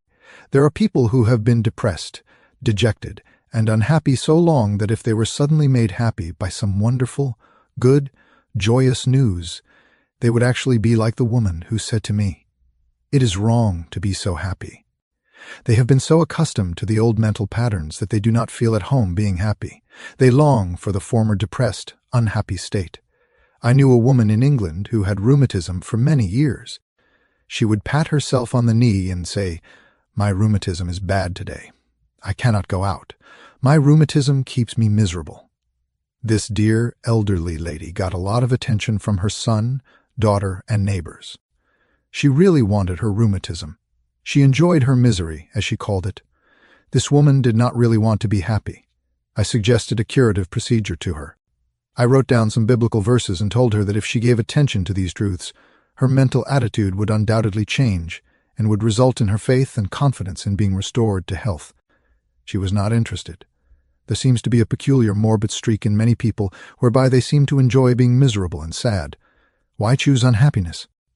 Many people choose unhappiness by entertaining ideas such as, "Today is a black day. Everything is going to go wrong. I am not going to succeed. Everyone is against me. Business is bad, and it is going to get worse. I'm always late. I never get the breaks. He can, but I can't."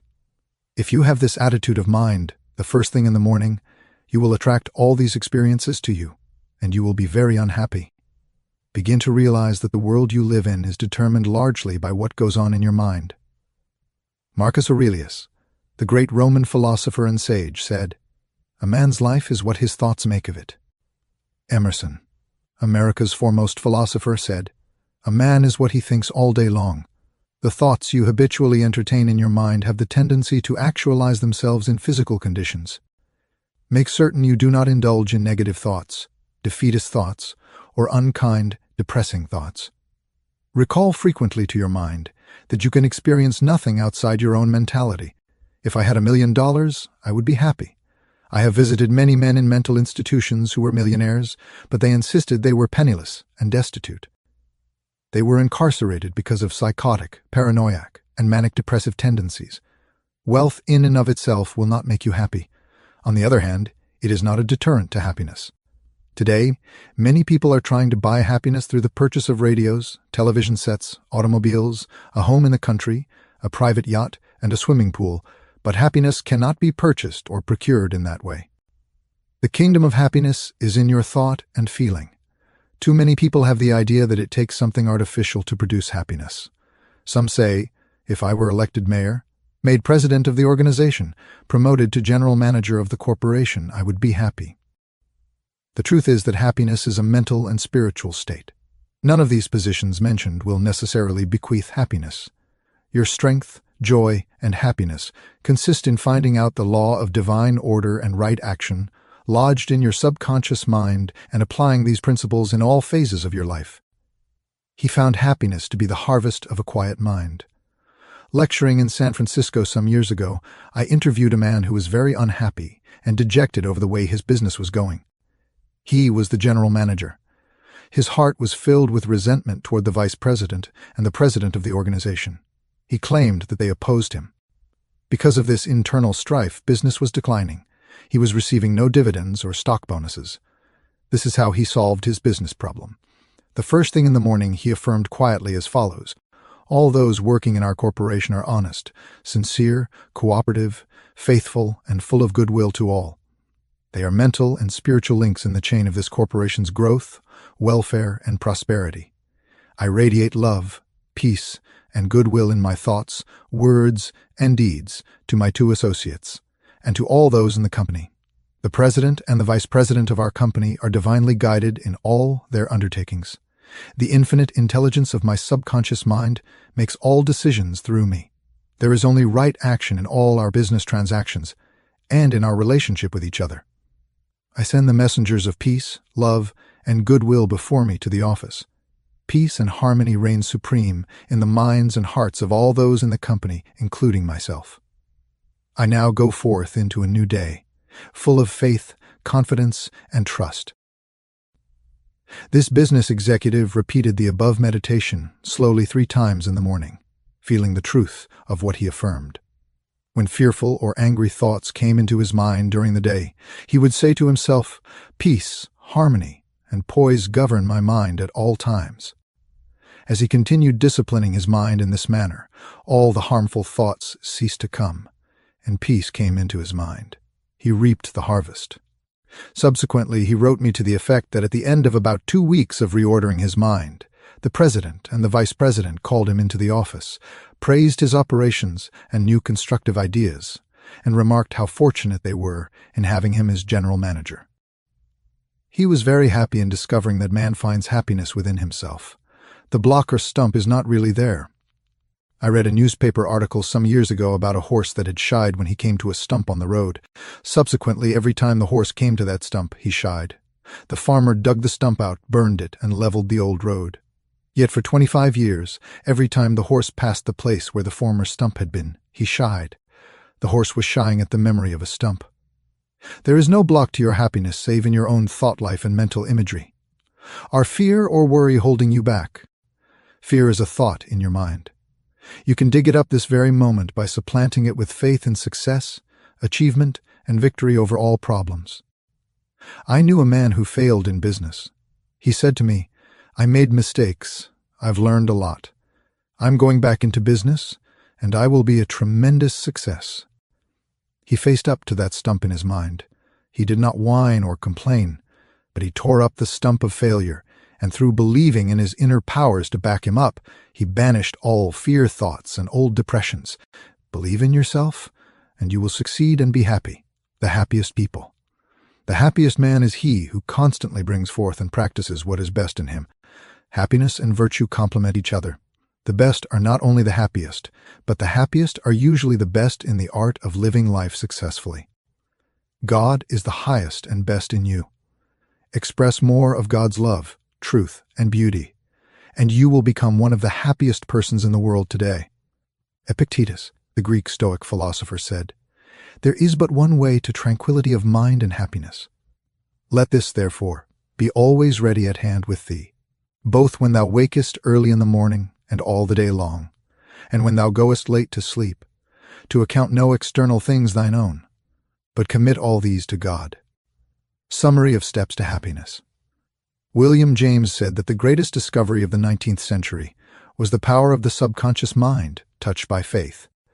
There is tremendous power within you. Happiness will come to you when you acquire a sublime confidence in this power. Then you will make your dreams come true. You can rise victorious over any defeat and realize the cherished desires of your heart through the marvelous power of your subconscious mind. This is the meaning of whosoever trusteth in the Lord. Happy is he. You must choose happiness. Happiness is a habit.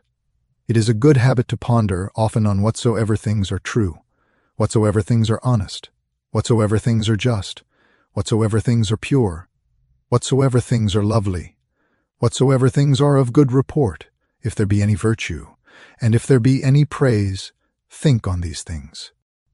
When you open your eyes in the morning, say to yourself, "I choose happiness today. I choose success today. I choose right action today. I choose love and goodwill for all today. I choose peace today." Pour life, love, and interest into this affirmation, and you have chosen happiness. Give thanks for all your blessings several times a day. Furthermore, pray for the peace, happiness, and prosperity of all members of your family, your associates, and all people everywhere. You must sincerely desire to be happy. Nothing is accomplished without desire. Desire is a wish with wings of imagination and faith. Imagine the fulfillment of your desire and feel its reality, and it will come to pass.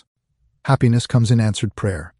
By constantly dwelling on thoughts of fear, worry, anger, hate, and failure, you will become very depressed and unhappy. Remember, your life is what your thoughts make of it. You cannot buy happiness with all the money in the world. Some millionaires are very happy, some are very unhappy. Many people with very little worldly goods are very happy, and some are very unhappy. Some married people are happy, and some very unhappy. Some single people are happy, and some very unhappy. The kingdom of happiness is in your thought and feeling. Happiness is the harvest of a quiet mind. Anchor your thoughts on peace, poise, security, and divine guidance, and your mind will be productive of happiness. There is no block to your happiness. External things are not causative. These are effects, not cause. Take your cue from the only creative principle within you. Your thought is cause, and a new cause produces a new effect. Choose happiness. The happiest man is he who brings forth the highest and the best in him. God is the highest and best in him, for the kingdom of God is within. Chapter 16, Your Subconscious Mind and Harmonious Human Relations. In studying this book, you learn that your subconscious mind is a recording machine which faithfully reproduces whatever you impress upon it. This is one of the reasons for the application of the golden rule in human relations. Matthew 7:12 says, "All things whatsoever ye would that men should do unto you, do ye even so to them." This quotation has outer and inner meanings. You are interested in its inner meaning from the standpoint of your subconscious mind, which is, as you would that men should think about you, think you about them in like manner. As you would that men should feel about you, feel you also about them in like manner. As you would want men to act toward you, act you toward them in like manner. For example, you may be polite and courteous to someone in your office, but when his back is turned, you are very critical and resentful toward him in your mind. Such negative thoughts are highly destructive to you. It is like taking poison. You are actually taking mental poisons which rob you of vitality, enthusiasm, strength, guidance, and goodwill. These negative thoughts and emotions sink down into your subconscious and cause all kinds of difficulties and maladies in your life, the master key to happy relationships with others. Judge not, that ye be not judged. For with what judgment ye judge, ye shall be judged, and with what measure ye mete, it shall be measured to you again. A study of these verses and the application of the inner truths therein represent the real key to harmonious relations. To judge is to think, to arrive at a mental verdict or conclusion in your mind. The thought you have about the other person is your thought, because you are thinking it. Your thoughts are creative, therefore you actually create in your own experience what you think and feel about the other person. It is also true that the suggestion you give to another, you give to yourself, because your mind is the creative medium. This is why it is said, "For with what judgment ye judge, ye shall be judged." When you know this law and the way your subconscious mind works, you are careful to think, feel, and act right toward the other. These verses teach you about the emancipation of man and reveal to you the solution to your individual problems. And with what measure ye mete, it shall be measured to you again. The good you do for others comes back to you in like measure. The evil you do returns to you by the law of your own mind. If a man cheats and deceives another, he is actually cheating and deceiving himself. His sense of guilt and mood of loss inevitably will attract loss to him in some way, at some time. His subconscious records his mental act and reacts according to the mental intention or motivation. Your subconscious mind is impersonal and unchanging, neither considering persons nor respecting religious affiliations or institutions of any kind. It is neither compassionate nor vindictive. The way you think, feel, and act toward others returns at last upon yourself. The daily headlines made him sick. Begin now to observe yourself. Observe your reactions to people, conditions, and circumstances. How do you respond to the events and news of the day? It makes no difference if all the other people were wrong and you alone were right. If the news disturbs you, it is your evil because your negative emotions robbed you of peace and harmony. A woman wrote to me about her husband, saying that he goes into a rage when he reads what certain newspaper columnists write. This constant reaction of anger and suppressed rage brought on bleeding ulcers, and his physician recommended an emotional reconditioning. I invited this man to see me and explained the way his mind functions, indicating how emotionally immature it was to get angry when others write articles with which he disagrees. He began to realize that he should give the newspaperman freedom to express himself, even though the latter disagreed with him politically, religiously, or in any other way. In the same manner, the newspaperman would give him freedom to write a letter disagreeing with his published statements. He learned that he could disagree without being disagreeable. He awakened to the simple truth that it is never what a person says or does that affects him. It is his reaction to what is said or done that matters. This explanation was the cure for this man, and he realized that with a little practice he could master his morning tantrums. His wife told me subsequently that he laughed at himself and also at what the columnists say. They no longer have power to disturb, annoy, or irritate him. His ulcers have disappeared due to his emotional poise and serenity. I hate women, but I like men. A private secretary was very bitter toward some of the girls in her office because they were gossiping about her and spreading vicious lies. She admitted that she did not like women, saying, "I hate women, but I like men." I discovered that she spoke to the girls who were under her in a haughty, imperious, and irritable tone of voice. There was a certain pomposity in her way of speaking, and her tone would affect some people unpleasantly. If all the people in the office or factory annoy you, isn't it possible that the vibration, annoyance, and turmoil may be due to some subconscious pattern or mental projection from you? We know that a dog will react ferociously if you hate or fear dogs. Animals pick up your subconscious vibrations and react accordingly. Many undisciplined human beings are just as sensitive as dogs, cats, and other animals.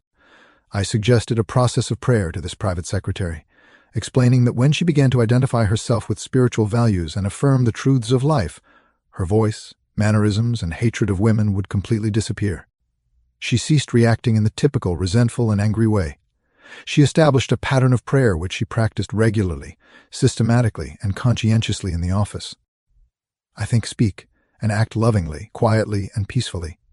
I now radiate love, peace, tolerance, and kindliness to all the girls who criticized me and gossiped about me. I anchor my thoughts on peace, harmony, and goodwill to all. Whenever I am about to react negatively, I say firmly to myself, I am going to think, speak, and act from the standpoint of the principle of harmony, health, and peace within myself. Creative intelligence leads, rules, and guides me in all my ways. The practice of this prayer transformed her life. All criticism and annoyance ceased. The girls became CO workers and friends. She discovered that there is no one to change but myself. His inner speech held back his promotion. One day, a salesman described his difficulties in working with the sales manager. He had been with the company 10 years and had received no promotion or recognition of any kind. His sales figures were higher proportionately than those of other men in his territory. He showed me that the manager did not like him, was unjust, and was rude at conferences. I explained that undoubtedly the cause was to a great degree within himself, and that his concept of the sales manager bore witness to the other's reaction. The measure we meet shall be measured to us again. His mental measure of the sales manager was that he was mean and cantankerous. He was filled with bitterness and hostility. On his way to work, he conducted a vigorous conversation with himself filled with criticism, mental arguments, recriminations, and denunciations of his sales manager. What he gave out mentally he was bound to get back. This salesman realized that his inner speech was highly destructive. He reversed it by praying frequently. I am the only thinker in my universe. I am responsible for what I think about my boss. My sales manager is not responsible for the way I think about him. I refuse to give power to any person, place, or thing to annoy or disturb me. I wish health, success, peace of mind, and happiness for my boss. I sincerely wish him well, and I know he is divinely guided in all his ways. He repeated this prayer out loud slowly, quietly, and feelingly, knowing that his mind is like a garden and that whatever he plants will come forth. He also practiced mental imagery prior to sleep, imagining his sales manager congratulating him on his fine work, zeal, enthusiasm, and wonderful response from customers. Night after night he conducted this mental movie, knowing that his subconscious mind was the receptive plate on which his conscious imagery would be impressed. Gradually, by a process of mental and spiritual osmosis, the impression was made on his subconscious mind, and the expression automatically came forth. The sales manager called him to San Francisco, congratulated him, and gave him a new assignment as division sales manager over 100 men with a big increase in salary. He changed his concept and estimate of his boss, and the latter responded accordingly. Becoming emotionally mature, what the other person says or does cannot really annoy or irritate you except you permit it to disturb you. The only way he can annoy you is through your own thought. For example, if you get angry, you have to go through 4 stages in your mind. You begin to think about what he said. You decide to get angry and generate an emotion of rage. Then you decide to act, perhaps talking back and reacting in kind. You see that the thought, emotion, reaction, and action all take place in your mind.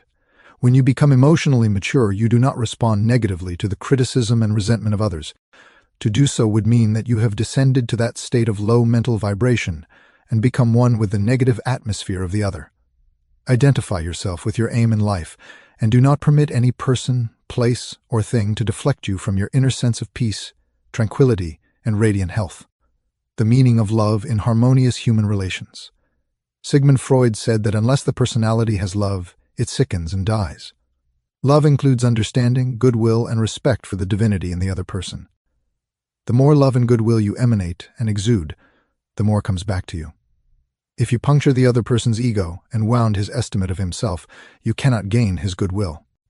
Recognize that every man wants to be loved and appreciated and made to feel important in the world.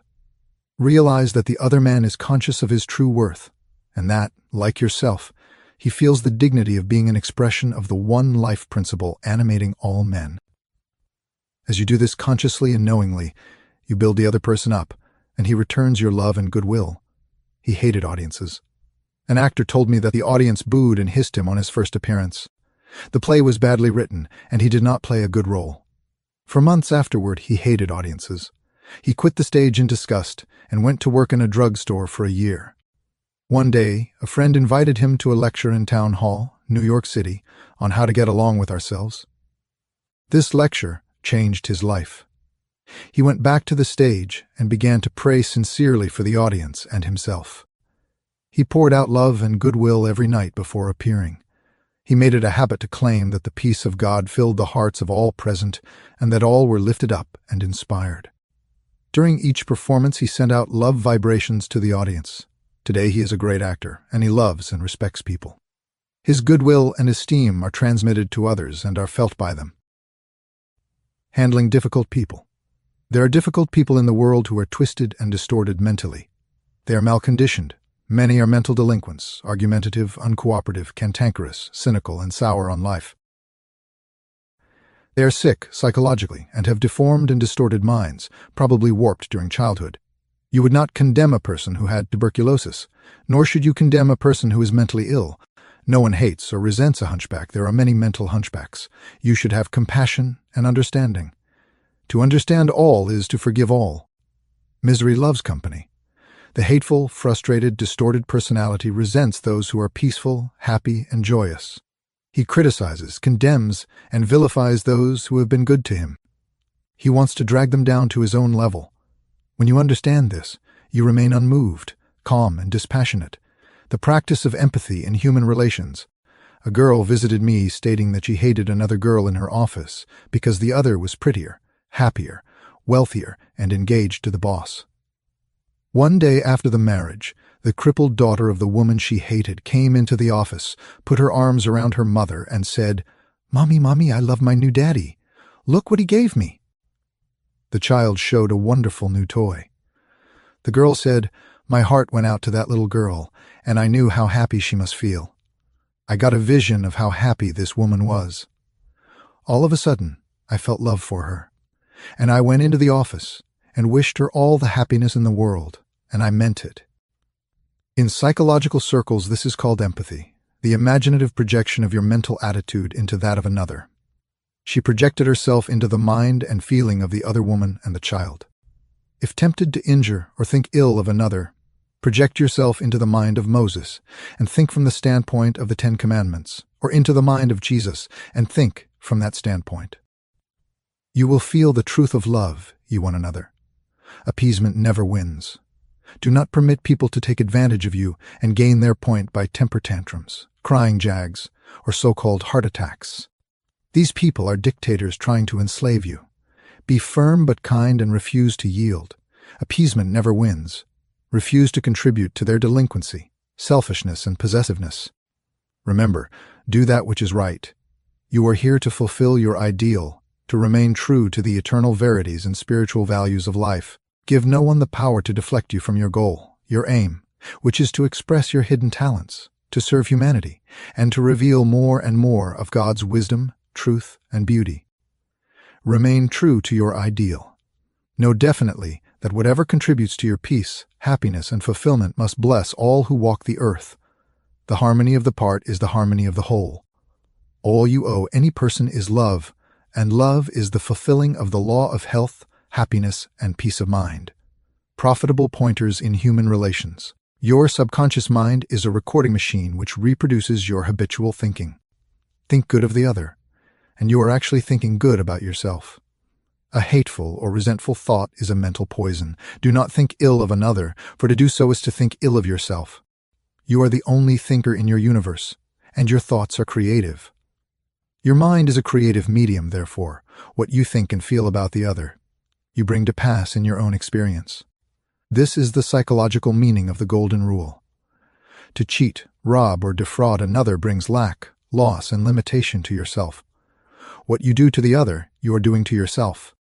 The good you do, the kindness proffered, the love and goodwill you send forth will all come back to you multiplied. You are the only thinker in your world. You are responsible for the way you think about the other. The other person is not responsible for the way you think about him. Your thoughts are reproduced. Become emotionally mature and permit others to differ from you. They have a perfect right to disagree, and you have the same freedom.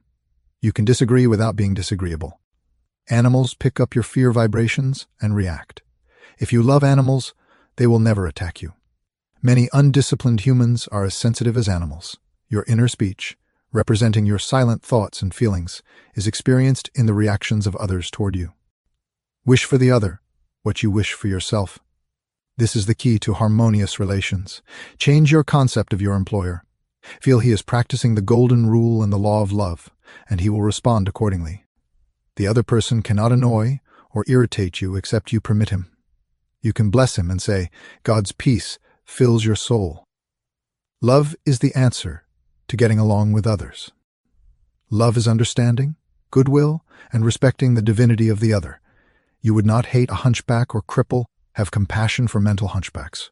To understand all is to forgive all. Rejoice in the success, promotion, and good fortune of the other. In doing so, you attract good fortune to yourself. Never yield to emotional scenes and tantrums of others. Appeasement never wins. Adhere to that which is right. What blesses you blesses all. All you owe any person in the world is love, wishing for everyone what you wish for yourself, health, happiness, and all the blessings of life. Chapter 17. How to use your subconscious mind for forgiveness. Life plays no favorites. God is life, and this life principle is flowing through you this moment. God loves to express himself as harmony, peace, beauty, joy, and abundance through you. This is called the will of God, or the tendency of life. If you set up resistance in your mind to the flow of life through you, this emotional congestion will get snarled up in your subconscious mind and cause all kinds of negative conditions. God has nothing to do with unhappy or chaotic conditions in the world. All these are brought about by man's negative and destructive thinking. Therefore, it is foolish to blame God for your trouble or sickness. Many persons habitually set up mental resistance to the flow of life by accusing and reproaching God for the sin, sickness, and suffering of mankind. Others cast the blame on God for their pains, aches, loss of loved ones, personal tragedies, and accidents. They are angry at God and believe he is responsible for their misery. As long as people entertain such negative concepts about God, they will experience the automatic negative reactions from their subconscious minds. Actually, such people do not know that they are punishing themselves. They must see the truth, find release, and give up all condemnation, resentment, and anger against anyone or any power outside themselves. Otherwise, they cannot go forward into a healthy, happy, creative activity. The minute people entertain a God of love in their minds and hearts, believing that God is their loving Father who watches over, cares for, guides, sustains, and strengthens them, this concept will be accepted by their subconscious mind, and they will find themselves blessed in countless ways. Life always forgives you. Life forgives you when you cut your finger. The subconscious intelligence sets about immediately to repair it. New cells build bridges over the cut. If you take tainted food by error, life forgives you and causes you to regurgitate it. If you burn your hand, the life principle reduces the edema and congestion and restores new skin, tissue, and cells. Life holds no grudges against you. It is always forgiving you. Life brings you back to health, vitality, harmony, and peace if you cooperate by thinking in harmony with nature.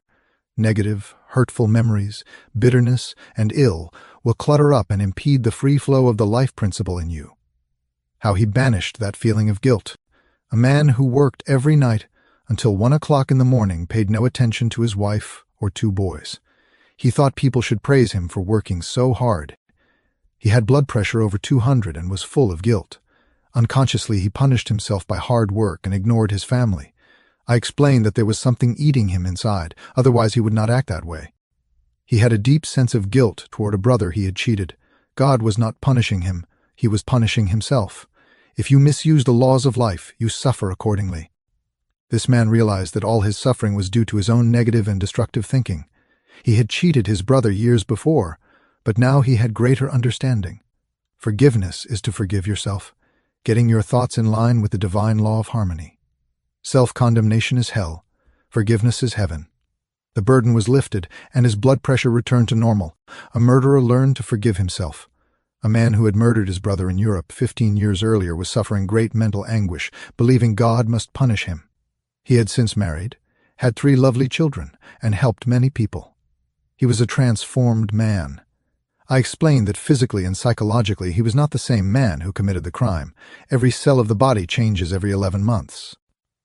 Mentally and spiritually he was a new man, full of love and goodwill. He was condemning an innocent man. This explanation had a profound effect. He realized the truth of "Come now, and let us reason together, saith the Lord. Though your sins be as scarlet, they shall be as white as snow. Though they be red like crimson, they shall be as wool." Criticism cannot hurt you without your consent. A school teacher received a critical note saying she spoke too fast, swallowed some words, and had poor diction. She was furious and full of resentment, but admitted the criticisms were just. Her childish reaction turned into realization that the letter was a blessing and a corrective. To understand, all is to be compassionate and to forgive, left at the altar. A young bride-to-be was left waiting at the church. She shed a few tears and said, "I prayed for divine guidance. This might be the answer, for he never faileth." She had faith in God and all things good. No bitterness. This is how to acquire poise and mental health. It is wrong to marry. Sex is evil, and I am evil. A young lady was taught that dancing, playing cards, swimming, and dating were sinful. Her mother threatened eternal punishment. She wore only black, no makeup, and believed all men were evil and sex diabolic. She felt deep guilt when dating. I taught her the workings of the conscious and subconscious mind. She gradually saw she had been brainwashed by an ignorant, superstitious mother. She broke away, learned to enjoy life, dressed attractively, danced, swam, dated, and prayed for a divine companion. Eventually, she married a man she met through me, and they harmonized perfectly. Forgiveness is necessary for healing. And when ye stand praying, forgive, if ye have aught against any. Forgiveness of others is essential to mental peace and radiant health. You must forgive everyone who has ever hurt you if you want perfect health and happiness. Forgive yourself by getting your thoughts in harmony with divine law and order. You cannot truly forgive yourself until you have forgiven others first. To refuse to forgive yourself is spiritual pride or ignorance. Resentment, condemnation, remorse, and hostility are behind many maladies. There is only one remedy: cut out and discard the hurts by forgiveness. Forgiveness is love in action. The essential ingredient is the willingness to forgive. To forgive does not mean you must like or associate with the person.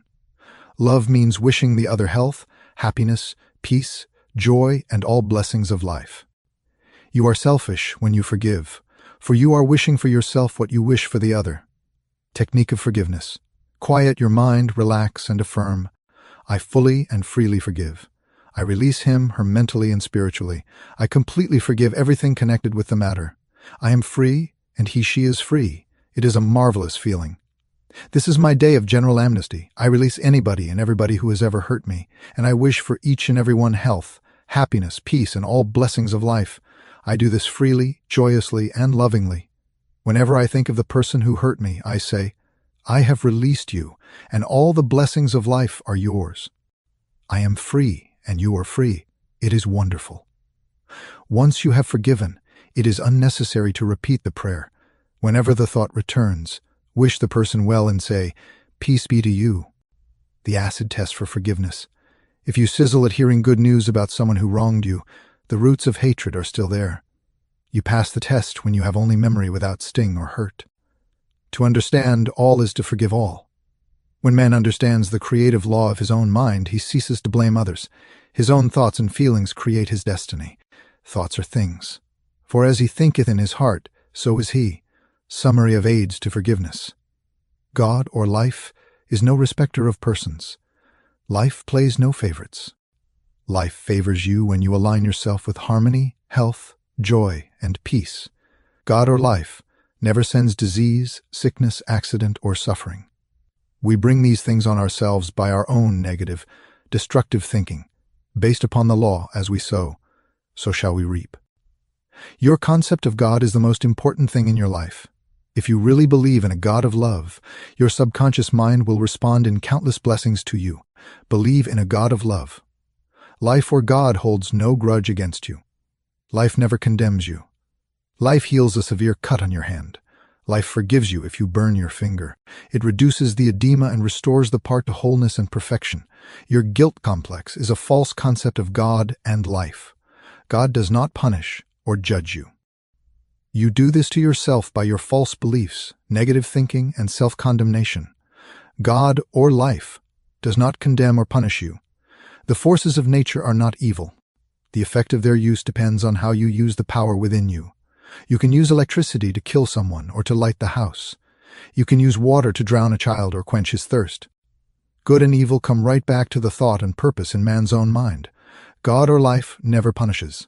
Man punishes himself by his false concepts of God, life, and the universe. His thoughts are creative, and he creates his own misery. If another criticizes you and these faults are within you, rejoice, give thanks, and appreciate the comments. This gives you the opportunity to correct the particular fault.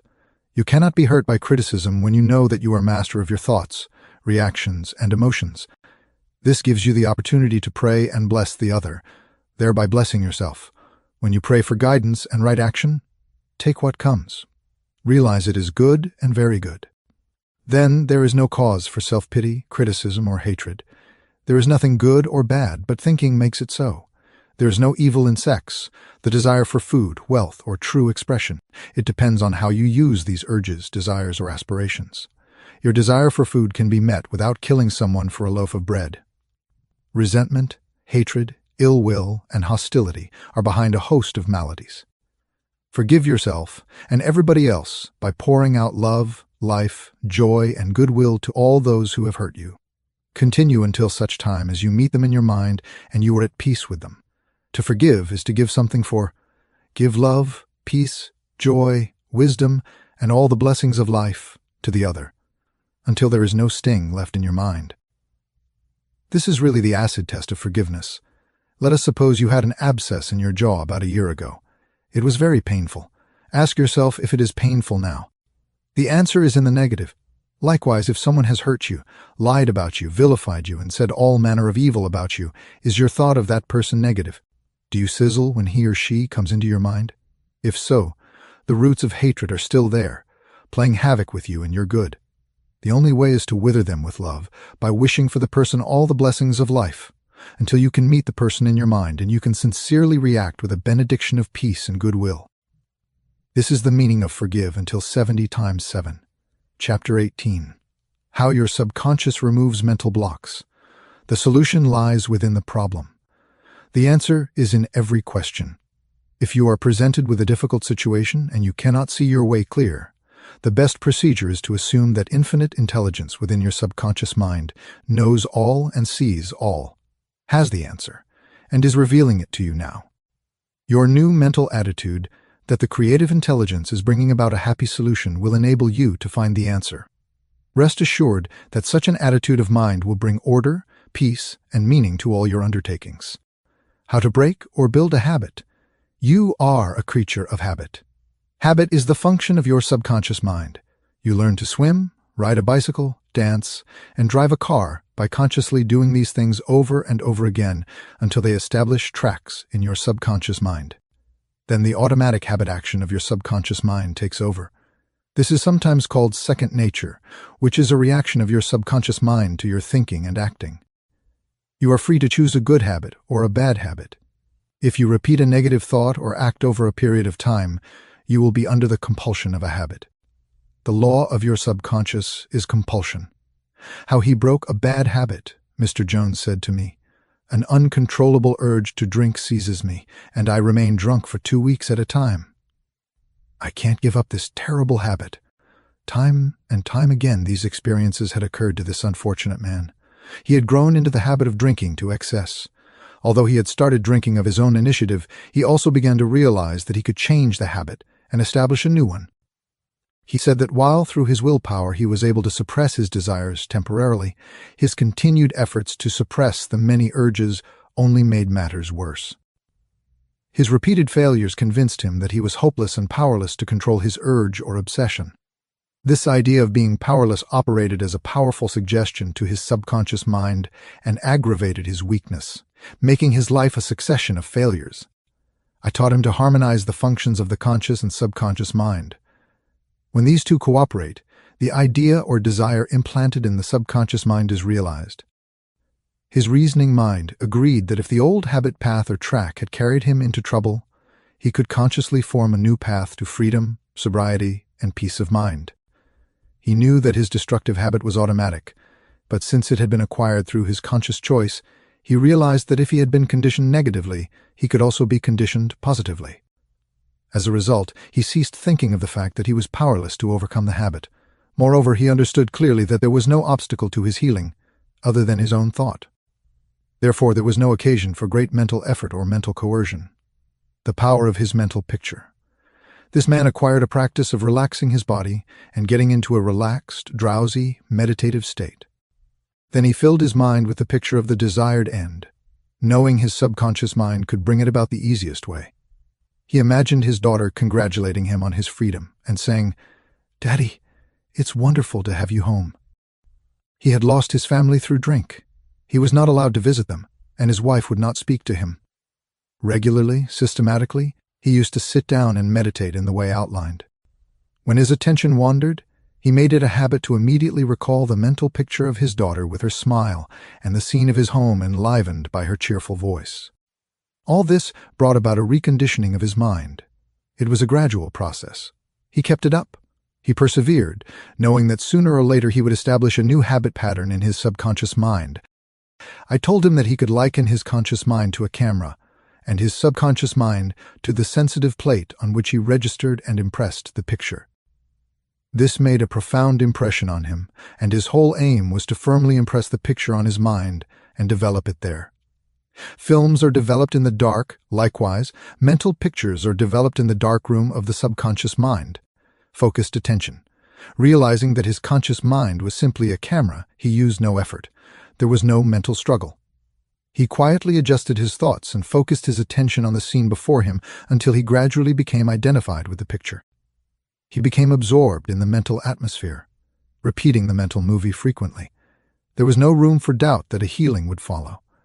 When there was any temptation to drink, he would switch his imagination from any reveries of drinking bouts to the feeling of being at home with his family. He was successful because he confidently expected to experience the picture he was developing in his mind. Today, he is president of a multi-million-dollar concern and is radiantly happy. He said a jinx was following him. Mr. Block said that he had been making an annual income of $20,000, but for the past 3 months, all doors seemed to jam tightly. He brought clients up to the point where they were about to sign on the dotted line, and then at the 11th hour the door closed. He added that perhaps a jinx was following him. In discussing the matter with Mr. Block, I discovered that 3 months previously he had become very irritated, annoyed, and resentful toward a dentist who had withdrawn from a contract at the last moment. He began to live in the unconscious fear that other clients would do the same, thereby setting up a history of frustration, hostility, and obstacles. He gradually built up in his mind a belief in obstruction and last-minute cancellations until a vicious circle had been established. What I fear most has come upon me. Mr. Block realized that the trouble was in his own mind and that it was essential to change his mental attitude. His run of so-called misfortune was broken in the following way. I realize I am one with the infinite intelligence of my subconscious mind, which knows no obstacle, difficulty, or delay. I live in the joyous expectancy of the best. My deeper mind responds to my thoughts. I know that the work of the infinite power of my subconscious cannot be hindered. Infinite intelligence always finishes successfully whatever it begins. Creative wisdom works through me, bringing all my plans and purposes to completion. Whatever I start, I bring to a successful conclusion. My aim in life is to give wonderful service, and all those whom I contact are blessed by what I have to offer. All my work comes to full fruition in divine order. He repeated this prayer every morning before going to call on his customers, and he also prayed each night prior to sleep. In a short time, he had established a new habit pattern in his subconscious mind, and he was back in his old accustomed stride as a successful salesman. "How much do you want what you want?" A young man asked Socrates how he could get wisdom. Socrates replied, "Come with me." He took the lad to a river, pushed the boy's head under the water, held it there until the boy was gasping for air, then relaxed and released his head. When the boy regained his composure, he asked, "What did you desire most when you were underwater?" "I wanted air," said the boy. Socrates said to him, "When you want wisdom as much as you wanted air when you were most in the water, you will receive it. Likewise, when you have a really intense desire to overcome any block in your life, and you come to a clear-cut decision that there is a way out, and that is the course you wish to follow, then victory and triumph are assured. If you really want peace of mind and inner calm, you will get it, regardless of how unjustly you have been treated, or how unfair the boss has been, or what a mean scoundrel someone has proved to be. All this makes no difference to you when you awaken to your mental and spiritual powers. You know what you want, and you will definitely refuse to let the thieves, thoughts of hatred, anger, hostility, and ill will, rob you of peace, harmony, health, and happiness. You cease to become upset by people, conditions, news, and events by identifying your thoughts immediately with your aim in life. Your aim is peace, health, inspiration, harmony, and abundance. Feel a river of peace flowing through you now. Your thought is the immaterial and invisible power, and you choose to let it bless, inspire, and give you peace. Why he could not be healed. This is a case history of a married man with 4 children who was supporting and secretly living with another woman during his business trips. He was ill, nervous, irritable, and cantankerous, and he could not sleep without drugs. The doctor's medicine failed to bring down his high blood pressure of over 200. He had pains in numerous organs of his body, which doctors could not diagnose or relieve. To make matters worse, he was drinking heavily. The cause of all this was a deep, unconscious sense of guilt. He had violated his marriage vows, and this troubled him. The religious creed he had been brought up on was deeply lodged in his subconscious mind, and he drank excessively to heal the wound of guilt. Some invalids take morphine and codeine for severe pains. He was taking alcohol for the pain or wound in his mind. It was the old story of adding fuel to the fire. The explanation and the cure. He listened to the explanation of how his mind worked. He faced his problem, looked at it, and gave up his dual role. He knew that his drinking was an unconscious attempt to escape. The hidden cause lodged in his subconscious mind had to be eradicated. Then the healing would follow.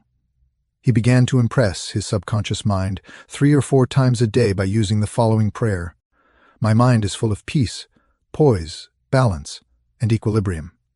The infinite lies stretched in smiling repose within me. I am not afraid of anything in the past, the present, or the future. The infinite intelligence of my subconscious mind leads, guides, and directs me in all ways. I now meet every situation with faith, poise, calmness, and confidence. I am now completely free from the habit. My mind is full of inner peace, freedom, and joy. I forgive myself. Then I am forgiven. Peace, sobriety, and confidence reign supreme in my mind.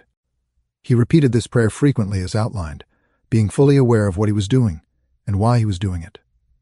Knowing what he was doing gave him the necessary faith and confidence. I explained to him that as he spoke these statements out loud, slowly, lovingly, and meaningfully, they would gradually sink down into his subconscious mind.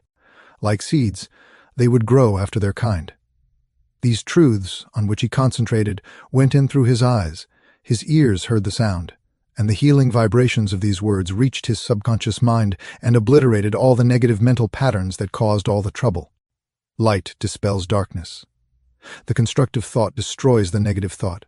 He became a transformed man within a month, refusing to admit it. If you are an alcoholic or drug addict, admit it. Do not dodge the issue. Many people remain alcoholics because they refuse to admit it. Your disease is instability and inner fear. You are refusing to face life, and so you try to escape your responsibilities through the bottle.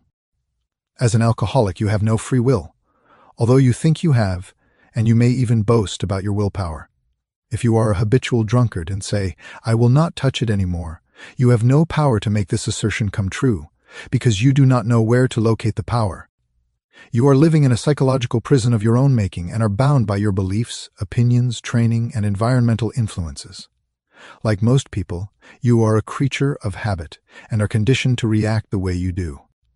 Building the idea of freedom. You can build the idea of freedom and peace of mind into your mentality so that it reaches your subconscious depths. The latter, being all-powerful, will free you from all desire for alcohol.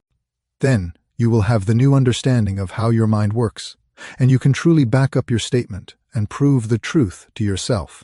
51% healed. If you have a keen desire to free yourself from any destructive habit, you are 51% healed already. When you have a greater desire to give up the bad habit than to continue it, you will not experience too much difficulty in gaining complete freedom.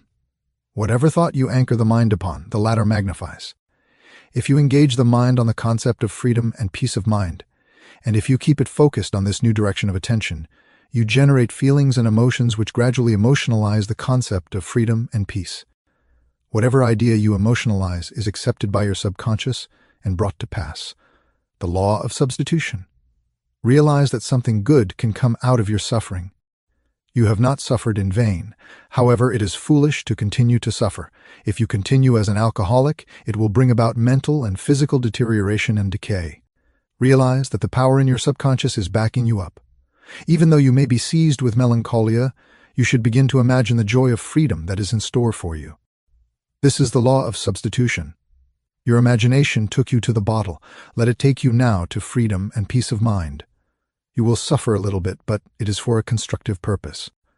You will bear it like a mother in the pangs of childbirth, and you will, likewise, bring forth a child of the mind. Your subconscious will give birth to sobriety.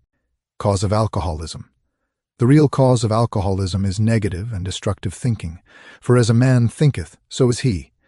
The alcoholic has a deep sense of inferiority, inadequacy, defeat, and frustration, usually accompanied by a deep inner hostility. He has countless alibis as to his reason for drinking, but the sole reason is in his thought life. 3 magic steps. The first step, get still, quiet the wheels of the mind. Enter into a sleepy, drowsy state. In this relaxed, peaceful, receptive state you are preparing for the second step. The second step, take a brief phrase which can readily be graven on the memory and repeat it over and over as a lullaby. Use the phrase, "Sobriety and peace of mind are mine now, and I give thanks." To prevent the mind from wandering, repeat it aloud or sketch its pronunciation with the lips and tongue as you say it mentally. This helps it to sink into the subconscious mind. Do this for 5 minutes or more. You will find a deep emotional response. The third step, just before going to sleep, practice what Johann Wolfgang von Goethe used to do. Imagine a friend or loved one in front of you. Your eyes are closed, you are relaxed and at peace. The loved one or friend is subjectively present and is saying to you, "Congratulations." You see the person, you hear the voice, you mentally touch the hand. It is all real and vivid. The word congratulations implies complete freedom. Hear it over and over again until you get the subconscious reaction that satisfies. Keep on keeping on. When fear knocks at the door of your mind, or when worry, anxiety, and doubt cross your mind, behold your vision, your goal. Think of the infinite power within your subconscious mind, which you can generate by your thinking and imagining. This will give you confidence, power, and courage. Keep on, persevere, until the day breaks and the shadows flee away. Review your thought power. The solution lies within the problem. The answer is in every question. Infinite intelligence responds to you as you call upon it with faith and confidence. Habit is the function of your subconscious mind. There is no greater evidence of the marvelous power of your subconscious than the force and sway habit holds in your life. You are a creature of habit. You form habit patterns in your subconscious mind by repeating a thought or act over and over again until it establishes tracks in the subconscious mind and becomes automatic. You have freedom to choose. You can choose a good habit or a bad habit. Prayer is a good habit. Whatever mental picture, backed by faith, you behold in your conscious mind, your subconscious mind will bring to pass. The only obstacle to your success and achievement is your own thought or mental image. When your attention wanders, bring it back to the contemplation of your good or goal. Make a habit of this. This is called disciplining the mind. Your conscious mind is the camera, and your subconscious mind is the sensitive plate on which you register or impress the picture. The only jinx that follows anyone is a fear thought repeated over and over in the mind. Break the jinx by knowing that whatever you start you will bring to a conclusion in divine order. Picture the happy ending and sustain it with confidence. To form a new habit, you must be convinced that it is desirable. When your desire to give up the bad habit is greater than your desire to continue, you are 51% healed already. The statements of others cannot hurt you except through your own thoughts and mental participation. Identify yourself with your aim, which is peace, harmony, and joy. You are the only thinker in your universe. Excessive drinking is an unconscious desire to escape. The cause of alcoholism is negative and destructive thinking. The cure is to think of freedom, sobriety, and perfection, and to feel the thrill of accomplishment. Many people remain alcoholics because they refuse to admit their condition. The law of your subconscious mind, which held you in bondage and inhibited your freedom of action, will give you freedom and happiness. It depends on how you use it. Your imagination took you to the bottle. Let it take you to freedom by imagining you are free. The real cause of alcoholism is negative and destructive thinking. For as a man thinketh in his heart, so is he. When fear knocks at the door of your mind, let faith in God and all things good open the door. Chapter 19. How to use your subconscious mind to remove fear. One of our students told me that he was invited to speak at a banquet. He said he was panic-stricken at the thought of speaking before 1,000 people. He overcame this fear this way.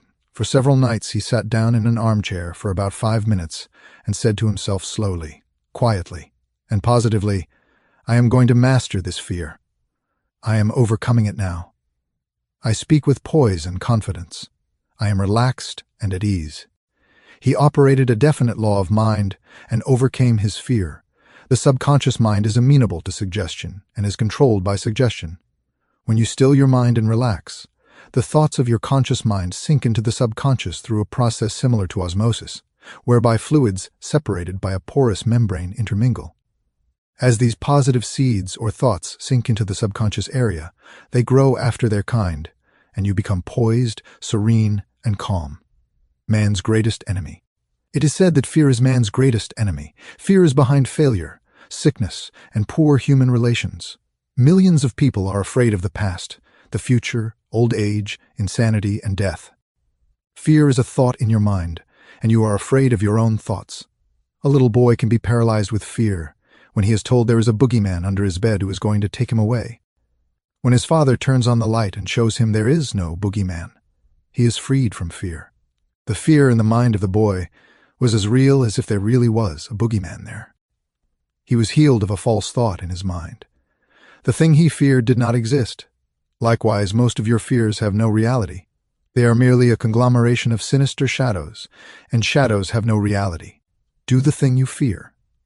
Ralph Waldo Emerson, philosopher and poet, said, "Do the thing you are afraid to do, and the death of fear is certain." There was a time when the writer of this chapter was filled with unutterable fear when standing before an audience. The way I overcame it was to stand before the audience, do the thing I was afraid to do, and the death of fear was certain. When you affirm positively that you are going to master your fears and you come to a definite decision in your conscious mind, you release the power of the subconscious, which flows in response to the nature of your thought. Vanishing stage fright. A young lady was invited to an audition. She had been looking forward to the interview, however. On 3 previous occasions she had failed miserably due to stage fright. She possessed a very good voice, but she was certain that when the time came for her to sing, she would be seized with stage fright. The subconscious mind takes your fears as a request, proceeds to manifest them, and brings them into your experience. On 3 previous auditions, she sang wrong notes and finally broke down and cried. The cause was involuntary autosuggestion, a silent fear thought emotionalized and subjectified. She overcame it by the following technique. 3 times a day, she isolated herself in a room, sat down comfortably in an armchair, relaxed her body, and closed her eyes. She stilled her mind and body to the best of her ability. Physical inertia favors mental passivity and renders the mind more receptive to suggestion. She counteracted the fear's suggestion by its converse, saying to herself, "I sing beautifully. I am poised, serene, confident, and calm." She repeated the words slowly, quietly, and with feeling from 5 to 10 times at each sitting. She had 3 such sittings every day and 1 immediately prior to sleep at night. At the end of a week, she was completely poised and confident and gave a definitely outstanding audition. Carry out the above procedure, and the death of fear is certain. Fear of failure.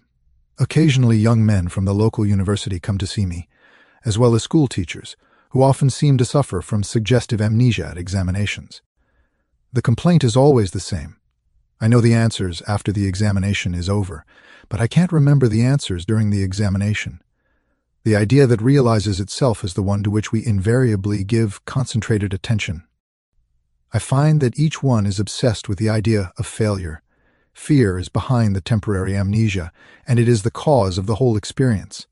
One young medical student was the most brilliant in his class, yet he found himself failing to answer simple questions at the time of written or oral examinations. I explained to him that the reason was that he had been worrying and was fearful for several days prior to the examination. These negative thoughts became charged with fear.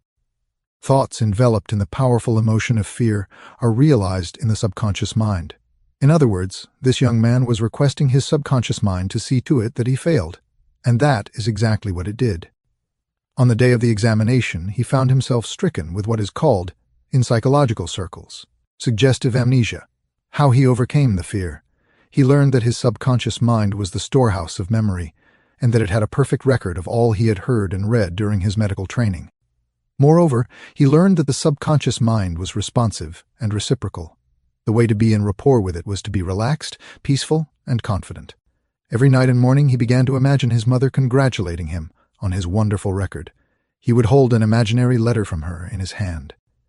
As he began to contemplate the happy result, he called forth a corresponding or reciprocal response or reaction in himself. The all-wise and omnipotent power of the subconscious took over, dictated, and directed his conscious mind accordingly. He imagined the end, thereby willing the means to the realization of the end. Following this procedure, he had no trouble passing subsequent examinations. In other words, the subjective wisdom took over, compelling him to give an excellent account of himself.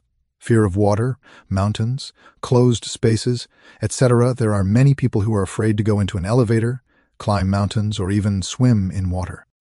It may well be that the individual had unpleasant experiences in the water in his youth, such as having been forcibly thrown into the water without being able to swim.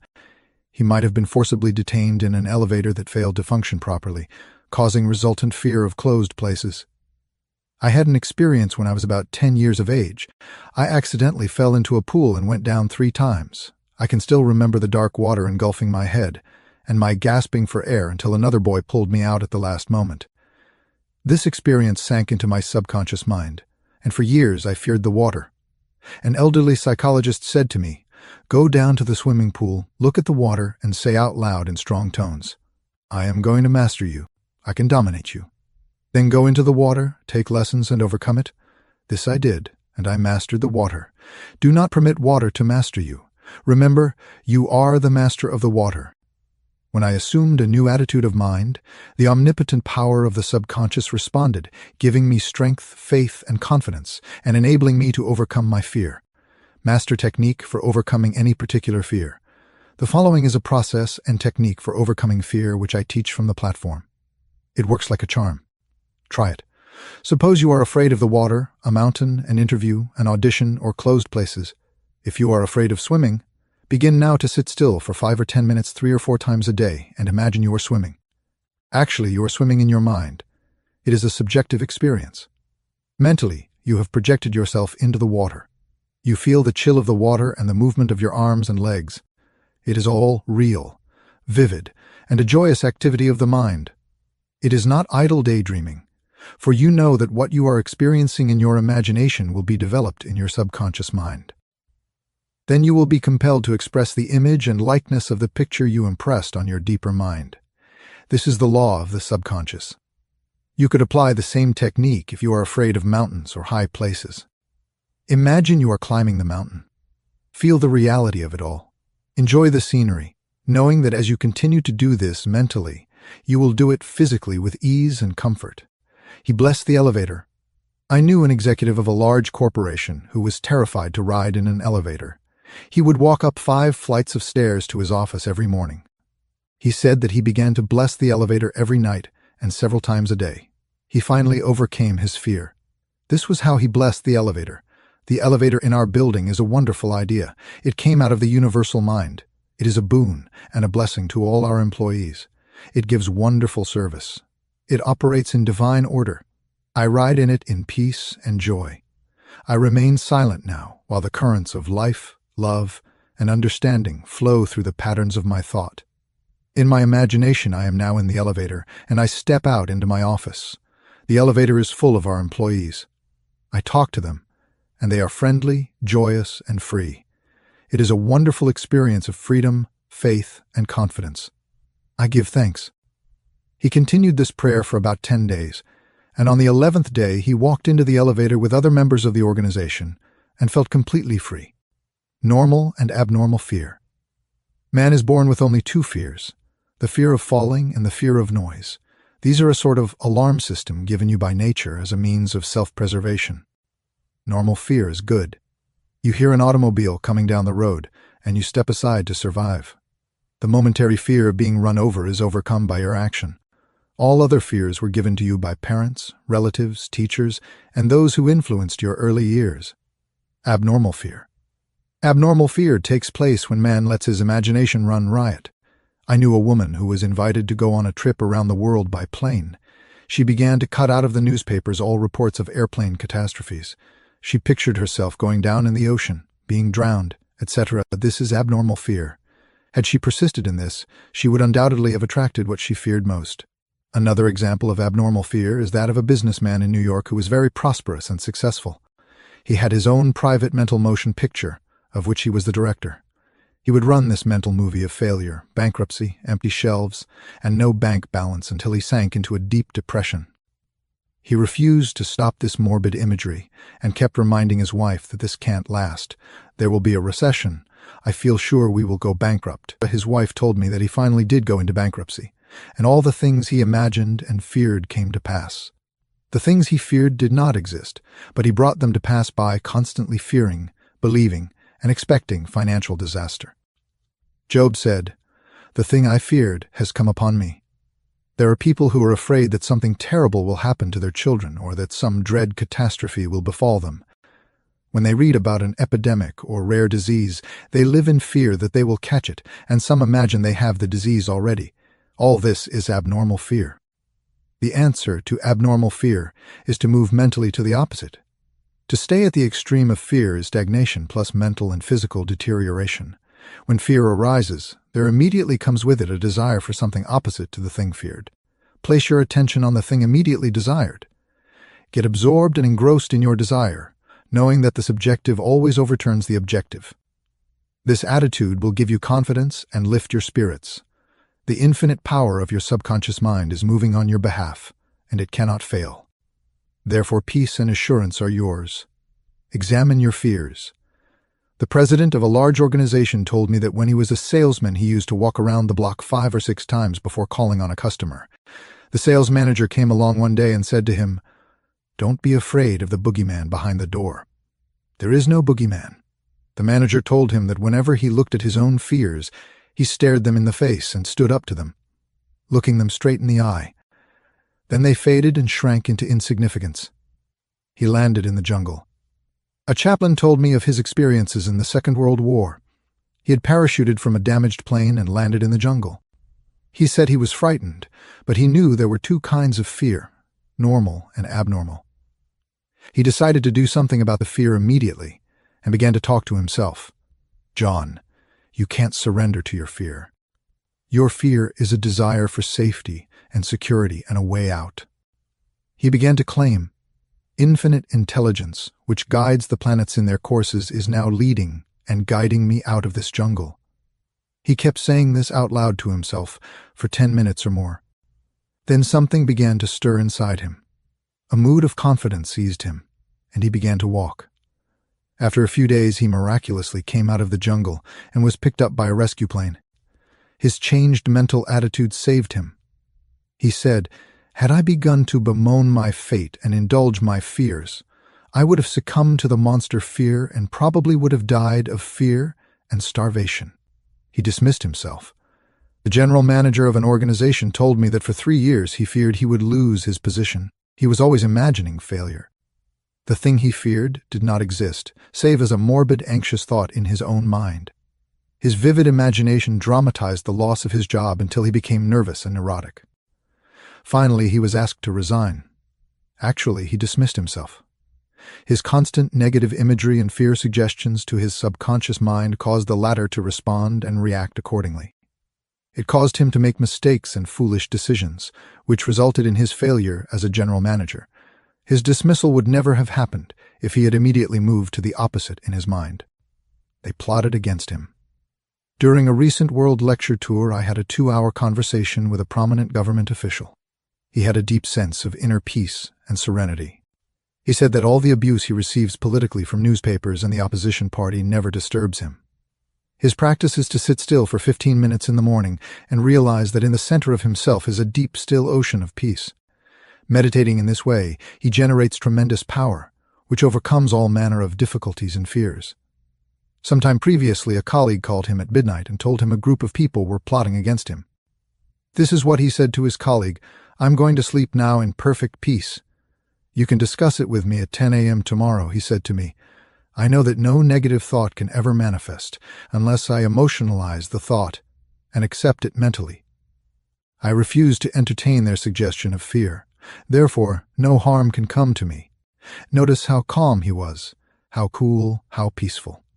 He did not start getting excited, tearing his hair, or wringing his hands. At his center he found the still water and inner peace, and there was a great calm. Deliver yourself from all your fears. Use this perfect formula for casting out fear. I sought the Lord, and he heard me, and delivered me from all my fears. The Lord is an ancient word meaning law, the power of your subconscious mind. Learn the wonders of your subconscious mind and how it works and functions. Master the techniques given to you in this chapter. Put them into practice now today. Your subconscious will respond, and you will be free of all fears. I sought the Lord, and he heard me, and delivered me from all my fears. Step this way to freedom from fear. Do the thing you are afraid to do, and the death of fear is certain. Say to yourself and mean it, "I am going to master this fear," and you will. Fear is a negative thought in your mind. Supplant it with a constructive thought. Fear has killed millions. Confidence is greater than fear. Nothing is more powerful than faith in God and the good. Fear is man's greatest enemy. It is behind failure, sickness, and bad human relations. Love casts out fear. Love is an emotional attachment to the good things of life. Fall in love with honesty, integrity, justice, goodwill, and success. Live in the joyous expectancy of the best, and invariably the best will come to you. Counteract the fear suggestions with the opposite, such as "I sing beautifully," "I am poised, serene, and calm." It will pay fabulous dividends. Fear is behind amnesia at oral and written examination time. You can overcome this by affirming frequently, "I have a perfect memory for everything I need to know," or imagine a friend congratulating you on your brilliant success in the examination. Persevere, and you will win. If you are afraid to cross water, swim. In your imagination, swim freely, joyously. Project yourself into the water mentally. Feel the chill and thrill of swimming across the pool. Make it vivid. As you do this subjectively, you will be compelled to go into the water and conquer it. This is the law of your mind. If you are afraid of closed places such as elevators or lecture halls, mentally ride in an elevator, blessing all its parts and functions. You will be amazed how quickly the fear will be dissipated. You were born with only two fears, the fear of falling and the fear of noise. All your other fears were acquired. Get rid of them. Normal fear is good. Abnormal fear is very bad and destructive. To constantly indulge in fear thoughts results in abnormal fear, obsessions, and complexes. To fear something persistently causes a sense of panic and terror. You can overcome abnormal fear when you know the power of your subconscious mind can change conditions and bring to pass the cherished desires of your heart. Give your immediate attention and devotion to your desire, which is the opposite of your fear. This is the love that casts out fear. If you are afraid of failure, give attention to success. If you are afraid of sickness, dwell on your perfect health. If you are afraid of an accident, dwell on the guidance and protection of God. If you are afraid of death, dwell on eternal life. God is life, and that is your life now. The great law of substitution is the answer to fear. Whatever you fear has its solution in the form of your desire. If you are sick, you desire health. If you are in the prison of fear, you desire freedom. Expect the good. Mentally concentrate on the good, and know that your subconscious mind answers you always. It never fails. The things you fear do not really exist, except as thoughts in your mind. Thoughts are creative. This is why Job said, "The thing I feared has come upon me." Think good, and good follows. Look at your fears. Hold them up to the light of reason. Learn to laugh at your fears. That is the best medicine. Nothing can disturb you but your own thought. The suggestions, statements, or threats of other persons have no power. The power is within you, and when your thoughts are focused on that which is good, then God's power is with your thoughts of good. There is only one creative power, and it moves as harmony. There are no divisions or quarrels in it. Its source is love. This is why God's power is with your thoughts of good. Chapter 20. How to stay young in spirit forever. Your subconscious mind never grows old. It is timeless, ageless, and endless. It is part of the universal mind of God, which was never born and will never die. Fatigue or old age cannot be predicated on any spiritual quality or power. Patience, kindness, veracity, humility, goodwill, peace, harmony, and brotherly love are attributes and qualities that never grow old. If you continue to generate these qualities here on this plane of life, you will always remain young in spirit. I remember reading an article in a magazine some years ago which stated that a group of eminent medical men at the DeCourcy Clinic in Cincinnati, Ohio, reported that years alone are not responsible for bringing about degenerative disorders. These same physicians stated that it is the fear of time, not time itself, that has a harmful aging effect on our minds and bodies, and that the neurotic fear of the effects of time may well be the cause of premature aging. During the many years of my public life, I have had occasion to study the biographies of the famous men and women who have continued their productive activities into the years well beyond the normal span of life. Some of them achieved their greatness in old age. At the same time, it has been my privilege to meet and know countless individuals of no prominence who, in their lesser sphere, belong to those hardy mortals who have proved that old age of itself does not destroy the creative powers of the mind and body. He had grown old in his thought life. A few years ago, I called on an old friend in London, England. He was over 80 years of age, very ill, and obviously yielding to his advancing years. Our conversation revealed his physical weakness, his sense of frustration, and a general deterioration almost approaching lifelessness. His cry was that he was useless, and that no one wanted him. With an expression of hopelessness, he betrayed his false philosophy. We are born, grow up, become old, good for nothing, and that's the end. This mental attitude of futility and worthlessness was the chief reason for his sickness. He was looking forward only to senescence, and after that, nothing. Indeed, he had grown old in his thought life, and his subconscious mind brought about all the evidence of his habitual thinking. Age is the dawn of wisdom. Unfortunately, many people have the same attitude as this unhappy man. They are afraid of what they term old age, the end, and extinction, which really means that they are afraid of life. Yet life is endless. Age is not the flight of years, but the dawn of wisdom. Wisdom is an awareness of the tremendous spiritual powers in your subconscious mind and the knowledge of how to apply these powers to lead a full and happy life.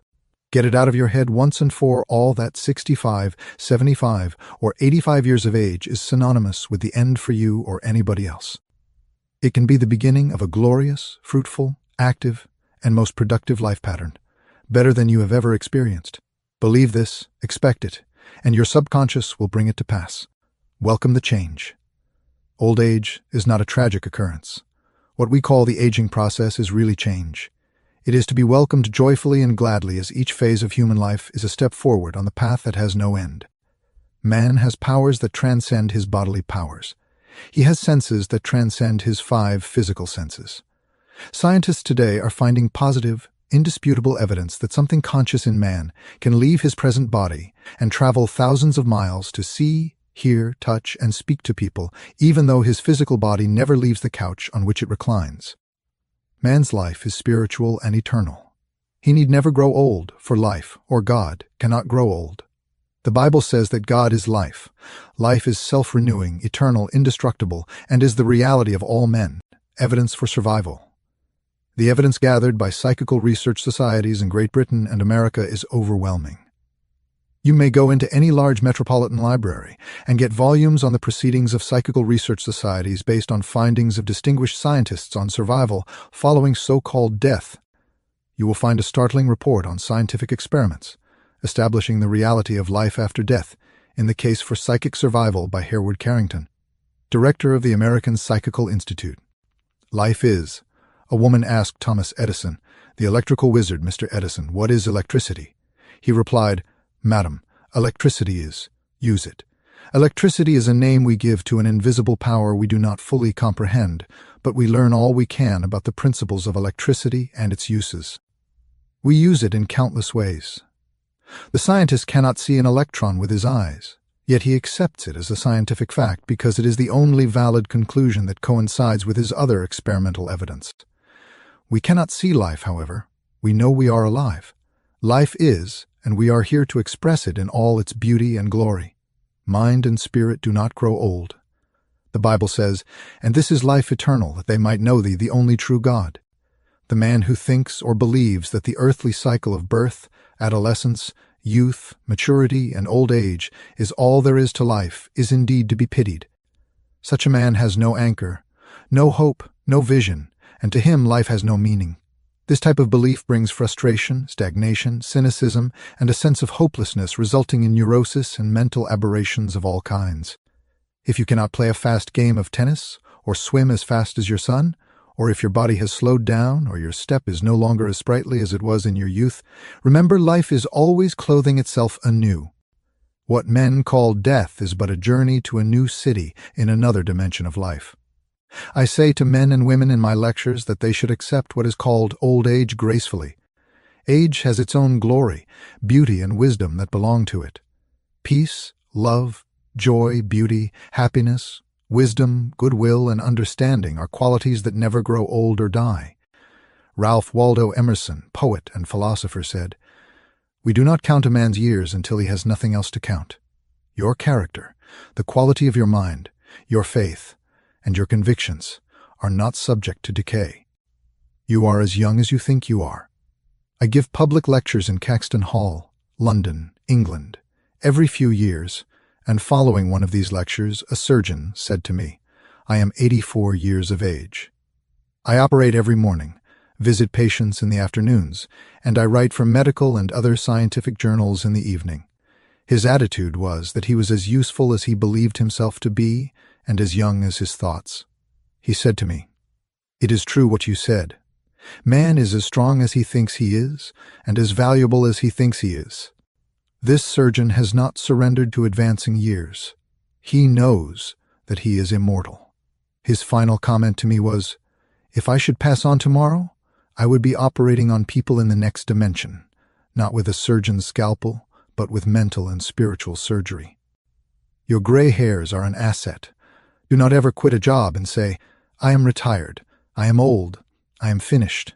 That would be stagnation, death, and you would be finished.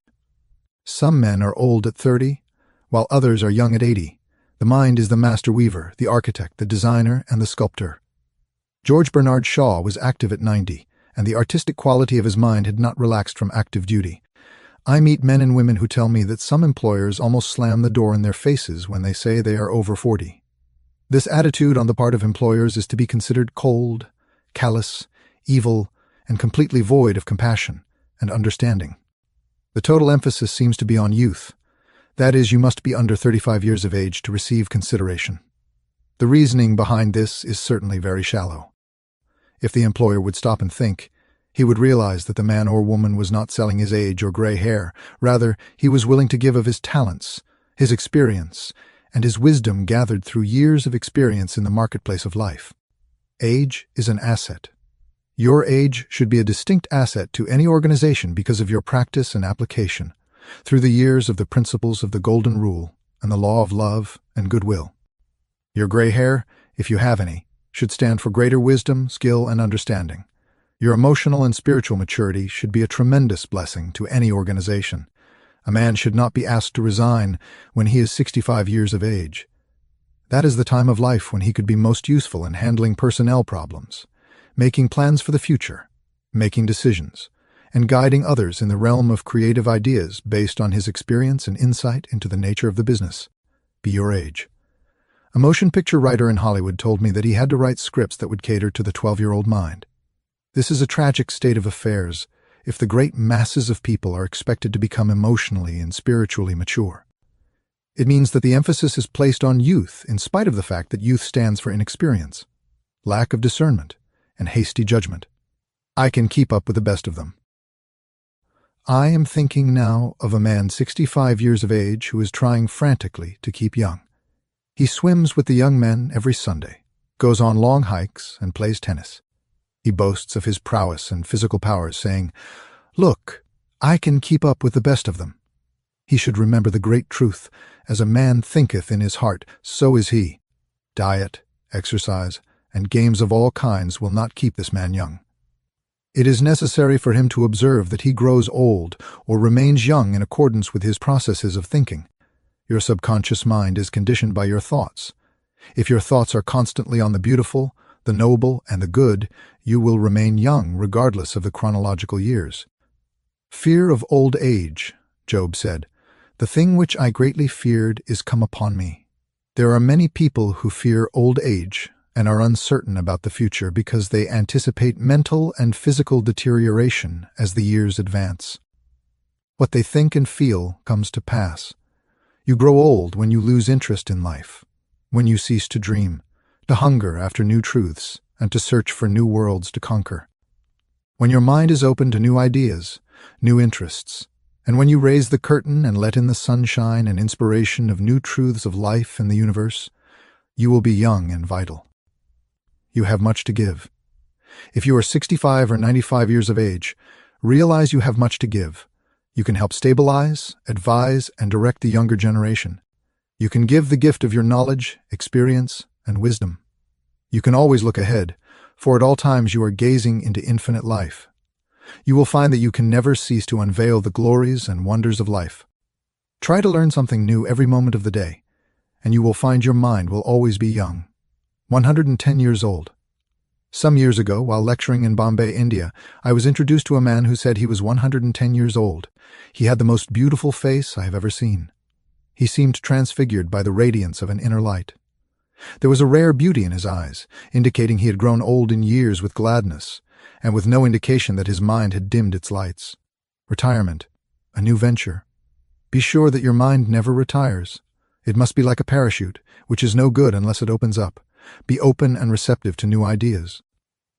I have seen men of 65 and 70 retire. They seemed to rot away, and in a few months passed on. They obviously felt that life was at an end. Retirement can be a new venture, a new challenge, a new path, the beginning of the fulfillment of a long dream. It is inexpressibly depressing to hear a man say, "What shall I do now that I am retired?" He is saying, in effect, "I am mentally and physically dead. My mind is bankrupt of ideas." All this is a false picture. The real truth is that you can accomplish more at 90 than you did at 60, because each day you are growing in wisdom and understanding of life and the universe through your new studies and interests. He graduated to a better job. An executive who lives near me was forced to retire a few months ago because he had reached the age of 65. He said to me, "I look upon my retirement as a promotion from kindergarten to the first grade." He philosophized in this manner. When he left high school, he went up the ladder by going to college. He realized this was a step forward in his education and understanding of life in general. Likewise, he added, now he could do the things he had always wanted to do, and therefore his retirement was still another step forward on the ladder of life and wisdom. He came to the wise conclusion that he was no longer going to concentrate on making a living. Now he was going to give all his attention to living life. He took up photography as a hobby, became an amateur photographer, and took additional courses on the subject. He took a trip around the world and took movies of famous places. He now lectures before various groups, lodges, and clubs, and is in popular demand. There are countless ways of taking an interest in something worthwhile outside yourself. Become enthusiastic over new creative ideas, make spiritual progress, and continue to learn and grow. In this manner you remain young in heart because you are hungering and thirsting after new truths, and your body will reflect your thinking at all times. You must be a producer and not a prisoner of society. The newspapers are taking cognizance of the fact that the voting population of the elderly in California elections is increasing by leaps and bounds. This means that their voices will be heard in the legislature of the state and also in the halls of Congress. I believe there will be enacted a federal law prohibiting employers from discriminating against men and women because of age. A man of 65 may be younger mentally, physically, and physiologically than many men at 30. It is stupid and ridiculous to tell a man he cannot be hired because he is over 40. It is like saying to him that he is ready for the scrap heap or the junk pile. What is a man of 40 or over to do? Must he bury his talents and hide his light under a bushel? Men who are deprived and prevented from working because of age must be sustained by government treasuries at county, state, and federal levels. The many organizations who refuse to hire them and benefit from their wisdom and experience will be taxed to support them. This is a form of financial suicide. Man is here to enjoy the fruit of his labor, and he is here to be a producer and not a prisoner of society that compels him to idleness. Man's body slows down gradually as he advances through the years, but his conscious mind can be made much more active, alert, alive, and quickened by the inspiration from his subconscious mind. His mind, in reality, never grows old. Job said, "Oh, that I were as in months past, as in the days when God preserved me, when his candle shined upon my head, and when by his light I walked through darkness, as I was in the days of my youth, when the secret of God was upon my tabernacle." Secret of youth. To recapture the days of your youth, feel the miraculous, healing, self-renewing power of your subconscious mind moving through your whole being. Know and feel that you are inspired, lifted up, rejuvenated, revitalized, and recharged spiritually. You can bubble over with enthusiasm and joy, as in the days of your youth, for the simple reason that you can always mentally and emotionally recapture the joyous state. The candle that shines upon your head is divine intelligence and reveals to you everything you need to know. It enables you to affirm the presence of your good, regardless of appearances.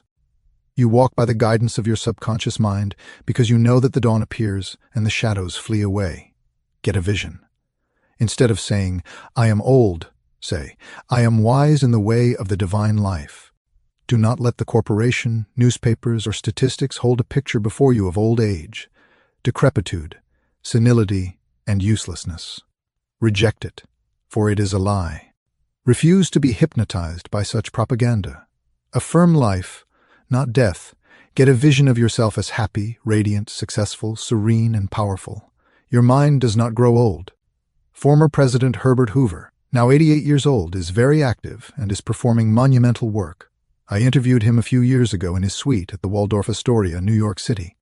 I found him healthy, happy, vigorous, and full of life and enthusiasm. He was keeping several secretaries busy handling his correspondence and was himself writing books of a political and historical nature. Like all great men, I found him affable, genial, amiable, loving, and most understanding. His mental acumen and sagacity gave me the thrill of a lifetime. He is a deeply religious man and is full of faith in God and in the triumph of the eternal truths of life. He was subjected to a barrage of criticism and condemnation in the years of the Great Depression, but he weathered the storm and did not grow old in hatred, resentment, ill will, and bitterness. On the contrary, he went into the silence of his soul, communing with the divine presence within him, and found the peace that is the power at the heart of God. His mind active at 99. My father learned the French language at 65 years of age and became an authority on it at 70. He made a study of Gaelic when he was over 60 and became an acknowledged and famous teacher of the subject. He assisted my sister in a school of higher learning and continued to do so until he passed away at 99. His mind was as clear at 99 as it was at 20. Moreover, his handwriting and his reasoning powers had improved with age. Truly you are as old as you think and feel. We need our senior citizens. Marcus Porcius Cato, the Roman patriot, learned Greek at 80. Madame Ernestine Schumann-Heink, the great German-American contralto, reached the pinnacle of her musical success after she became a grandmother. It is wonderful to behold the accomplishments of our senior citizens. General Douglas MacArthur, Harry S. Truman, General Dwight David Eisenhower, and American financier Bernard Baruch are all interesting, active, and contributing their talents and wisdom to the world. The Greek philosopher Socrates learned to play musical instruments when he was 80 years old. Michelangelo was painting his greatest canvases at 80. At 80, Simonides won the prize for poetry. Johann von Goethe finished Faust, and Leopold von Ranke commenced his History of the World, which he finished at 92. Alfred Tennyson wrote a magnificent poem, Crossing the Bar, at 83. Isaac Newton was hard at work close to 85. At 88, John Wesley was directing, preaching, and guiding Methodism. We have several men of 95 years who come to my lectures, and they tell me they are in better health now than they were at 20. Let us place our senior citizens in high places and give them every opportunity to bring forth the flowers of paradise. If you are retired, get interested in the laws of life and the wonders of your subconscious mind. Do something you have always wanted to do. Study new subjects and investigate new ideas. Pray as follows: As the hart panteth after the water brooks, so panteth my soul after thee, O God, the fruits of old age. His flesh shall be fresher than a child's. He shall return to the days of his youth. Old age really means the contemplation of the truths of God from the highest standpoint. Realize that you are on an endless journey, a series of important steps in the ceaseless, tireless, endless ocean of life. Then, with the psalmist, you will say, "They shall still bring forth fruit in old age. They shall be fat and flourishing." But the fruit of the Spirit is love, joy, peace, long-suffering, gentleness, goodness, faith, meekness, temperance. Against such there is no law. You are a son of infinite life, which knows no end. You are a child of eternity. You are wonderful, profitable pointers. Patience, kindness, love, goodwill, joy, happiness, wisdom, and understanding are qualities that never grow old. Cultivate them and express them, and remain young in mind and body. Some research physicians say that the neurotic fear of the effects of time may well be the cause of premature aging. Age is not the flight of years. It is the dawn of wisdom in the mind of man. The most productive years of your life can be from 65 to 95. Welcome the advancing years. It means you are moving higher on the path of life which has no end. God is life, and that is your life now. Life is self-renewing, eternal, and indestructible, and is the reality of all men. You live forever because your life is God's life. Evidence of survival after death is overwhelming. The proceedings of psychical research societies of Great Britain and America, based on the scientific research of outstanding scientists for over 75 years, are available in your library. You cannot see your mind, but you know you have a mind. You cannot see spirit, but you know that the spirit of the game, the spirit of the artist, the spirit of the musician, and the spirit of the speaker is real. Likewise, the spirit of goodness, truth, and beauty moving in your mind and heart is real. You cannot see life, but you know you are alive. Old age may be called the contemplation of the truths of God from the highest standpoint.